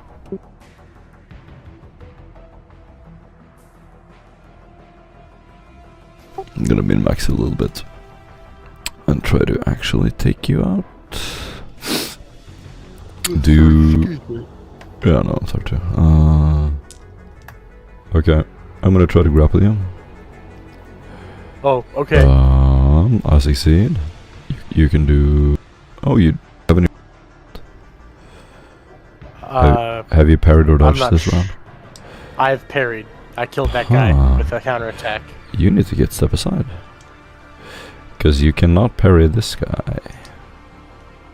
So he just gets to grapple me? You can't parry him. because you used it up. You can use your reaction to avoid a parry. He does grapple you. Is that not opposed? Yeah, is that a post check? Grapple is just a weapon skill test. Double check the book.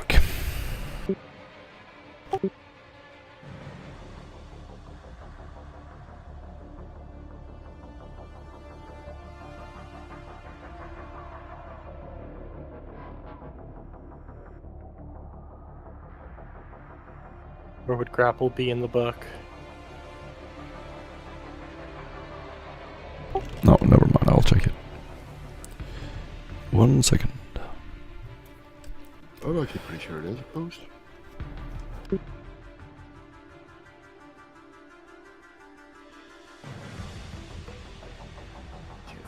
very tired, so that could be. Grappling rules.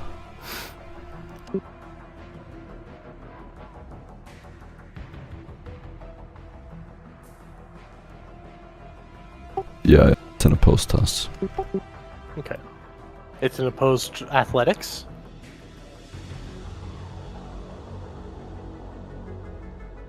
Or strength. 1 second.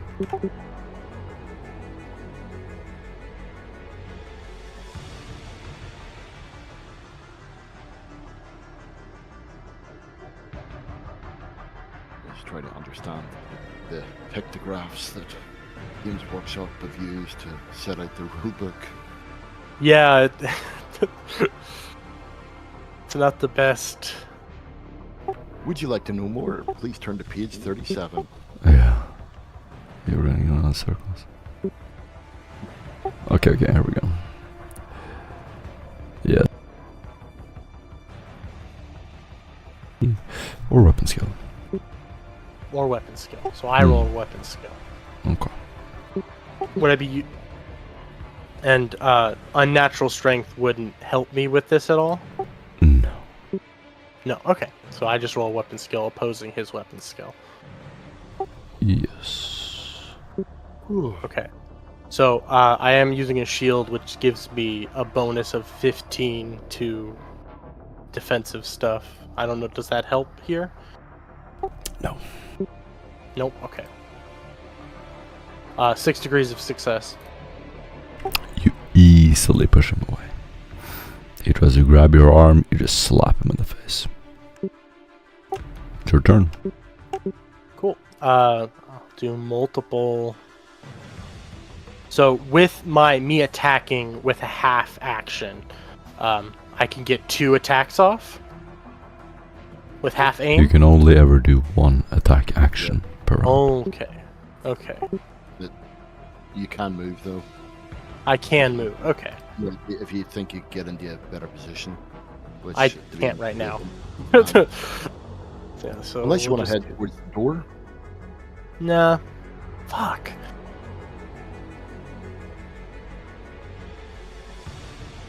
Right, so I missed. Ooh. You can use a fate point. Yeah, fuck it. I'll use a fate point. Mm-hmm. It's not like it's just, just for fits and giggles. 6 degrees of success, minus 60 in escapable attack. I failed the dodge. Cool. I'll roll the damage. Here we go. 37, concussive 1, armor penetration 1. Ping who you're attacking. Kill this guy. Boom. He slides across the floor. Does a little nice spin. You like crack his hip open and he just spins over and lands in a puddle at the end of the room. This is like a nightmare movie. This is like a horror movie. Yeah. This is not a nightmare for you. It's like a good. It's a good dream. It's a pretty comfortable dream. This was supposed to be a nightmare. Yeah, that's me. That's all I could do. So I'm just gonna stand there menacingly. All right. However, you don't actually realize this is actually Morgan's dream, and basically he's like Jason fucking. How do we kill this guy? What the fuck is I going don't on? think you can kill me with auto guns, dude. How do we kill him? They're just yelling. You just hear this panicky screams to the room. How do we kill him? That's gonna be a headshot. But he misses. So he tries to shoot you at your head. Try to shoot his head! He aims at your head and you just hear this pow, just bouncing off the top of your helmet. Almost hitting you. And from the corner you'd hear, I'd use grenades. Then another. Let's move up a little bit. Let's use the veterans. There we go. Yeah, he's moving up into melee. No, I'm gonna use a little bit better of a guard. These are the actual.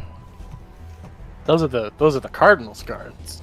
No, Alright, Redeemer 5. Yeah, he's crazy. Those are the Redeemer. Well, Just picture back. I just gave him a symbol. Doesn't really matter. Alright, there we go. Oh. Boom. They have 20. 23 is not engaged yet. Is this a melee attack? No, they're not attacking. No? Oh, okay. He's just running up. Not attacking. Okay, I'm taking you now. Melee. Oh, wait. Melee? Holy shit, that's pretty good. Getting that 3. I'll parry. So I'm doing this right now because I looked it up. Here we go. 11 degrees of success. You dodge. I will counterattack. Mm-hmm. No, standard. Nope, not charged. Standard. Standard. 4 degrees of success. Minus 40 to the dodge roll. Failure. 34 damage. Ooh, I rolled low there. Oh, Lol. actually, that would be a 3. So that's actually. Lol.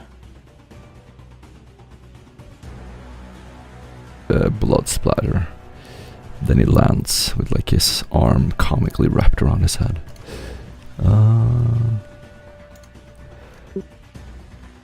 The guy down here, he will pull out a melee weapon. He's gonna attack you and he misses. This guy swings a chain axe above your head. Horrible miss. Then, oh my god. There we go. This dude will miss, and then this guy will run into the room. Your turn, Og. Cool.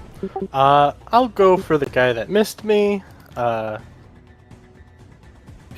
if I'm sitting here and I don't get multiple attacks, might as well just do full aim because I'm in melee. So I'll do lightning attack, full aim. There we go. 3 degrees of success. An inescapable attack, minus 30. Nice. 42 damage, 1 armor penetration, concussive 1. Beautiful. Who? Him? The bottom one. Okay.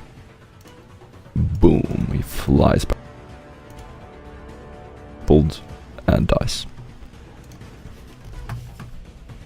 And it's gonna be that.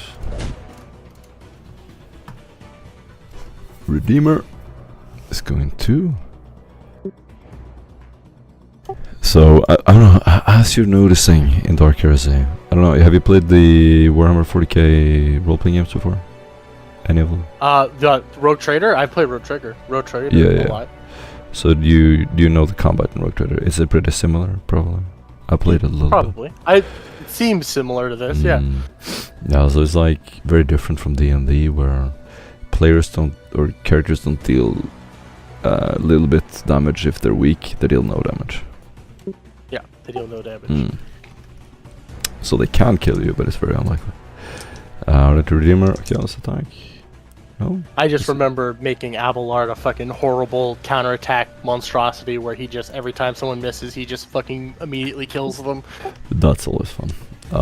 Redeemer is going to. There's a little bit of a. He's a little bit tougher. This is one of the actual. Is that guard. it's the guy? He's doing a melee attack? No. No, he's He's shooting going me. to shoot you. Does that impose any like penalties because he's in melee, or Not with the pistol. No. not with the pistol? Okay. Just gonna do a full attack. Do you have any dodge or melee? Any dodge I left? would still have it right now. Yeah. Okey-doke. I'll dodge the scary thing from him if he looks like Okay. he's better than everybody else. Yes, the pistol. Ooh, He raises his nice. bolt pistol and it's gonna hit you in the chest plate. What do you do? Mm. I failed the dodge, so Oof. That's it. Yep. And it's gonna be a 10 explosive for penetration for a total of 14 to your chest plate. nothing. And then 11 for penetration. Nothing. Total of 15 to your chest plate. Couple of explosions goes off in your chest plate. You're fine. Redeemer is gonna attack you with a chainsword. That's gonna be a hit. Actually, so okay, wait. So sorry, just to get this back. So he does for both of those attacks. Can you repeat that? Yeah, I did 14 and a 15 in total. Okay, Your armor chest. penetration. I subtract. Yeah, as long as you have more than 4 armor, you don't even have to do any other math. Okay, Just I don't have add to it worry up. about it. Just Okay. add it up. So he does 10 Okay, so regular, yeah, those all do. 10 regular, and then 4 penetration. You don't have to do Okay, any yeah. special math, just do 14. And you have more than 14 to soak. Yep. All right. Cool. So you're Sorry. fine. You're fine. I wanted to make sure I was doing that right. No, it's great. Redeemer is gonna attack you with a chainsword. It's gonna be a hit for 11 damage. 1 penetration. Nothing. This dude is going to run in here. And he's going to attack you. And it's a melee weapon. Can you dodge? Nope. I already used my dodge. Okay, that's gonna be a attack. 1 degree of success. To the left arm. The left arm. Righteous Fury. When you roll a max damage die, that's a 10 on a D10. You rolled a 10 on a D10. You get to roll something called Righteous Fury. That's a D5 on the critical table. First, we resolve the damage. Okay. The damage is 13 energy, 5 penetration. That doesn't do anything to me. 13 plus 5 does something to you. To the left arm. Yeah. Because it's 18 in total. Oh, it's 18 total. Okay. 13 so I have plus to add 5. Up, 13 plus 5. and then that's how I determine soak. No, he deals 13 energy damage, 5 penetration. That adds up to 17. To 18, sorry. Then you take the difference between your soak and the damage, and that's the damage you take. Okay, so he deals 2 damage to me. Yeah. Okay. No, do you have 16 armor? To a left No, arm? I do not have 16 armor. I have 15 armor on the left arm. Then you do take 3 Right. damage. Take 3 damage. Okay. Because it was 18 in total. 18 total. Okay. And he does not have a lightning attack. But he rolled a 10 on the damage. That means we go to the critical table. And this is where it gets fun. Energy critical, arm. And we're gonna roll a d5. I'm gonna roll it for fun so you can see. Mhm. 1. That's the best one for you. The attack grazes the target's arm, causing it to spasm uncontrollably with pain. All tests involving that arm suffers a minus 30 penalty for 2 rounds. Okay. Arm, minus 30 penalty, remember. Minus 30. Minus 30. Got it. He's dead. Redeemer is going to attack you. He has a good weapon.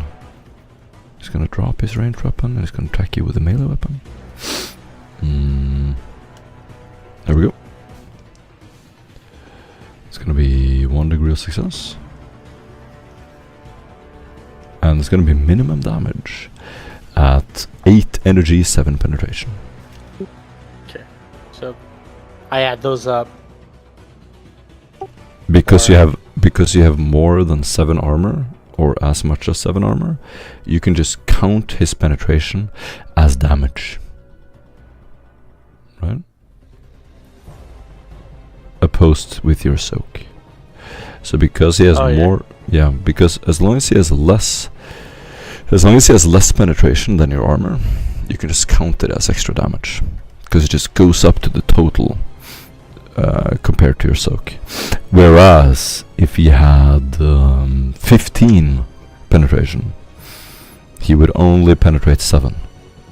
So if he had 15 penetration and 1 damage, right? Imagine you have 15 penetration, 1 damage. Or no. Let's do 20 penetration. No, how do we do that? How do we explain this? Yeah, if you had 30 penetration and 0 damage, or 1 damage, You would be dealing 15 damage to me still. he would be dealing 1 damage too.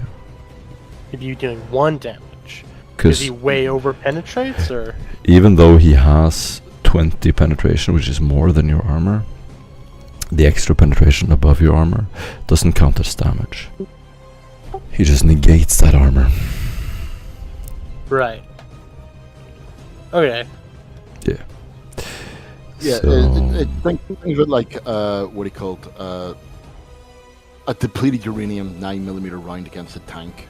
It goes through the Right. tank's armor, but does no real damage inside. Right. Okay. Yeah. Okay. Yeah, but because he dealt no damage, it doesn't really help him hurt me. It only Well- deals 1 damage because he pierced the armor, so I would take 1 wound. Yeah. So, just do it for simple math for you. You can just count all penetration as extra damage, because no penetration is higher than your armor. There's no one who has Right. more than 7 penetration that you're gonna meet normally. If you meet a boss, of course, they might have it, but so when I say penetration, just count it extra damage. So, for instance, if I say 7 damage and then 5 penetration, you just add those 2 numbers up. Is it lower than your soak? You're fine. Okay. And that's how you deal with it. Okay. That's how. Okay, your turn. Alright, cool. I'm gonna go for one of these motherfuckers, the scary motherfuckers. Yes. And I'll go full out on this guy, full aim, because I don't need to move. Lightning attack. 6 degrees of successes minus unescapable attack minus 60. I fail. Cool. And then roll the damage. 35 damage, penetration 1, concussive 1. Who? This? This guy. Boom. Flies out the door. Dead. Lands up against the wall. Gets elongated somehow. And then is dead. He's thrown back so quickly, he spaghettifies. yeah, he ragdolls and extends like a Play-Doh. The head goes flying, the body like elongates. All the good stuff. And then he's dead. Ardenti Redeemer. Try to attack you. Melee attack. Super duper duper miss. He loses his weapon. Drops his weapon on the ground. This guy now has no weapon.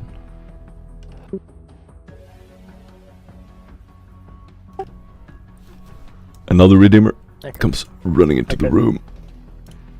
Another Redeemer. Oh no, he's very dead. Another Redeemer comes running into the room. And then we have one attacking you with a melee weapon. He has Okay, a cool. I'm gonna nice. parry him. He has a nice little sword. Oh, beautiful attack. 7. But he does not have I'm gonna escape. attempt to parry him. No, actually, these guys have an escapable, so you get minus 30 on your dodge. I'm gonna parry him. It's different, right? Nope. No? You still get the minus 30.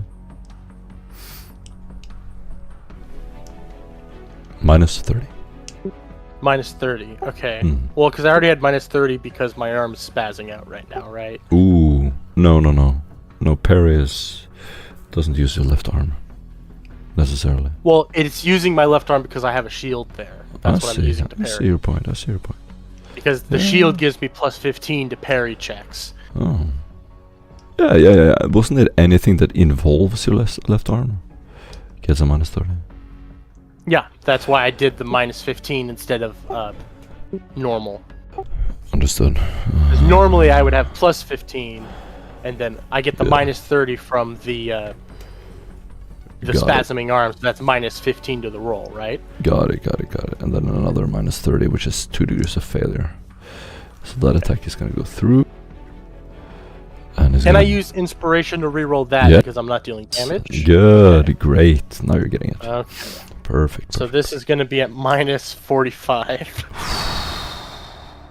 I'm going to try. Brutal. 4 degrees of success. Oh boy. I'm going to counterattack him. This is the guy with the power sword. No aim. I want to take him out. Standard. Oop, failure. I miss. Oh, damn it. You I use a parry fa- him though. you can use a fate point to reroll. You know what? This guy's fucking scary. I will use a fate point. Yeah. Because, this is just a standard, this is a dream. Yes. 2 degrees of success and Sick. escapable attack. Sick. He can't dodge because it's on his turn. This is the amazing thing about counterattack.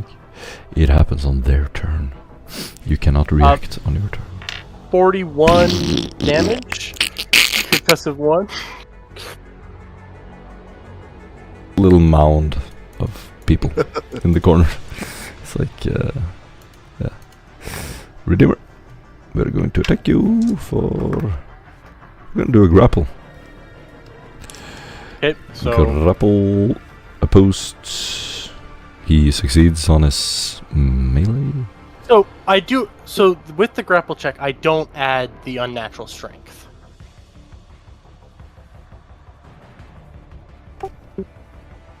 Correct. Okay, so I just roll straight weapon. All right, so failure. Damn, He's grappled. I Ooh. get grappled. This guy manages to grapple me for some You reason. also get a dodge attempt if you want to dodge it. I used a parry, so I can't do that Oh, okay. because I fucking murdered that guy that tried to kill me with the power Oh, yeah, sword. that's true. Unfortunately, this dude is parrying you. You can use acrobatic test at plus and the grapple at any time. You can also Or I do could an kill him. or you can do an opposed strength test to also grapple if you want. Or I could hit him with my hammer and kill him, right? Wait. Yes, a natural strength or a natural toughness actually do apply. But Okay, so that would be plus 20 to that, so I would but have succeeded. it applies when you do a weapon skill test. So if you have a natural weapon skill, I do. I have unnatural strength too. a natural So I'll reroll strength that does with not. plus 20. A natural strength does not affect your grappling. Does It does, however. It does affect your opposed strength test. So you can add the bonus to the opposed strength test. So I was wrong about that. So he hits me with the grapple, and then we do an opposed strength check. Right. Okay, so now he has to do even more to try to get me. Mm. All right, so dope. So I'll do the 3 degrees of success. There you go. So you get more degrees of success than him. Means he does not grapple you. Okay. And, So it's a convoluted process because you have to hit Yeah. with the weapon skill, and then you have to actually do a strength check against Exactly. someone. Okay, that makes more sense. That's good to know because I will be attempting to grapple people Oh, yes. in the future, I bet. Yeah, and people will try to grapple you as they desperately, try to win the combat. They don't have to like roll morale because I've killed like what 7 of them at this point, Yep. and they've dealt like they've hurt on me a little bit. Like You have a little scratch, a little. You need a band-aid. they got me in the arm. Yeah. In all fairness, all it takes is one good grapple, one turn. And Oh, yeah. someone to chuck him. Someone to That's chuck true. down You there. could get. I do see the ability to chunk a motherfucker down. Yes. Yep. And then one crack grenade, and that's it. Trident, which is quite interesting. He has a wailing trident, and he's gonna attack you with a 9-7. He swings the trident and hits the wall, and it like bounces off the side of the door frame. Total miss. Next dude comes running in. You are quite surrounded. So what you're saying is, We're gonna attack you. I would have tried all those years of training with the blade. The honing the stab. Yeah. What a win. This guy attacks. Total miss. Your turn. Cool. I'll go for the guy with the trident because I don't like that you seem to give him a special weapon. So I'm gonna full aim. He felt so attack. fortunate when he got the trident, and now he feels Fuck, like a dude. total idiot. I'm re-rolling that. Fuck that. I don't like your trident guy. That's your last fate point, I think. You've spent 3. No, I have 3. There you go. Yeah. 5 degrees of successes. Sick. Minus 50 to the dodge roll. No chance. Roll damage. Oh, I rolled twice. Sorry. 40 damage. No, you're right. You need to roll many times, because 5 degrees means 5 attacks. So you actually technically need to roll 5 times. But they can't survive 1 hit. So they Right. die. Right. Okay. This was a tougher enemy. You would roll 5 times. But yeah. Right. He- If this was like a fucking chaos spawn or something crazy, Yeah. I could actually chunk a chaos spawn Yeah. in a one-on-one engagement. Yeah. Okay. Falls back, just like a somersault, backwards somersault, and is very dead. They're into Redeemer with Good to no know. weapon. I will be getting more. I'm gonna have a sheet on the side for the description of what I'm fucking doing to these poor Love people, it. but Love it. good to know that I need to actually have that because in a situation like this, I will not be thinking about that. No, I no, no, need no. a sheet on the side. Yes, for sure. Redeemer tries to grapple you. Total failure. Next, Redeemer. He's gonna attack you and hits. He's melee attacking me. I'll parry it. 1 degree of success. Okay. Let's see. Where's the parry? Sorry. So this is still at minus 45. These dudes Or- have quite good weapons. Is it still at minus 45? What? Because he has an escapable attack. So how many successes did he have? No, he does not. He's at minus. No, he doesn't. Okay, It's at minus 15 or minus 30. it's just minus 50. All right. So- Or minus 30, but I have plus 15 because of the shield. Right. So, 1 failure. So Nicht good. he gets me. He gets you. Alrighty. He has something called a shocking weapon. It's something pretty good. But it has to deal damage to do shocking. So it's gonna be a 12 in total. Okay, that doesn't do anything to the soak. Nope. So I'm at, what is he hitting? Actually, it doesn't matter. I have 13 of the other ones. Next dude is the one below you. That's a hit. And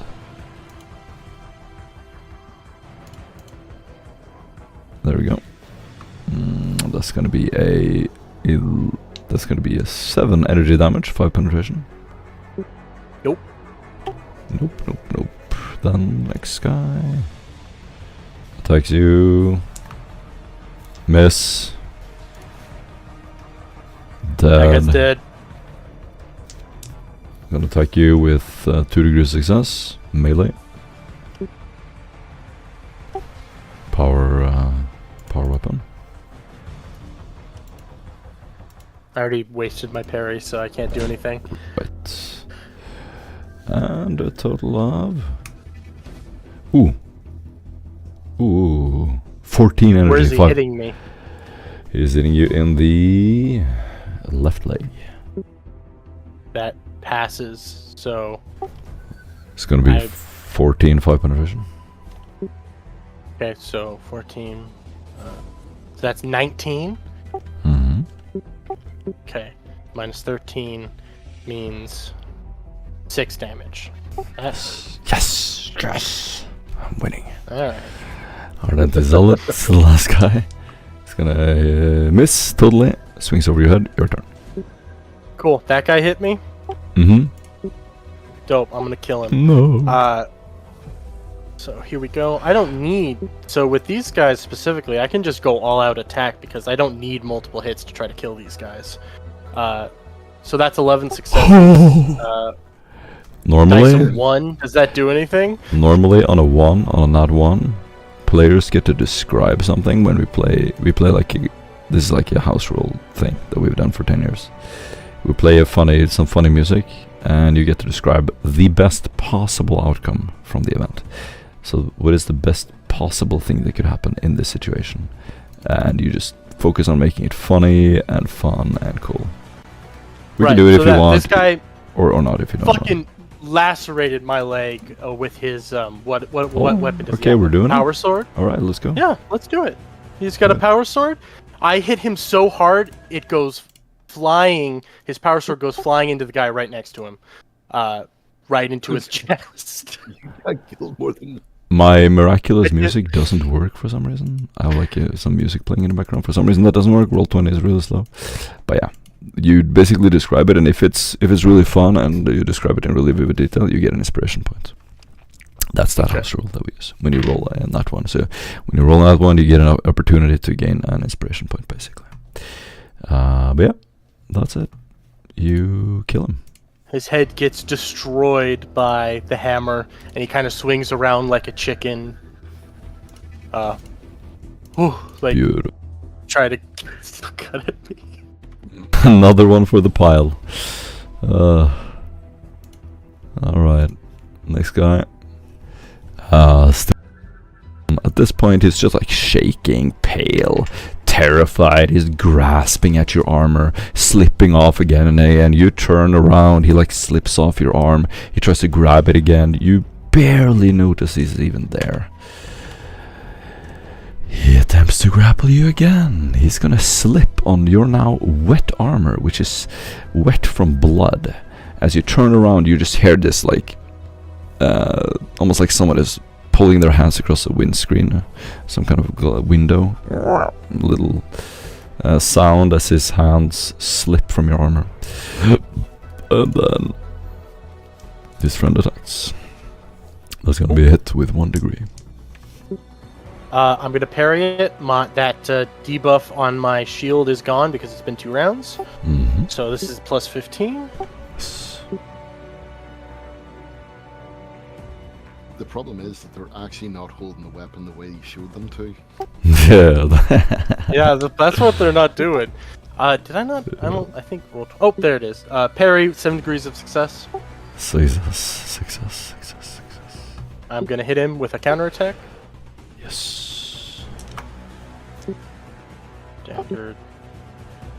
5 degrees of success, minus 50 to his dodge. He can't dodge because it's his turn. Exactly.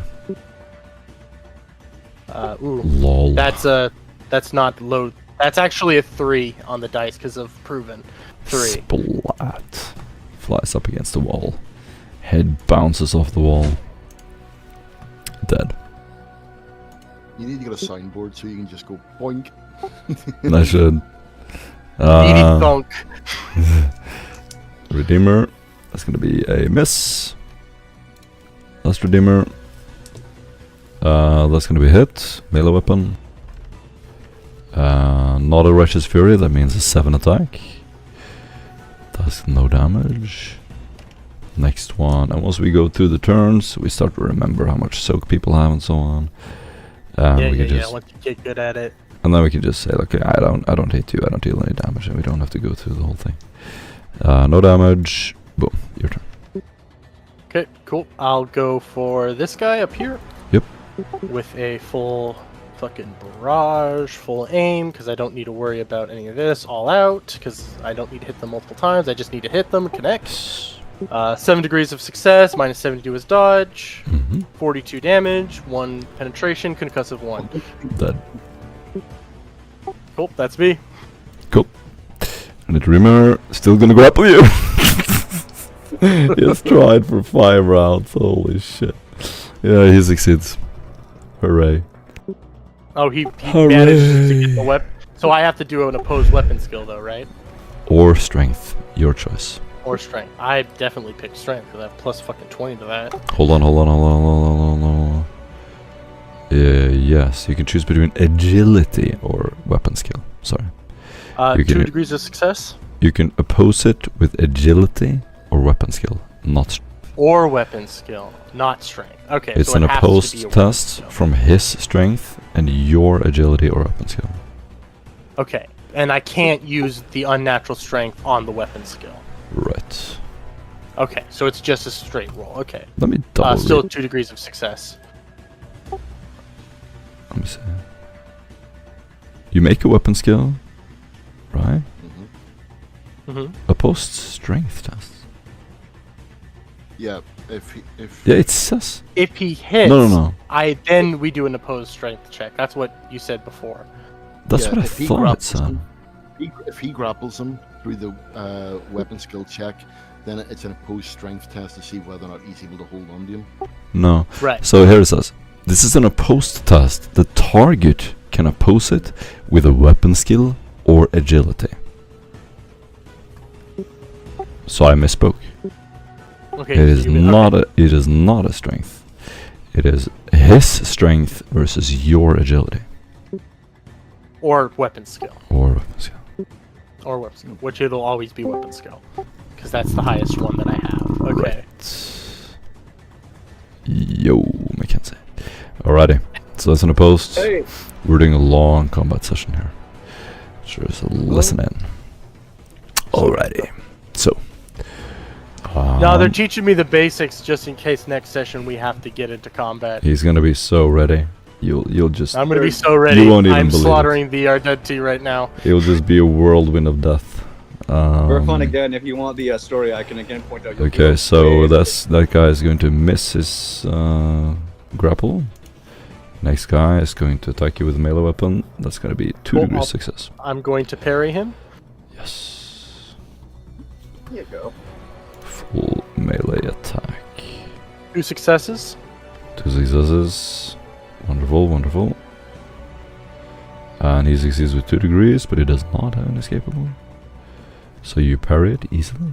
Cool. I'll hit him with a counterattack. Yes. 3 degrees of success. I Wonderful. think he dies. And then, here's a house rule in our game. If I deem that the combat is impossible for one side, I can auto-resolve it as a GM. I now determine that this combat is impossible for the enemies, so I'm going to auto-resolve it. The auto-resolve goes as follows. It's not going to happen. This guy doesn't have a weapon to penetrate you. I'm just going to roll to see if he does Righteous Fury. He gets 1 round because you're going to kill him in 1 round. That's it. You successfully Kill defended. 14 of the You Ardenti. successfully defended the room until from all the patrolling guards in the street. Every single one. Alright, so the build has a few things that I could improve on, but is a solid build, is what you're saying. It's good. I'm very good on one-on-one. So It's if there's a really really strong good. guy, I could fuck a really strong guy up. But I struggle with a bunch of little guys. Yeah. If they have weapons to penetrate my armor. Okay, Right. cool. Good to know. Right. You need to target the ones who can penetrate your armor, and you need to get for this. You need to get whirlwind. Log top mono and mono e mono, yet not good for horde mode. Well, horde mode is effective, but it takes a while. So You need step 7. you need a weapon skill of 40. You have that, right? Mm-hmm. As a half action, you take a standard action against one foe, plus one additional standard action with the same weapon for each enemy around you. Beyond the first, to a maximum number of attacks equal to your weapon skill bonus. Your weapon skill bonus is 6, I believe. How much experience is that? I think you can buy it already. So if you have that now, you could have killed all of them in one round. 6 people in one Cool. round. Let's buy that now. Yes. Yes. How much experience is that? Go into the our magical Yeah, let's go to sheets. the calculator. Oh damn! I'm gonna stop the stream now. Actually, I streamed this whole thing.